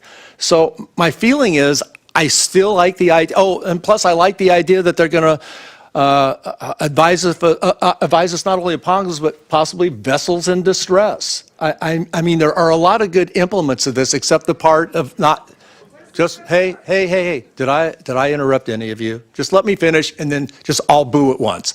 So I like the idea of the coastal surveillance monitoring, whatever you want to call it. I do like that.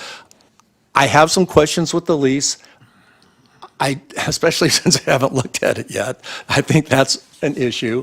I'd like to bring this back with some direction of staff, with specific directions on how to tighten this lease up. With the exact actual lease that would be approving. Absolutely. With, again, some recommendations of issues to look at specifically to tighten up. If the government doesn't want to do it, make these specific little concessions, that's problematic.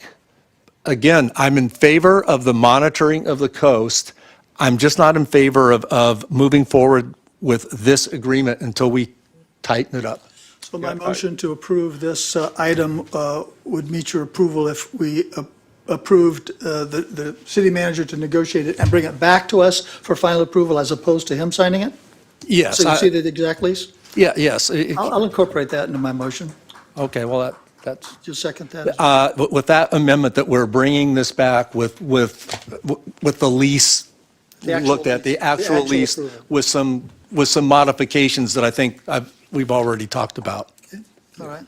Discussion on the motion and the modified second? Yeah, I didn't second your motion exactly for the concerns that Rick explained and outlined. The problem we have right now, regardless of what's happening with immigration in the U.S., with this specific issue, I look at it as a pure public safety, and I also look at it from the point of view that the people that are coming in on these Ponga boats right now are being brought in by the drug cartels. We know that. It's not a secret. They're making millions and millions of dollars and often abusing these individuals, enslaving them sometimes, and it's wrong. And I think we have to stop that. This doesn't address the entire immigration issue, which I have concerns about how it's being run, but I don't think that not dealing with this issue. I mean, I saw what happened. I talked to our city manager about what happened this past weekend. in the San Diego area where the lifeguards had a few bodies washing up on shore because these drug cartels don't care about the safety and security of these individuals. They don't care if they die. They don't provide life jackets. That's something that needs to stop, but it's got to be stopped methodically and in the right way. And so I would support doing that as long as the contract incorporates a couple of terms that we've discussed, allows us to use it for other surveillance. We've talked about it, using it for our lifeguards to see if there's somebody in distress out there, which I think is also a good thing. And so I'm supportive of that approach, as long as we have a firm contract that addresses all the issues that we've raised here today. And one last thing, a question, City Manager. So they're supposed to be monitoring this from Long Beach. Is that what they plan on doing? Is that the place they're monitoring? That's my understanding. It goes to the regional center there in Long Beach, the MCC, and the Marine, I forget what the C and C stand for, but yes. And you visited that and actually saw, this part of the lease says that, we have no access to it, but if we have access to visit that Long Beach where they welcomed you before, I think there should be something in the lease that we have access to go there periodically and just look at what they're looking at. Yeah, to put the hyperbole aside of all that's happening tonight, I have actually had experience with this particular situation because I was in Imperial Beach for 10 years and where at least 14 of the 18 deaths occurred. And so, again, for me, I've watched our lifeguards pull bodies out of the water. I don't want to see that. So I certainly wanted to address that. But by the same token, some of the things that we asked of CBP, and by the way, there was some talk about CBP. I can separate them from some of the other things that are going on. What I can tell you about the Border Patrol agents that I've worked with, life and protection is way more important than any of the immigration issues. They do everything they can to try to keep people safe. That's been my experience. I can tell you my own experience. What we did, though, is we said, well, we have other issues that we need to address as a community, and we asked them, we can't make rescues at night. And in Imperial Beach, which is clearly at the border, is a little different than here, we had people trying to swim across at night and whatnot, and we needed thermal protection. We need to be able to see bodies in the water at nighttime. So some of the things we would like to talk to CBP about is, hey, we're going to have those same issues here, and we want our lifeguards to at least have a chance to save people, whether or not they Pongas. Maybe it's someone, we had suicides, people jumping off the pier. That seems to be very popular, unfortunately. It's terrible, but that happens. So we asked them to help us with our public safety as well. And I think we should ask them to help us and maybe open up some of that, that cloak of secrecy, if you will, and allow us to participate in keeping our coastline safe. Because that's what I think our interest is in this, is keeping our coastline safe. So I think as part of those discussions, we should say, what's important is for us is keeping our coastline safe in our community, and we'd like to have further discussions on that safety issue. That's what I think is most critically important to us. Yeah, and I'd just like to reiterate that to me, and other council members can weigh in, this isn't about, to me, catching people. It's about deterring and just end these Ponga boat things even happening. I mean, that's my feeling. Yeah, I agree with you.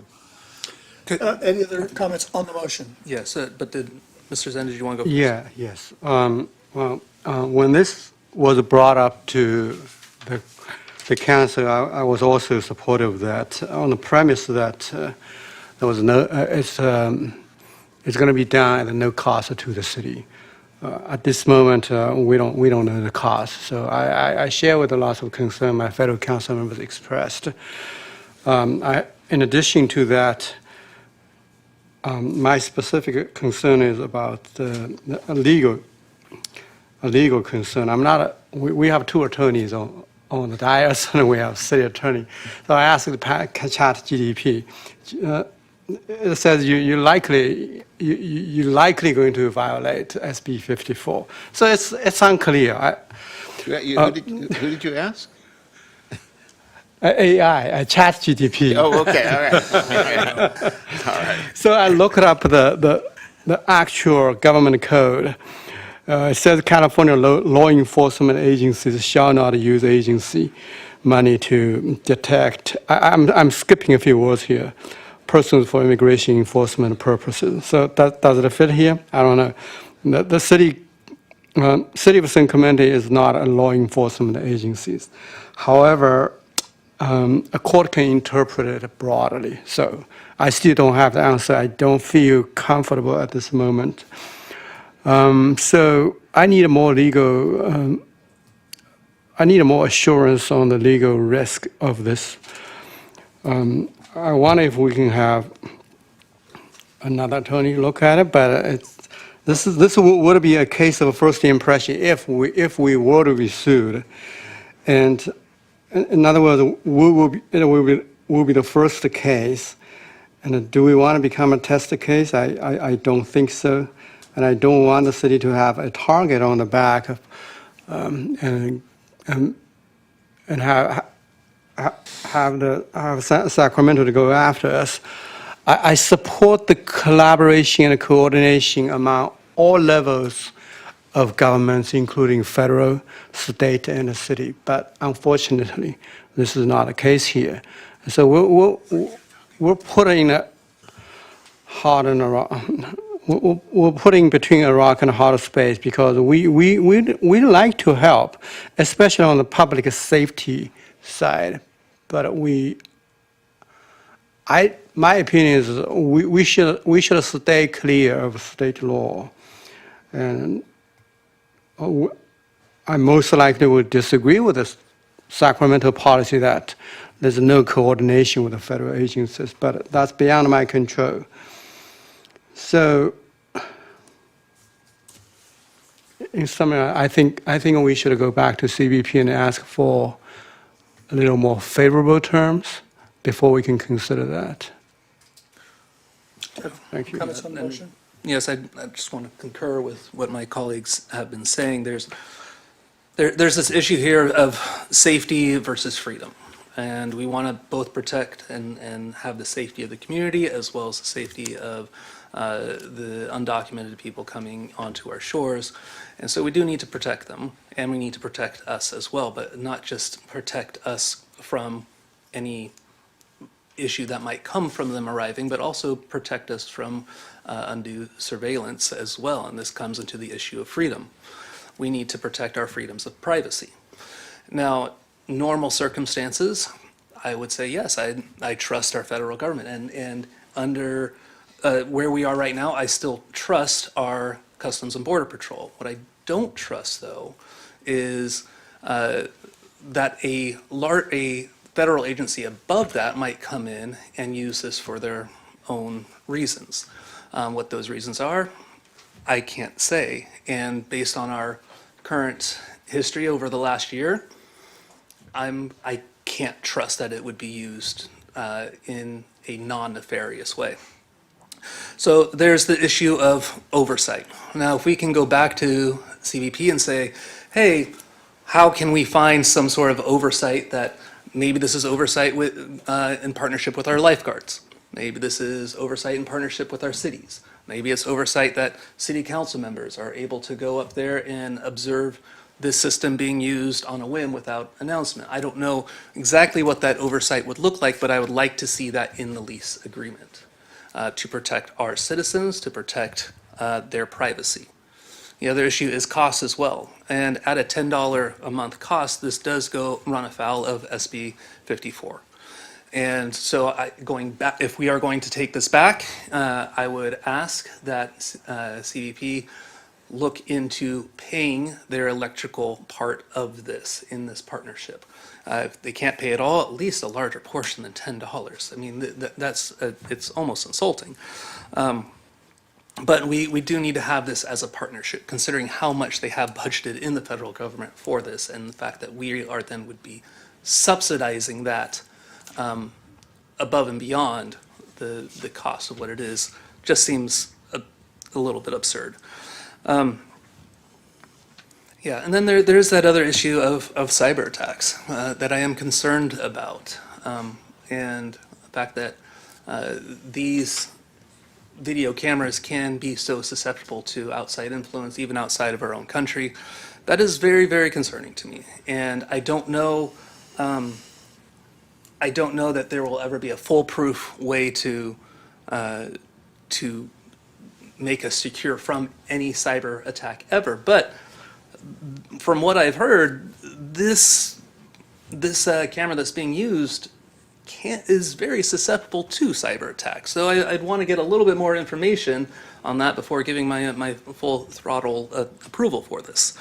Yeah, and then also the idea of the 20-year term. That is a very long contract at $10 a month without knowing any of the costs going on. So if we take this back to the CVP, I would like to see these things addressed in the subsequent contract. Mayor, if I might, could I ask one other question? There was some comment tonight about whether or not the coning would include, or at least the removal of the coning would include maybe fire watch out to the east. Do you want us to have that discussion as well? Right now, we've been talking about coning everything but the water. If you would like, we can see if they're willing to have any. I think we should discuss that. The fire safety in our town's a huge issue. Their primary purpose is to look for illegal boats coming ashore, not fires in the background, but that doesn't mean they won't be willing to, a percentage of the time, check every now and then, or at least turn on if the Be able fire to- be observers able to from turn. Rancho Mission Viejo identify something that's suspicious, they can get eyes on it quickly. I have no problem with communicating with that. My understanding is we have that system in place already to. Well, we have spotters in place right now. No, we have Cameras as- cameras as well, yeah. I think this system is unlikely to be compatible for that purpose. They're very specialized. May or may not be, but we can I certainly think you're ask right. them. My question was, it came up earlier, so I want to make sure that I'm coming back with all the answers that were raised by the I don't council think it's earlier. part of his motion. Just one last question to City Manager. You mentioned other cameras that might be used, heat cameras. That might be a little bit less intrusive in terms of privacy to our citizens. Will that be coming back to us at all? It would have to. Right now, we're not talking about any of those cameras that could see the beach sides. For instance, a camera at the pier or T Street or something like that, that would need to come back. That's not part of the discussion tonight. That might be an alternative, a better alternative for what we're looking to do in protecting our privacy. The proposed camera, though, has thermal capability, correct? I don't believe it has thermal. I believe it is more image-driven. I'm not sure of that. I don't know the technology well enough to state, but I don't believe so. I think it will. The discussions, I've been privy to some of those discussions, and it's not only thermal, it goes right through the fog, so it penetrates even the fog for visibility. So I think that capability is there, and that's important Well, because that's a lot of these important. land at night. Well, it's also important for vessels in distress. Absolutely. I mean, off the Absolutely. coast.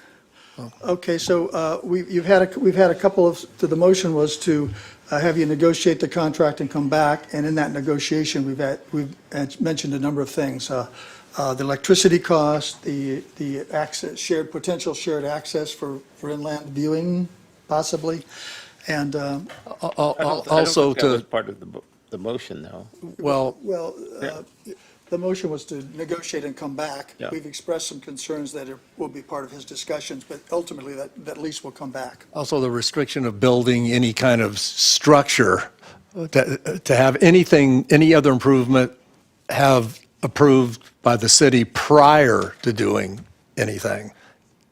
Further define item 18. Exactly. And I would dissuade any kind of building structure or whatever. I don't think any of us thought that was what this was going to be when it was originally brought up. They were going to build a tower and some kind of structure and building. Well, we thought it's on the coast and at a high point looking out toward the sea. Right. Not a high point inside the city. So that's a concern also. Is there any other alternative areas that's closer to the coast that wouldn't look over our city? That's possible? I don't know. Let me clarify that in the beginning, when this first came up, I went to what is the Marine Coordination Center. Remember the other two Cs, the MCC. From that point on, the immediate discussions have happened between Brian and the Border Patrol. So he would be better to answer that question. Yes, it's my Brian, has there been any other, has there been any other time, any other area in the city that is closer to the shore that wouldn't look over our residents? Well, they are interested in installations along the shore as well. And so while the conversation sort of evolved to be the site up on the hill, we could revisit the conversation and see if they're agreeable to putting this thing along the bluff somewhere, or possibly marine safety or on the pier somewhere on the coast, rather than, they've discussed having something there also, but maybe the conversation is, would it be adequate? Could they do what we're asking them to do if it was only that installation along the shore? And that's a question I'm happy to ask. I was in part of those discussions, and the Customs and Border Patrol looked at locations at the pier, in the Cypress Shore area, and in the Shore Cliffs area because of the great accessibility from Camp Pendleton beyond Dana Point.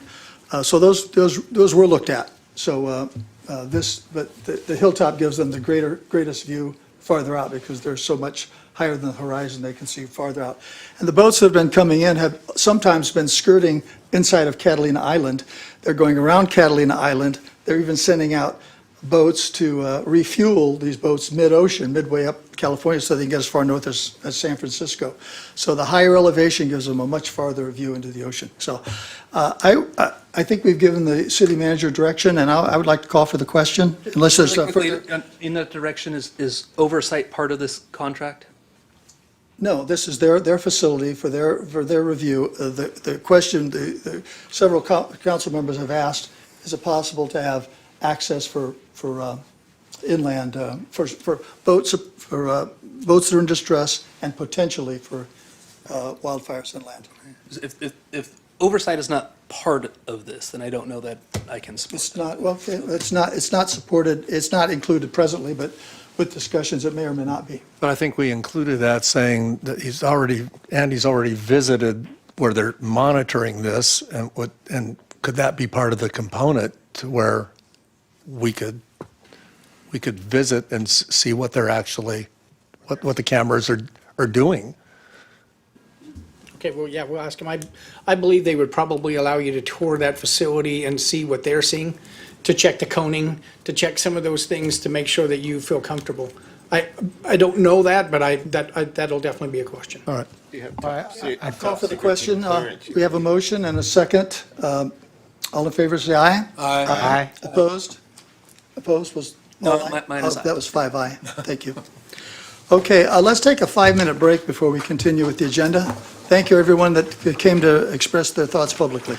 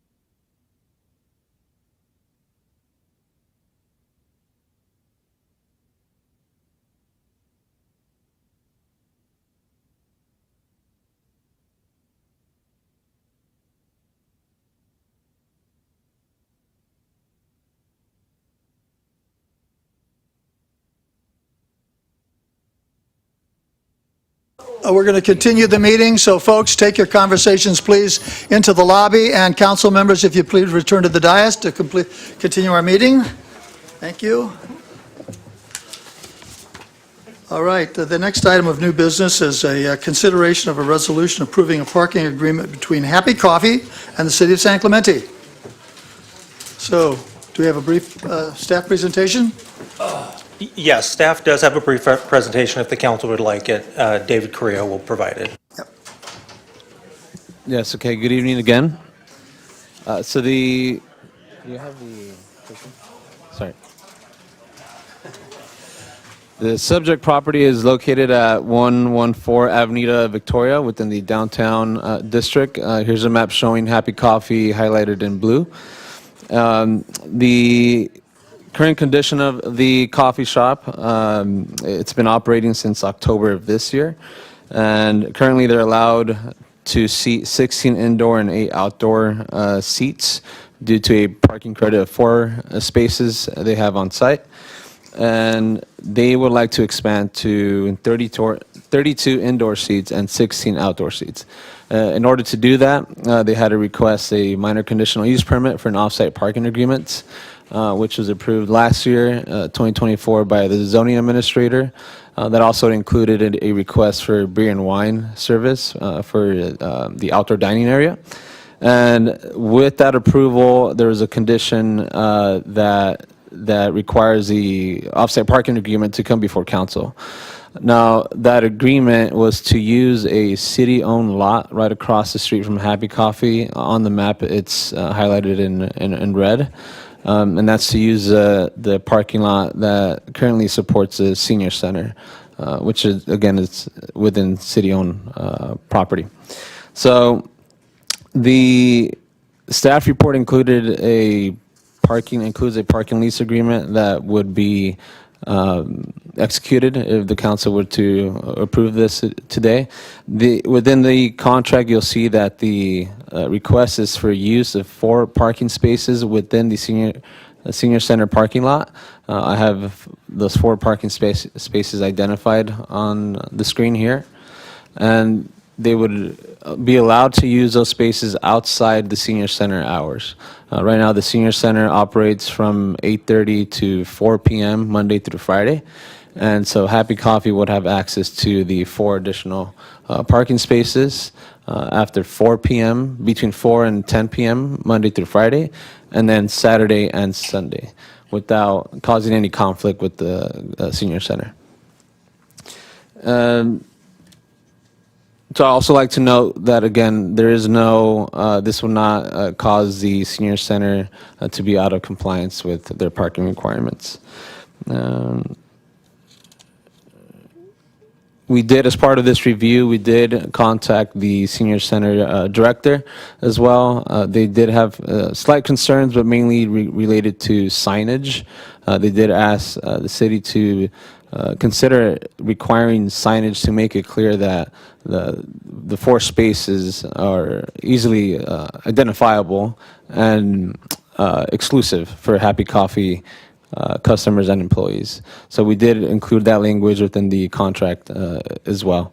The cost would be $2,160 per year, and that's at a rate of $540 per space, and that's common with other agreements that the city has gone into for use of public parking spaces.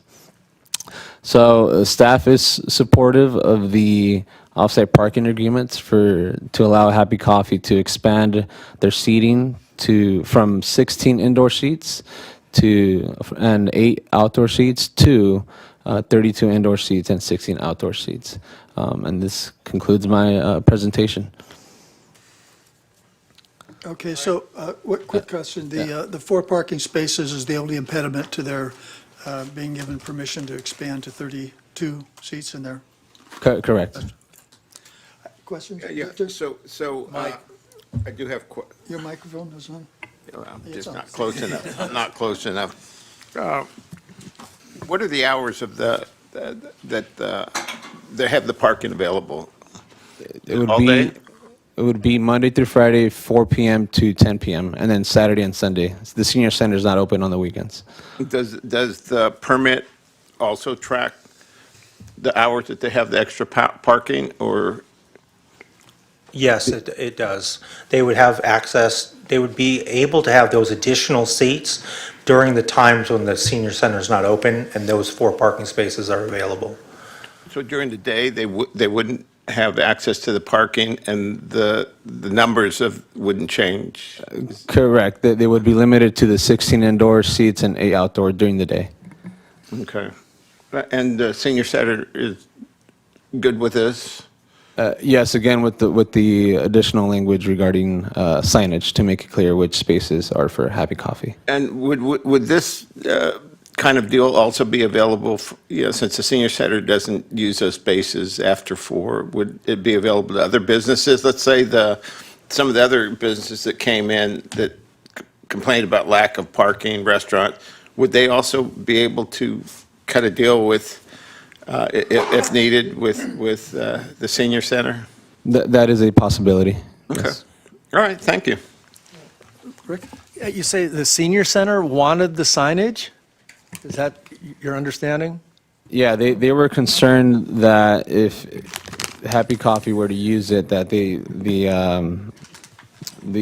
public would be using that space as well. So they wanted to ensure that it was clear that Happy Coffee employees and customers would be the only ones using that parking lot. Yeah, I talked to somebody from the senior center today that said they didn't really want signage there. So I'm aware of that discussion. We had brought up we had asked the question that if the city were to, in the future, open it up for public parking, that was her concern. And in this case, she was not concerned with Happy Coffee and the 4 spaces.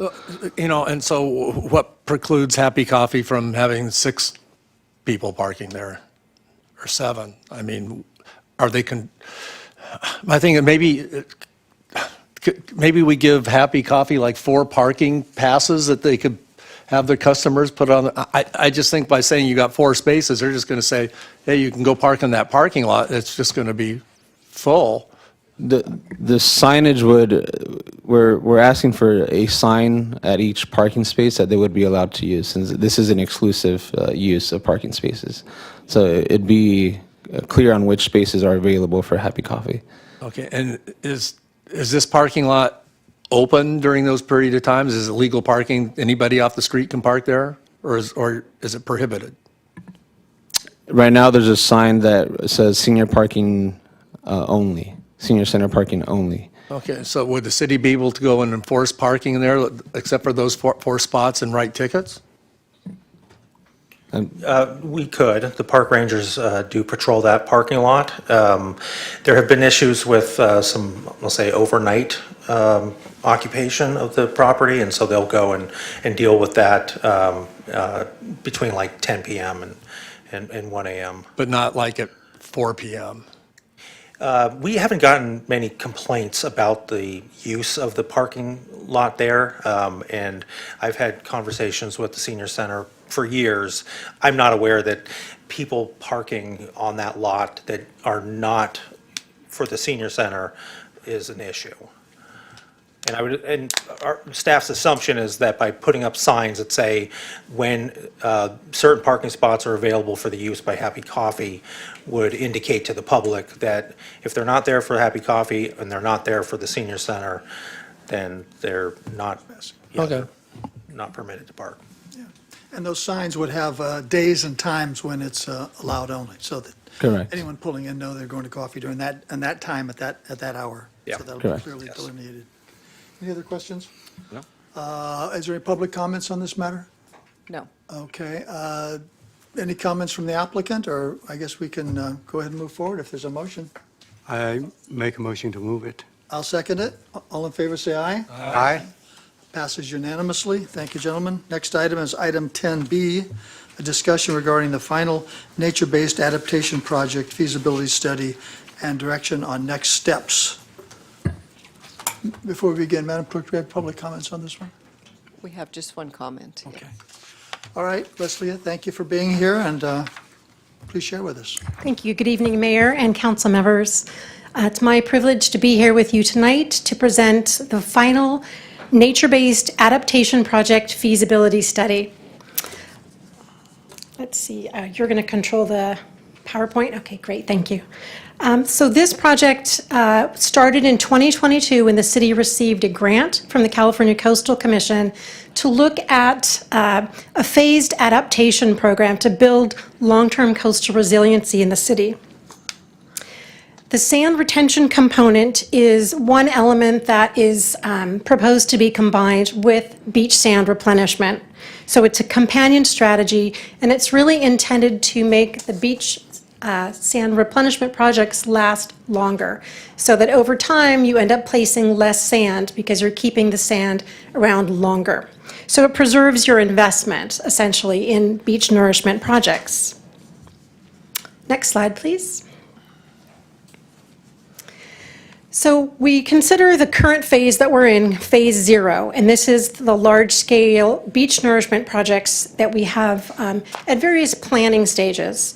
So just to run through these for you and to kind of just give an overview of what we have planned. Of course, we have the city's Army Corps of Engineers 50-year beach sand project. That will bring about 2 million cubic yards of sand to the city over 50 years. We've had the first phase of that project, and the next phase is scheduled for about 2030. That is fully permitted, the environmental is done, that is subject to funding availability going forward. We also have the SCOOP program, which we recently obtained the final permits, so we have all 4 permits in place again. They're all for a period of 10 years, and they allow the city to place up to 300,000 cubic yards of sand every year for 10 years. So combined, if we were to do a maximum SCOOP project in the city each year, we could place 300,000 per year or 3 million over 10 years.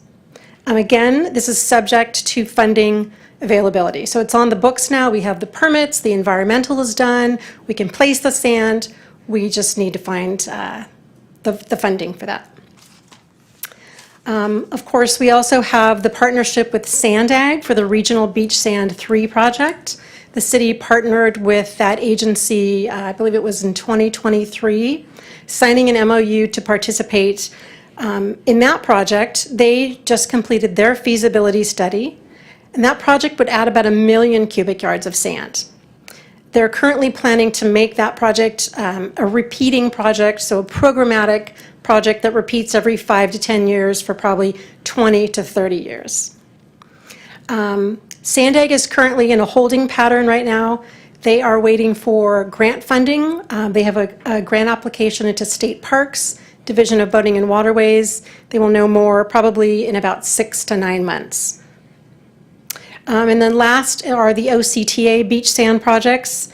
We know they're proposing to place sand as part of the priority projects at reinforcement areas 1, 2, and 4.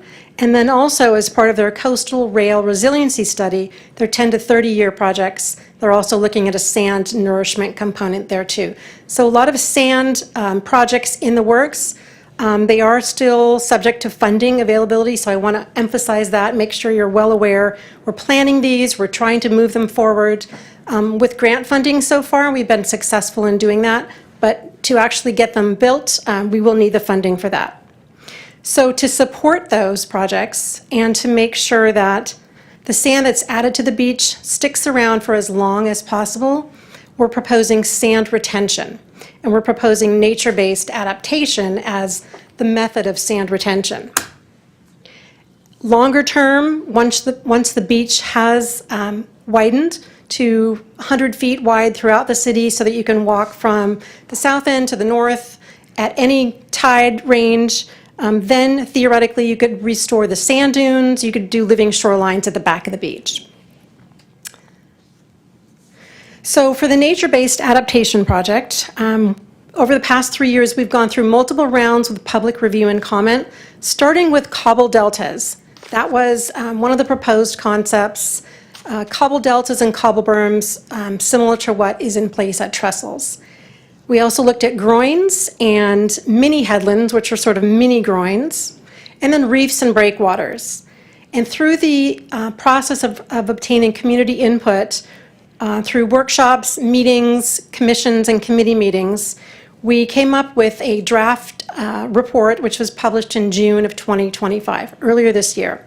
We've now finalized the report based on all the input we've received from the community. And Chris Webb from Moffitt and Nichol is going to run through the recommendations in that report. And what we're asking you to do tonight is really just to acknowledge that we've completed this feasibility study. It recommends that it is feasible to do a project at North Beach, it is feasible to do a project at State Beach, and it is feasible to do a project at Capistrano Shores. The report ranks North Beach as the highest because it has the highest return on investment, the highest benefit to cost ratio. Chris will provide a little bit more on that, and I think I will turn it over to Chris now. And I'll be back to answer any questions you have. Thank you. You can advance the slide, please.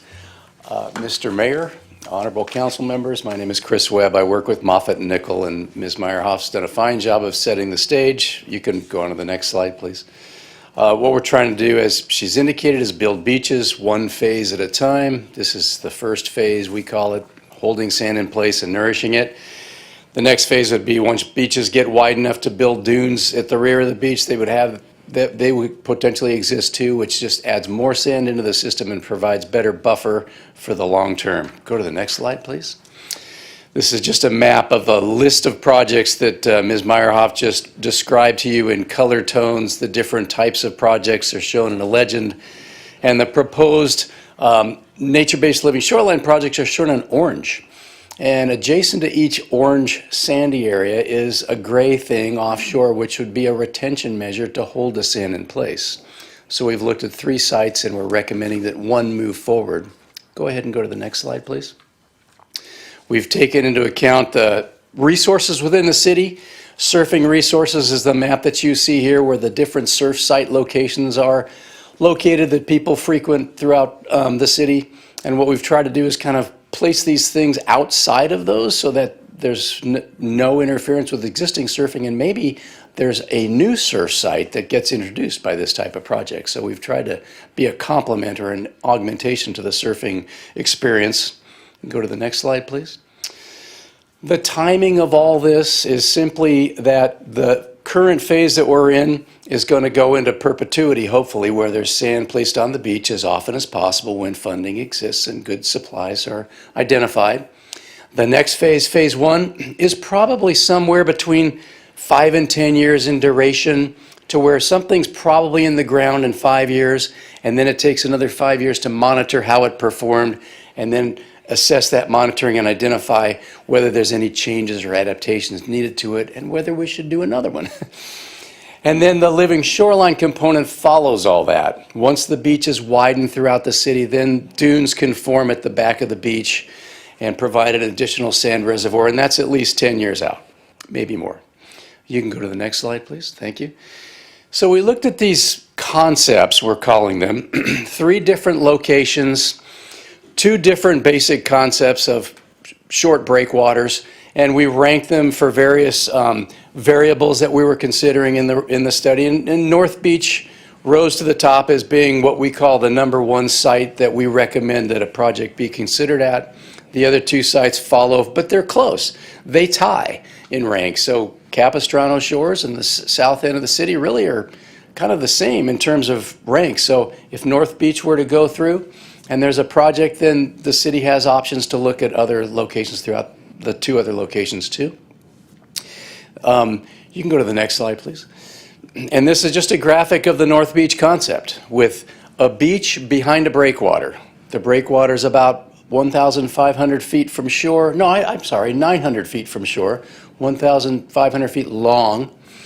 And it's going to create an energy shadow by blocking waves from hitting the shoreline directly. And we've rounded the ends with the intent to provide a surfing amenity at the site too. So it would add a different type of surf experience at North Beach than exists today. And we've attempted to stay away from existing surf spots and use it as a complement, really, to the offshore reefs. There's a reef not too far offshore called Wash Rock. There's a reef south of the pier. There's intertidal rocky habitat along Mariposa Point. And all this can add to the existing ecological benefit at the north end of town. With that, you can go to the next slide, please. And I failed to say that it would create a beach that's somewhere between 8 to 13 acres in area, depending on season and depending on type of year and how much sand is in the system. Capistrano Shores requested a submerged breakwater that's actually underwater. You wouldn't see it unless it's extremely low tide. And there'd be a beach potentially that would form behind that. But the beach building ability of a submerged breakwater is not as good as one that's emergent and out of the water most of the time, because it'll really block wave energy well, where this one would be much more variable in its capability to hold sand.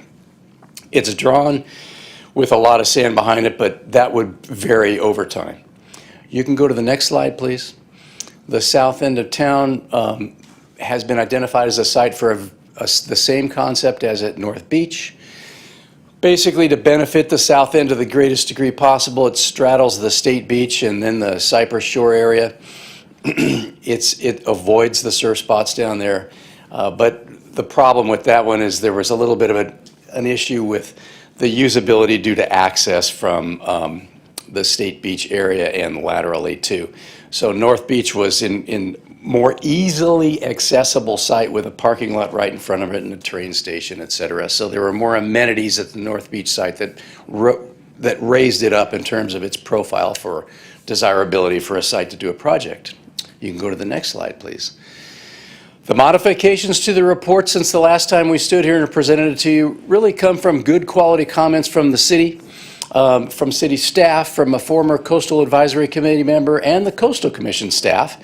And the Coastal Commission staff had us look at a lot of different things. They've asked us to basically look at, well, let's see how much dune habitat can be existing throughout the city over time. So we've described that in better detail to them.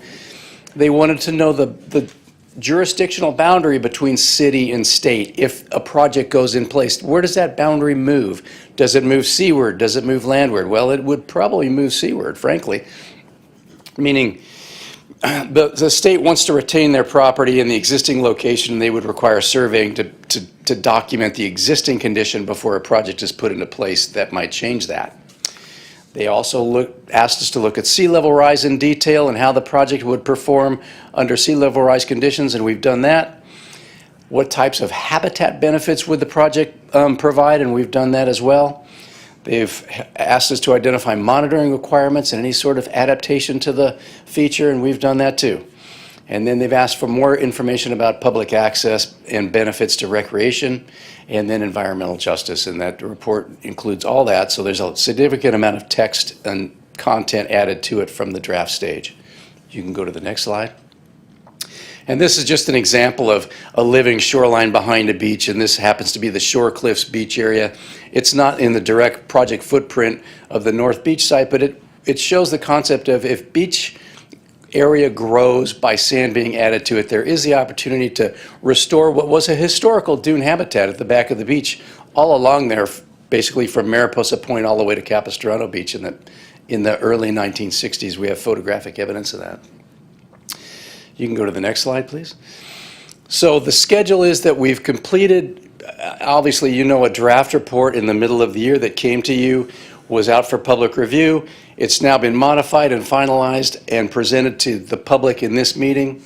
The idea is to submit it to the Coastal Commission as part of their requirement at the end of the calendar year, and the city's already applied for grant funding to take this project to the next step. You can go to the next slide. And the next step is basically to carry the design forward from its relatively low level of detail right now up to approximately 65% design, which could be the basis for a preparation of a CEQA document and NEPA document and applying for permits to the agencies. It would also be evaluated in great detail in a laboratory, a physical laboratory with a miniature scale model built to test its energy, or its wave blocking capability and sand retaining capability. And it would also be analyzed using computer modeling to supplement the physical modeling, with baseline data being collected for habitat and other factors that would characterize the existing condition at the North Beach site, if that's the site that's chosen. And the costs would be updated too, in terms of the cost to implement the project.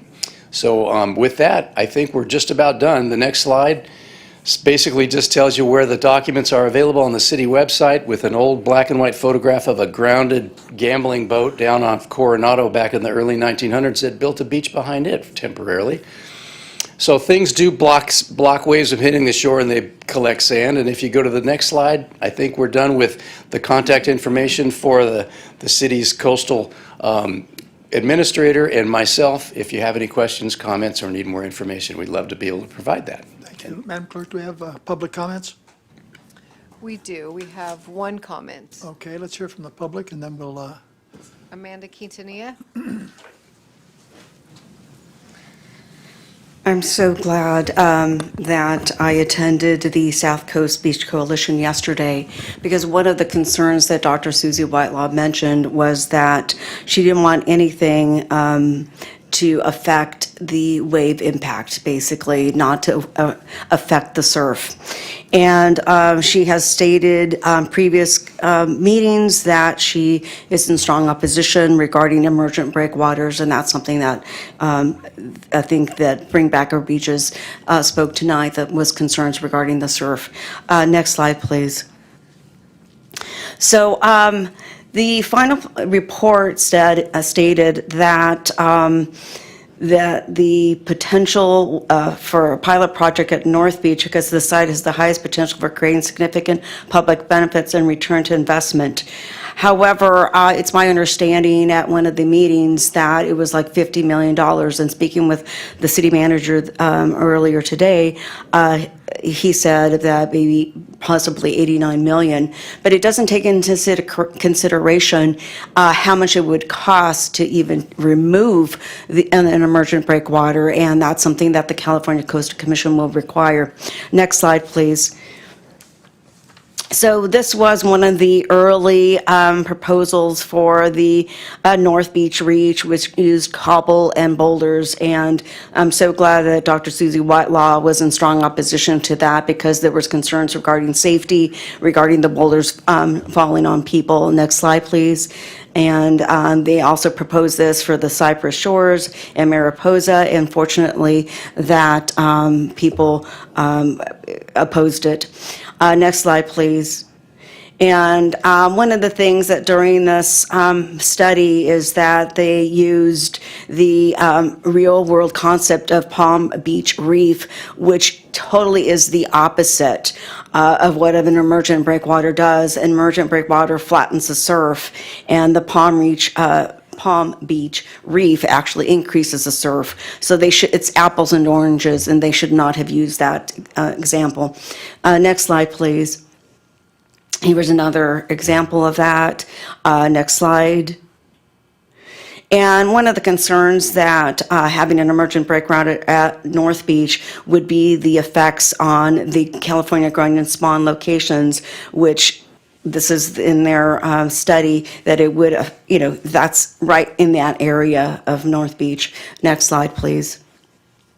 So Chris Webb stated at a meeting that it does break water completely, having a breakwater. The thing is that there's no surf behind it. Next slide.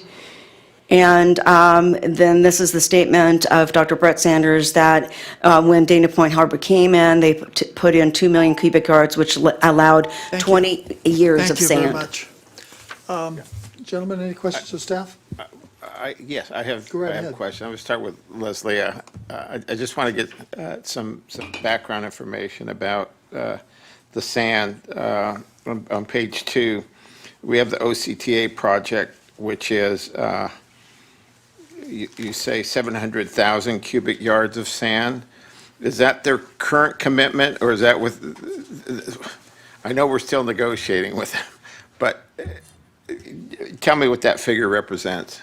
The OCTA is still fine-tuning their proposed sand volumes.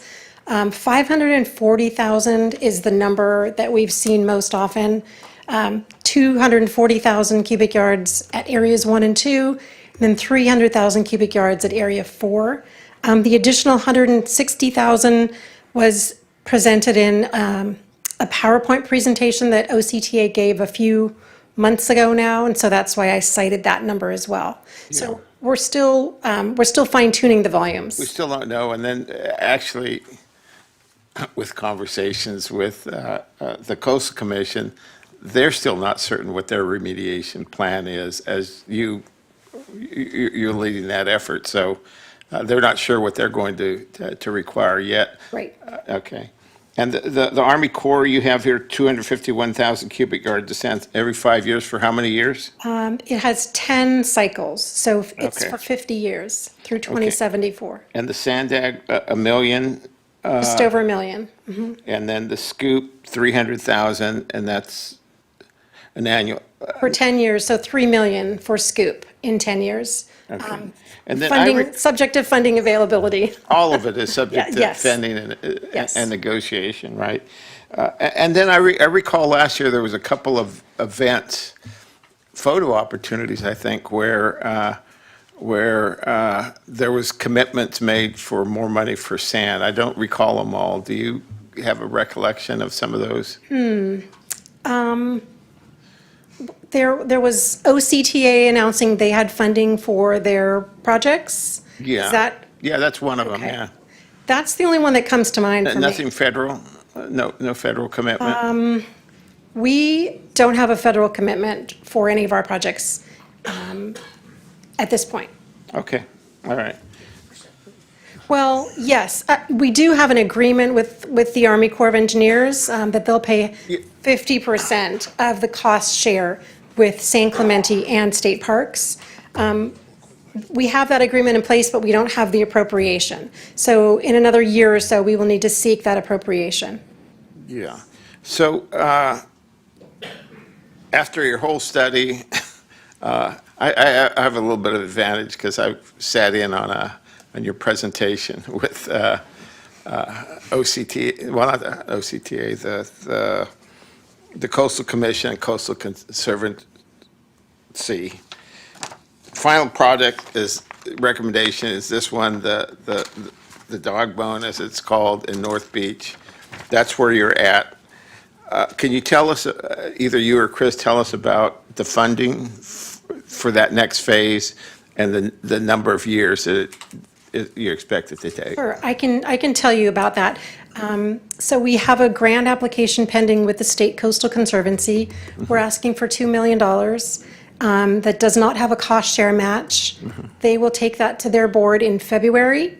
It's looking good, but they have their process to work through, so it's not a certain thing until we see the staff report, until the commission actually, or the Conservancy votes on it. But your impression of where they're at, or is it appropriate Yes. to state at this time? I think it's appropriate at this point, just based on feedback from Conservancy staff.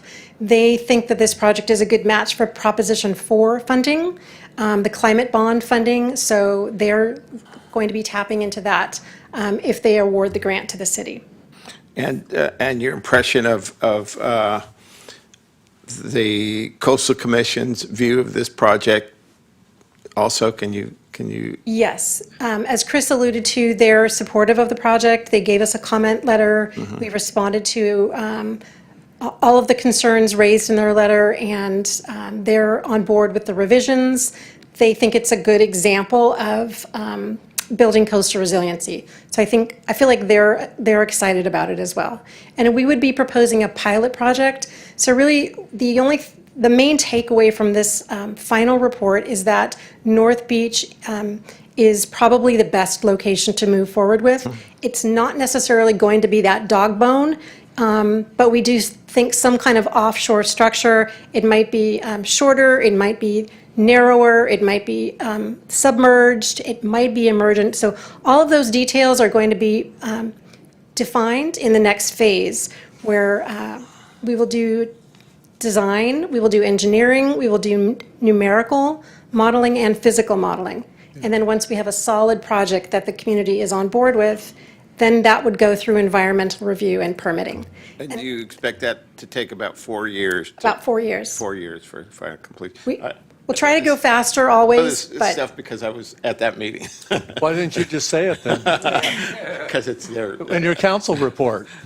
I should have, but it was on the agenda, so I didn't want to. Following up on Victor's questions, the submerged reefs, $2 million grant, the cost in your staff report's around 11 million. So that 2 million would just get us into the study phase and the analysis phase. Is that for both reefs that you've recommended or just one? just one. Which one and is that, North Beach? or- North Beach. North Beach only? Yes. And that would basically get us to shovel-ready project. It says offshore breakwater components, plural. So is that 11 million just for North Beach? I believe so. Okay, thank you. I just need clarification on that. Two quick questions. That's all I had. Rick, go ahead. One for Leslie and one for Chris. So have you monitored at all the speed bump thing that the Oceanside got a grant for? Yes. Where are they in that process? They're a little further ahead of us. They have just issued their notice of preparation for their CEQA document, so they're already in the environmental review phase. If we get our grant in February, March, or April timeframe, we will be probably a year out from doing our environmental. So we're tracking behind them, maybe a year and a half. They're making great progress. It's exciting to watch, and Chris is actually involved in that project as well, so he could certainly share more details. Yeah, well, Chris, I got a question for you also. So the dog bone thing at North Beach, looking at it, as opposed to a single groin, or is the dog bone look like that's the most practical, the best bang for the buck? Yes, sir. Okay, and it's also, it has the best possibility for maybe forming some surf off of either end also? That's correct. It's got the highest probability of success Okay. in multiple ways. All right, well, let's hope that feasibility study goes in that direction. Let's hope so. Thank you, sir. Any other questions? Yeah. Mark? Go ahead. Circle back. I know we're looking at boulders for that submerged, or, Stone. yes, Correct. the stone on there. That's correct. Is there any chance of looking at any other materials such like as, Yes. I don't know, a sunken ship, for instance? No. or- Okay. But something a little cheaper. Yes. What we're looking at right now initially is a basis of stone which stays in place, is really heavy and is very stable.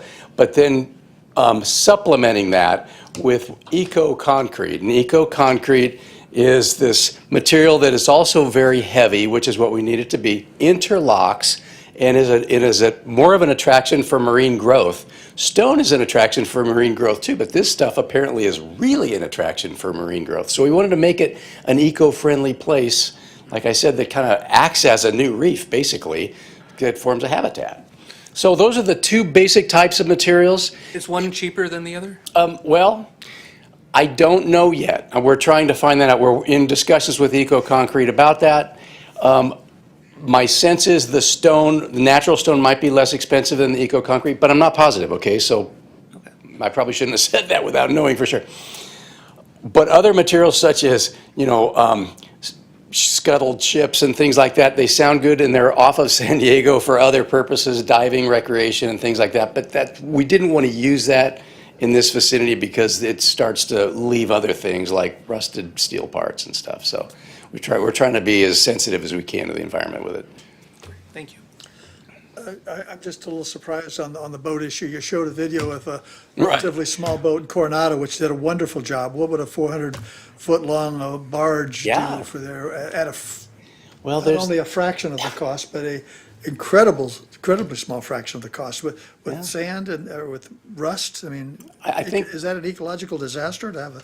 well, Mr. Mayor, I suspect it would meet some significant resistance from the resource and permit agencies. I just got a feeling from what I understand, the way they think, operate, and the messages they convey, it would be counter to that. So If it's just a sense that someone might object, could there be an application process on a dual track where we say we could do this or we could do this, cost of one, cost of another, and give them the opportunity to look at it? we can absolutely ask the question. Okay. I think Well, that's a good my question is on that though, because there's lots of shipwrecks right off the beach in Mexico, Hawaii, and it's kind of unpredictable how they're going to actually affect the beach though, right? I mean, there's no consistency when it's. What we're trying to do, Mr. Councilmember, is we're trying to shape this thing and design it and locate it in space with dimensions that would do exactly what we're trying to accomplish, which is shadow behind it so there's less energy and sand can stay there, and surf breaks on it and goes around it. So if we were to put something irregular out there, such as a ship, there's no guarantee that a lot of that stuff would occur. So my sense is the fact that it's not designed to accomplish what we wanted to accomplish, it would accomplish something different, but it wouldn't accomplish necessarily what we're trying to get done here. So we would prefer not to go in that direction. Can we put the image back on the screen for the North Beach concept? I think Zen's got an idea. No, I don't. Well, no, I just. This is the time. I'm a graphic guy, right? So I want There you to go. look at it. So Chris, tell me how big this thing is. It looks to me as a humongous. It's bigger than. Big. It's bigger than the entire North Beach area. My guess is we're proposing a underwater pyramid, maybe a dwarfed one, but it's humongous. The most of it's underwater and invisible. You wouldn't see most of that structure. What you would see is the dark black outlined crest, they call it, which is the part that would stick out of the water. So it's roughly 1,500 feet long and roughly 100 feet wide. That's what you would see. The rest of it that slopes down, the rounded ends and the points toward the shore are submerged all the time. Right. That's touching the seabed. Yeah, but regarding the construction costs and the footprint of this thing, this is about a 10 football field or somewhat. 5 football fields. Okay. It's big. That's length. And the reason why it's got girth and size is because it's in 15 feet of water, it's on the seabed, and it has to slope up toward the surface and pierce the surface. And it's got to be this basic barrier that wave energy cannot penetrate through effectively. Okay. So behind it, on the beach side, it's a quiet zone. And it's got to function at the highest tides when the highest waves are occurring at the same time, which is winter now. We had tides this year that were 7.3 already. And if there's 10-foot surf on top of that, you need something like that to do the job. Mother Ocean is a very energetic place, and she won't be trifled with. She would demolish something that's smaller in footprint and not large enough to actually block the energy during those conditions. Well, thank you. I'm very excited about looking at it, but the price tag is $89 million. Couple of bucks. That's more than our annual budget. Victor, you have some Yeah, follow-up yeah, questions? I did, yeah. I have a couple follow. First of all, I'd just like to thank them both for their hard work. Like I said, I had the opportunity to be there with them. Their presentation to the Coastal Commission was extraordinary.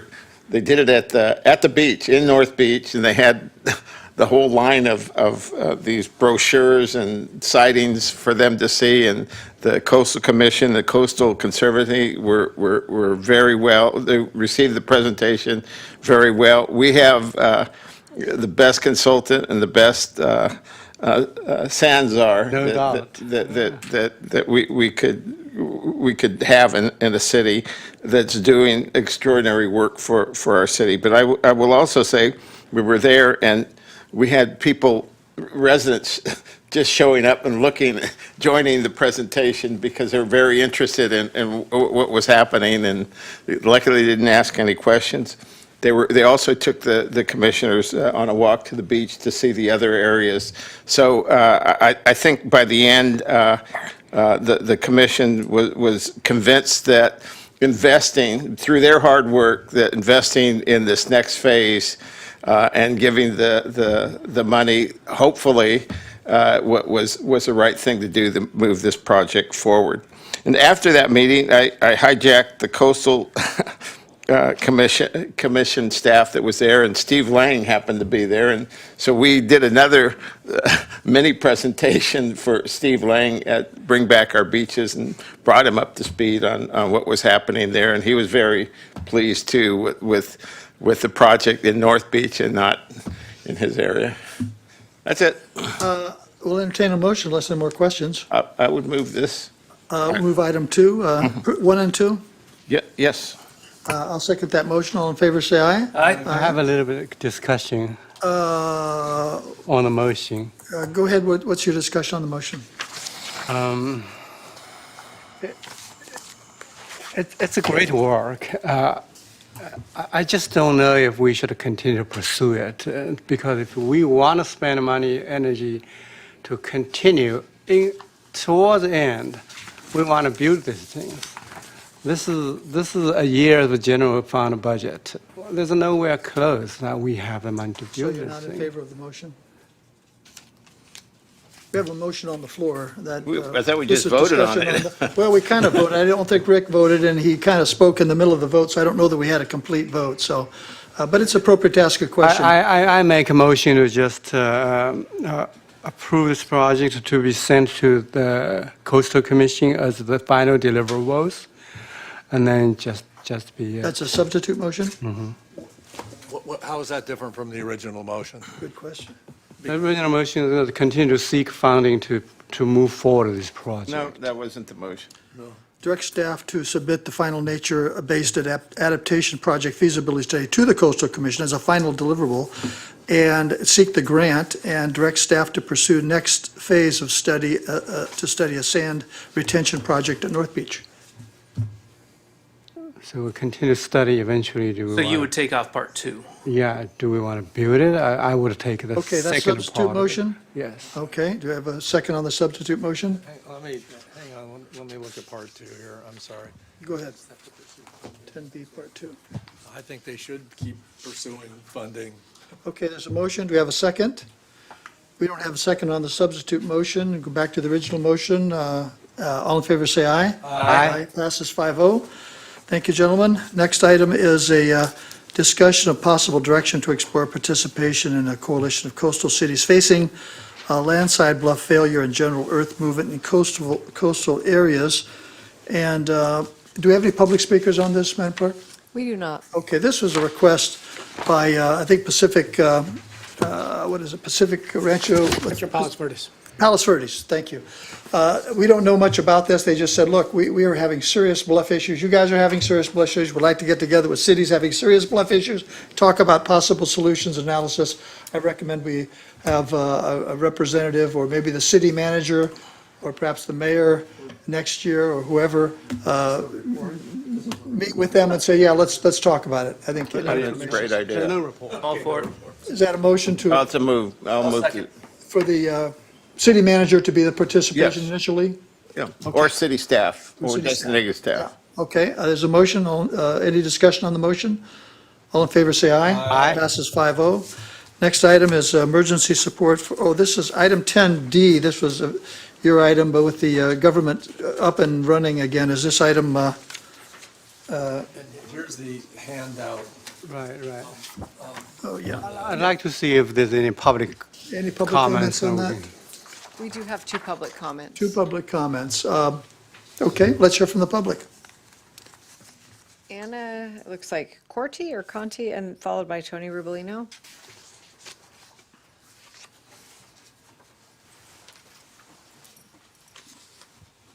Thank you. Good evening, Mayor Nowak and council members. Thank you for the opportunity to speak. I'm Anna Conti, CEO of Family Assistance Ministries, headquartered here in San Clemente. FAM's mission is simple. We provide food, shelter, and personalized coaching that helps people move from crisis to stability. Each year, we serve thousands of individuals and families on their path to achieve this. The federal government shutdown ran from October 1st to November 12th, 2025, the longest in U.S. history at 43 days. It impacted over 300,000 people in Orange County receiving CalFresh, including more than 2,892 residents from San Clemente. The effects extended further through paycheck disruptions to the military, federal workers, and their families. As a result, local community organizations like FAM became the immediate safety net. At our San Clemente headquarters, walk-ins surged over 800%, exceeding available resources and capacity.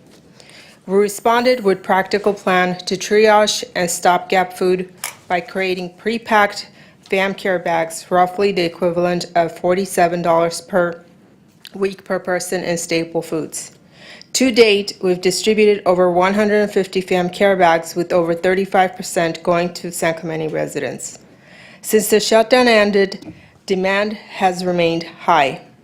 Even though benefits have been restored, low-income families went weeks without food, and the economic shock continues to work its way through our local community.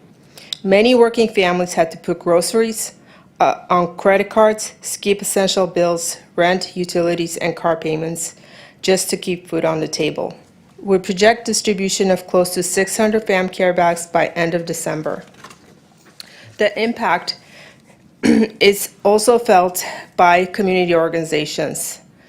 Tonight, we respectfully ask for your consideration in practical areas. Support in practical areas, such as using existing city communication channels to share information about available local resources to the community, or exploring targeted, time-limited support that helps stabilize, that ultimately decrease downstream costs later. With Thanksgiving approaching next week, our goal is to help families weather this crisis and stay rooted in the community they strengthen. As a governing body for the city, you already respond to a wide array of needs, from public safety and emergency response to infrastructure, recreation, support for local businesses, seniors, youth, and families. Thank you for your public service, for your contribution, and for the commitment to the residents of San Clemente. Thank you, Anna. Next speaker? Tony Rubolino?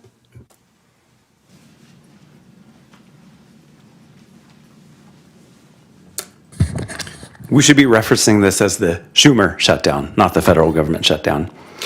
We got to hear over the course of this issue from the Secretary of Agriculture, Secretary Brooke Rollins, and she shared with us that there were 21 blue states who refused to send data on SNAP benefits to the government, and there were a couple of states that actually sued to withhold that data.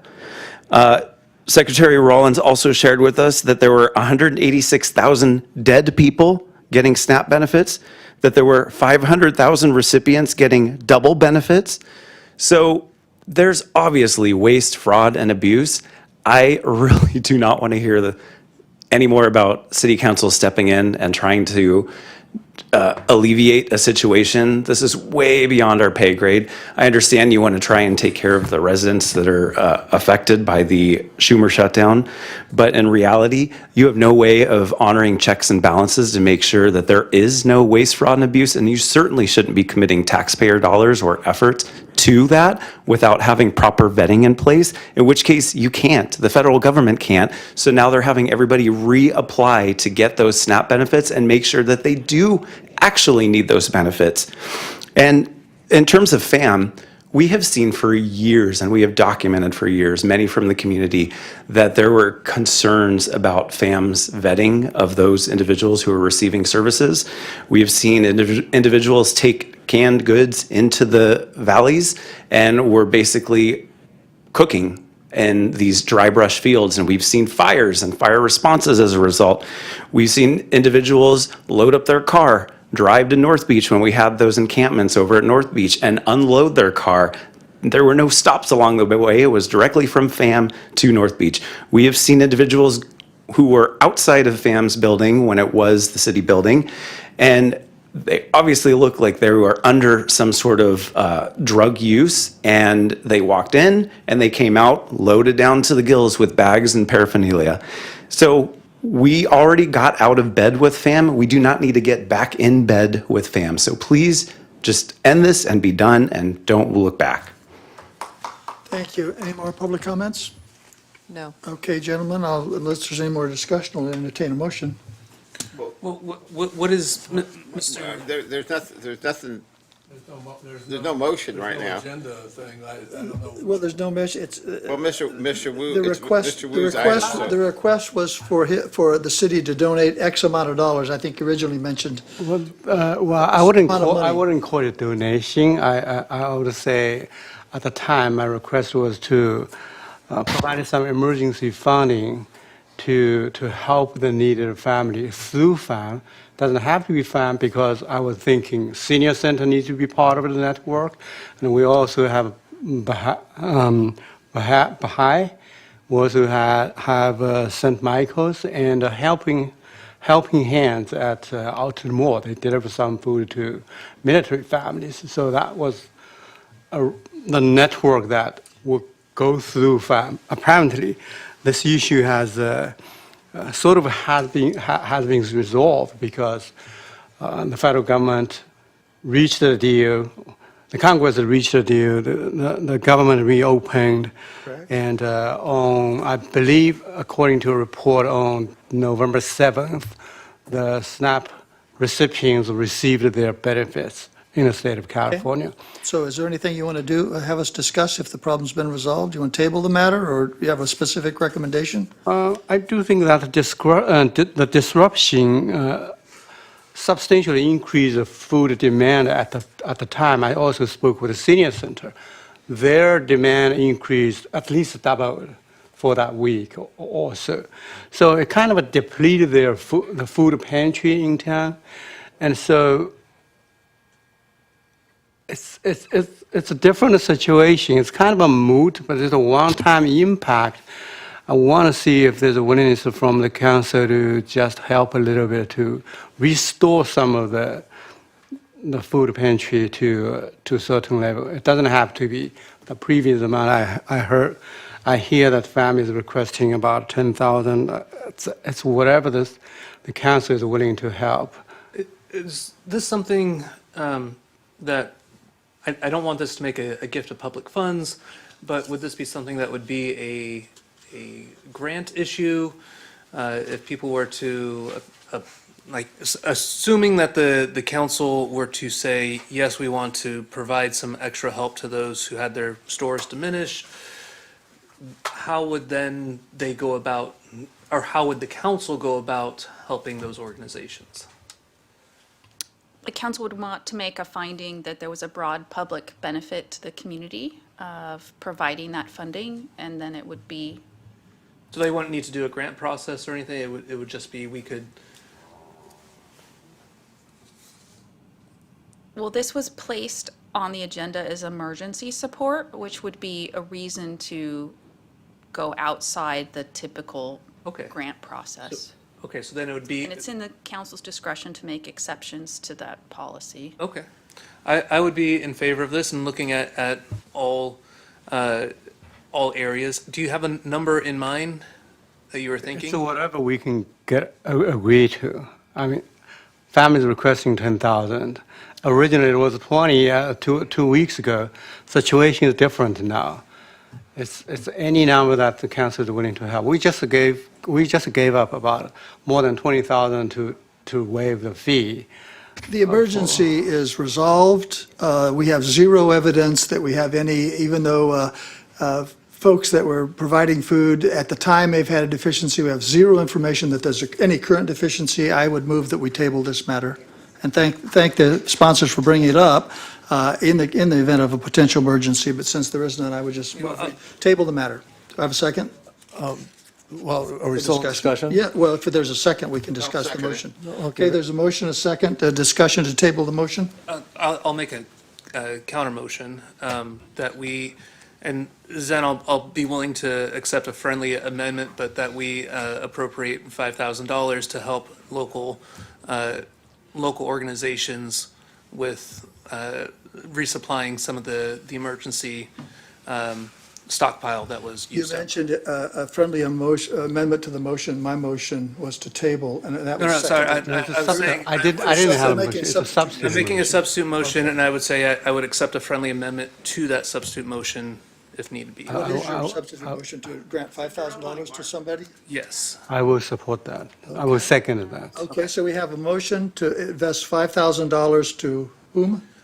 To whomever? To local charities that would ask for this, to have their stockpiles restored Well, the grant from the money, emergency that occurred. the grant money will be given to FAM, but when senior center asks for food, and they need to provide them with the food. Well, The motion was 5,000 to general To nonprofits. nonprofits. The who second, were affected if by you're this. seconding, you're changing the terms of the motion. I just seconded it. I'm not changing it. We have a motion for $5,000 donation to entities that need it. They need to request it from the city, is that your Yeah, request? let's have them request it from the city for, let me get my words right here, for restockpiling the stores that were used up during the shutdown. Okay, Mayor, the motion is not a donation. We're not donating money. We're providing emergency so it's a grant, you're assistance. giving it, whether you call it a It's a grant, a grant, donation, yeah. or a gift. It's still city funds. We have a motion and a second. All in favor of the motion, say aye. where's our discussion? Well, I thought we, okay, well, let's discuss the motion. Go ahead. Rick, On both motions, I just want to say, look, I think FAM does great work. I also know that they're also the recipient of the majority of our grant money that we're already giving, and I assume we're going to discuss that again. The only problem I have with just handing out the money is FAM's been very hesitant in the past to open up their books and really show where the money goes. And that's their right. They're a 501c3, and God bless them, they do a great job. I just have a problem giving, now you talk about the senior center. If the senior center wants to come and say, hey, we've had we're depleted, we're servicing San Clemente residents, and we need to replete our stores, I would be fine with that, but they're going to have to come and let us know what the need is, not just, I don't just see writing a check. Any other comments on the motion? Any discussion on the motion? Yeah, I would just say, I mean, I don't have any problem with FAM, but this all began when the government shut down and SNAP benefits were terminated. They're all back up and running. I mean, SNAP is up and running. People are getting their checks. So the notion that somehow or another this crisis requires another gift of public funds to individuals, it just, the original basis for this discussion is not there anymore. It's just, and I know a lot of people. Victor, I agree. I will just withdraw Time out. Are my you done? second. Time out. Are you done, Victor? No, I'm not. We'll go ahead. I would say, I know a lot of the people, the federal employees that lost their paychecks and needed food, but the government had a ton of programs. You could go to any bank if you were a federal employee and get a loan, interest-free from that bank if you had a federal government employee ID and you were a regular employee. So you didn't really lose any money. You didn't lose any paychecks if you went and got your money from a bank, interest-free. The banks, the federal banks system did that. Everybody is getting restored their salary, their full salary, so they should have a check this next week for a month's worth of salary for work they didn't do. So it's, I think it's all offset in the end. You have a good point. I will just withdraw the second. The second, okay. Yeah, we have a motion with no second. Is there a second on the substitute motion then? Hearing none, let's go back to the original motion to table the item. All in favor of the motion, say aye. Aye. All opposed? Passes 5-0. The next item, I'm trying to avoid the Lundberg rule here, so let's move forward. Here we have I think the consent. Lundberg rule. Oh, yeah, Lundberg, yeah. Did I say Lundberg? That's the old GOP chairman, Lundberg. So who's got kidnapped? Lundberg, yeah, this is Louis Lundberg. Okay, where are we here? 10. We are at the consent calendar. Do you have any public comments on any consent calendar items? Yes, so item 11H. 11H is in hospital. Yes. Okay, we'll hear from the public on that. Gentlemen, do you have any items you'd like to pull from the consent calendar? Yes, I'd like to pull 11F and 11G. F, as in Frank, and G. Yes. and H, it was public comments. Okay, anyone else want to pull any items?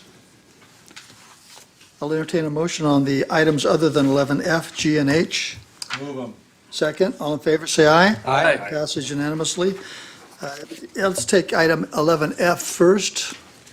Yeah, the reason I brought this one up is we're looking at a synthetic turf, and I would just see if there's any interest from the council to see if we could look at grass instead of synthetic turf as a alternative for these fields. I didn't know if anyone else would be interested in this or would like to talk about this more thoroughly in a later council meeting.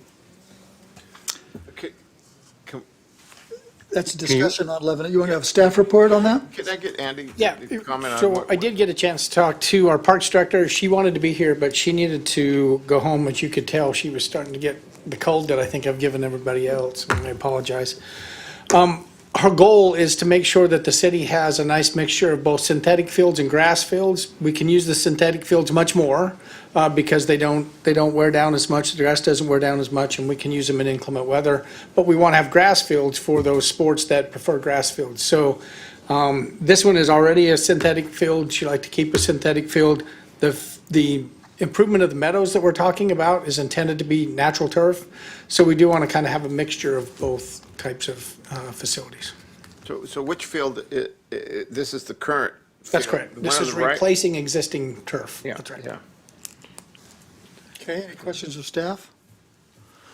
So if there's no interest in changing it to grass field, that's fine. We can just move it. But I like the mix, okay. and it's more durable, they can do more sports on it continually, Yeah. it doesn't get beat up. I just hear a lot of complaints from those using the fields of. This is a Yeah. new style turf that's supposed to not be It's the hot. whatever, no, there, people were getting like, Yeah, they're getting rashes on it and. this is a different turf that Okay. that they're using, so I hear. Okay, And the other field is supposed to be grass. That's correct. The meadow. The Meadows field is supposed to be grass, right? And when is that to be completed? They're seeding it now. So I believe that we are in negotiations, with a group that should be before you at your next meeting that will probably determine what type of field we build, how big the field will be, and then right after that, we're ready to go. That's the last thing we're waiting on. All right. I have a quick question to the staff. I noticed that the synthetic turf is slightly more expensive than the natural grass. How long do they last comparing to the natural one, and what is the maintenance cost on average?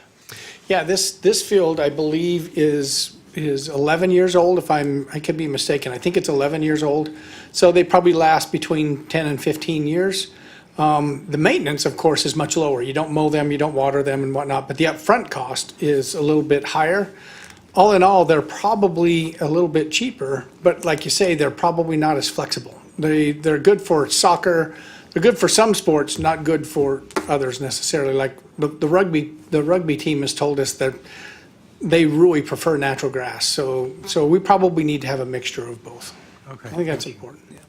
I would just only say, just from a health standpoint, I've also heard that the synthetic has some health consequences and maybe some long-term consequences that haven't been fully explored yet in terms of our youth and those running on it. So just all in all, I prefer the grass field. So I'll make a motion to not use, or instead of using synthetic turf, to use grass instead. okay, there's a motion on the floor. Do we have a second? Hearing none, is there another motion on the item? I move the item. I'll second. All in favor, say aye. Aye. Passes unanimously. Thank you, Mark. Good concern, good concern. But, okay, item 11G. I'm sorry, that was F? That was F. That was yes. FG is next. Yes, I am just slightly concerned with how this process is going through. So consideration of the resolution approving an exemption to the formal solicitation process, that we are giving this exemption to the company that is building the hotel itself. And yet they are also going to be running this environmental process. And it just seems like a little bit of a conflict of interest that I'm a little bit worried about in terms of the procurement policy. And is this idea that they are uniquely qualified to do this? I'm just a little bit worried about it, and instead maybe we should go out to bid for it instead. If I may, Council, the Michael Baker International is not building the hotel. They're not the project applicant. They're not going to be an operator. They are involved in the environmental analysis on this project. The exemption is based on the environmental analysis that was conducted for the project, which they conducted. Additional work that stems from the work that they've already done is what provides them the unique familiarity that would otherwise require a significant amount of additional time and more cost to get essentially to the same place that project is right now. And so that's what the exemption is related to, is to have the company that was working on the environmental analysis be able to continue that work and not have to backtrack with another company to provide those additional services.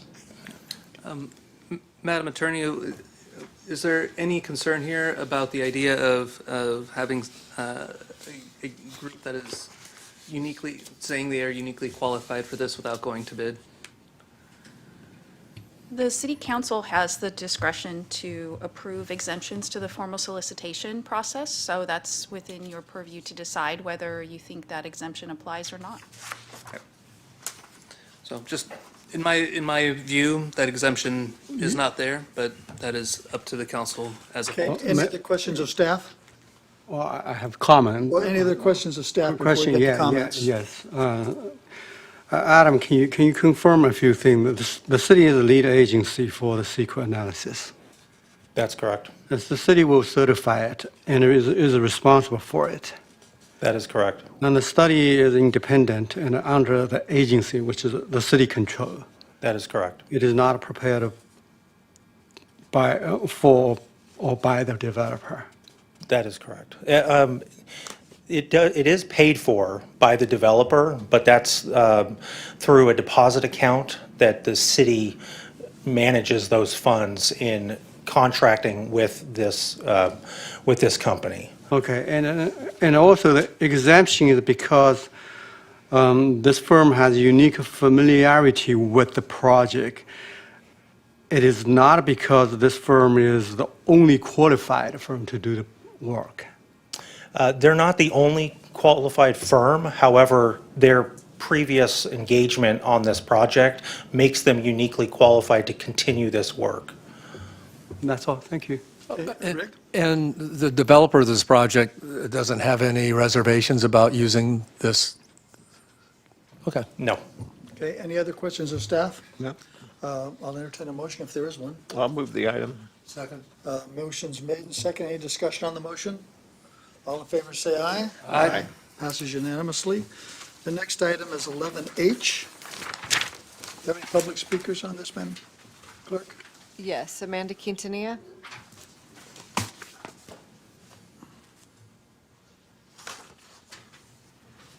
I'll make this quick. I just have some pictures. Next slide, please. So these are one of the two staircases for across from Buena Vista, across the railroad tracks to the shoreline. Next slide, please. And so one of my concerns is that some of the locals don't use the stairs. Next slide. We use the underpass, and there's actually some steps that go where the right side, where the trees, there's actually some steps that go down underneath the underpass. So I'm just kind of wondering why that's needed.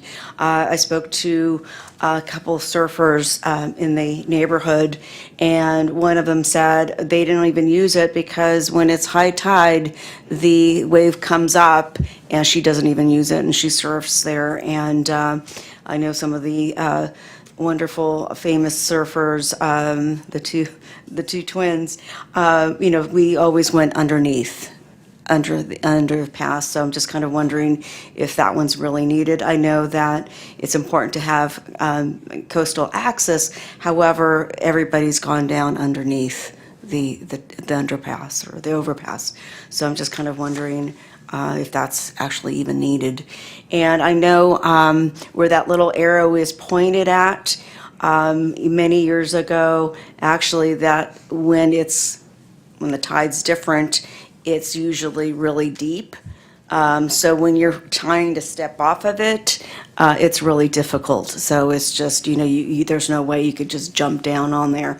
So that is a concern. So I just wanted to, it's something that I've been aware of for many years and been very concerned about it because of the railing wasn't safe many years ago. So I just wanted to, think about that if that's really needed on this one down by El Portal. Thank you for your time. Thank you. Any other questions of staff? I have a question. The speaker raised an interesting question because I'm not familiar with this location. The underpass, is it a real access or is it a makeshift one?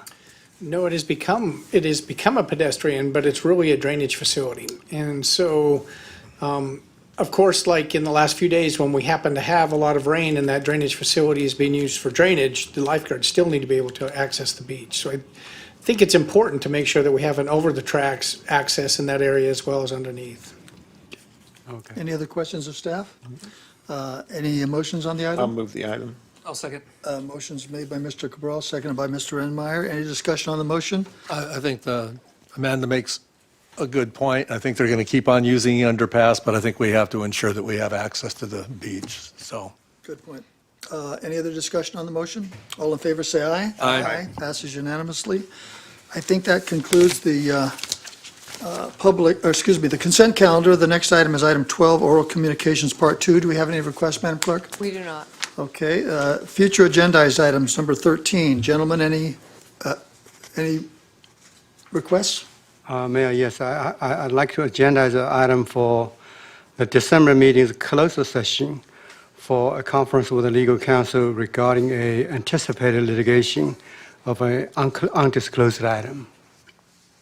I'm sorry, I was distracted. We had apparently one of our members of the public had a request there that I didn't see his that the clerk didn't see. Was that the only request? Well, let's finish this item, and then we'll, what was your request again, Mr. Wire? I didn't quite follow it all. To agendize an item for the December meeting's closed session for a conference with the legal counsel regarding a anticipated litigation of an undisclosed item. Closed agenda item, consideration of legal issue relating to possible litigation? Will you fill the city attorney in on what that is at some point? I will, of course. Mr. Mayor, if I may, I would request that the council have me consult with Councilmember Wu and agendize the closed session under the appropriate section under the Brown Act. I don't know what this one is and whether it would be an appropriate section or not. So before this item gets agendized, you would consult with Mr. Wu to see what, The right section to agendize it under. So it might not be anticipated litigation, it might be initiation of litigation. and whether it is or isn't, that discussion would take place in closed session at our next meeting or publicly? If it's appropriate, it would be closed session. Okay, well, I'm good with that. Are you good with that? Yeah. okay. We don't have a staff report, or no? Probably not till we know what we're talking about. Well, Okay, I'll we work have with the a city. motion and a second. Okay, I was going to Yeah. say, you second, fine. Yeah, so you're going to discuss with Mr. Wu about whether it's appropriate on what section and how, and if it even is, et cetera. Okay. All right, any other items that, for future agenda items? I don't hear any, so let's get back to public comments. Sorry we missed you. The city clerk didn't see the card on the counter there, but, All good. I appreciate the opportunity to come back and speak. Real quick, regarding the donation solicitation, that if somebody really does want to support a nonprofit entity, rather than do it with city funds, open up your wallets. Mark, Zen, go ahead and send your funds directly. You don't need to solicit for the rest of the council to buy in on that. Let's see. Mark earlier during one of the presentations basically kind of propelled yourself as the purveyor of freedom. You know, you didn't want the surveillance. You wanted to make sure we had our freedom. Let me reread your post that you deleted from January of 2021. A student of mine said that Wednesday's events were the Democrats' fault. I quickly corrected him and talked about disinformation campaigns on social media and conservative news. Everyone, especially educators, that's you, needs to step up and call out this BS if we want to preserve democracy. Yeah, freedom, right? It's the First Amendment, just doesn't matter if it's your students, I guess. And then earlier there was a presenter who mentioned, I don't know, there was some sort of attempt to create a narrative. Mark, I was never concerned about you bringing your daughter to a rally. The issue is that you put a sign in her hand that said Trump's budget starves children with no merit to that.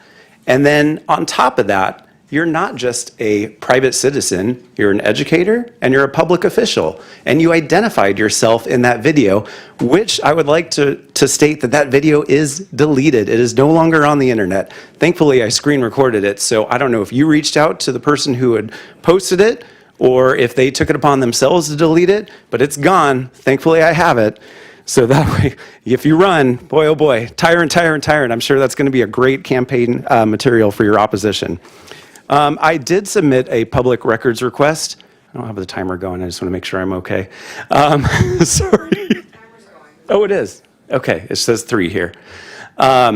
All right, real quick. I had submitted a public records request because Mark obviously was very concerned about what I had been brought to the public's attention, and I wanted to see what the issue was, if there was anything documented in my PowerPoint, referencing his daughter, my name, anything just involving Mark, and there was something minor that came back, but what was really interesting is that part of the request was, the city is withholding several emails which are considered to be attorney-client communications and are protected from disclosure under the attorney-client privilege.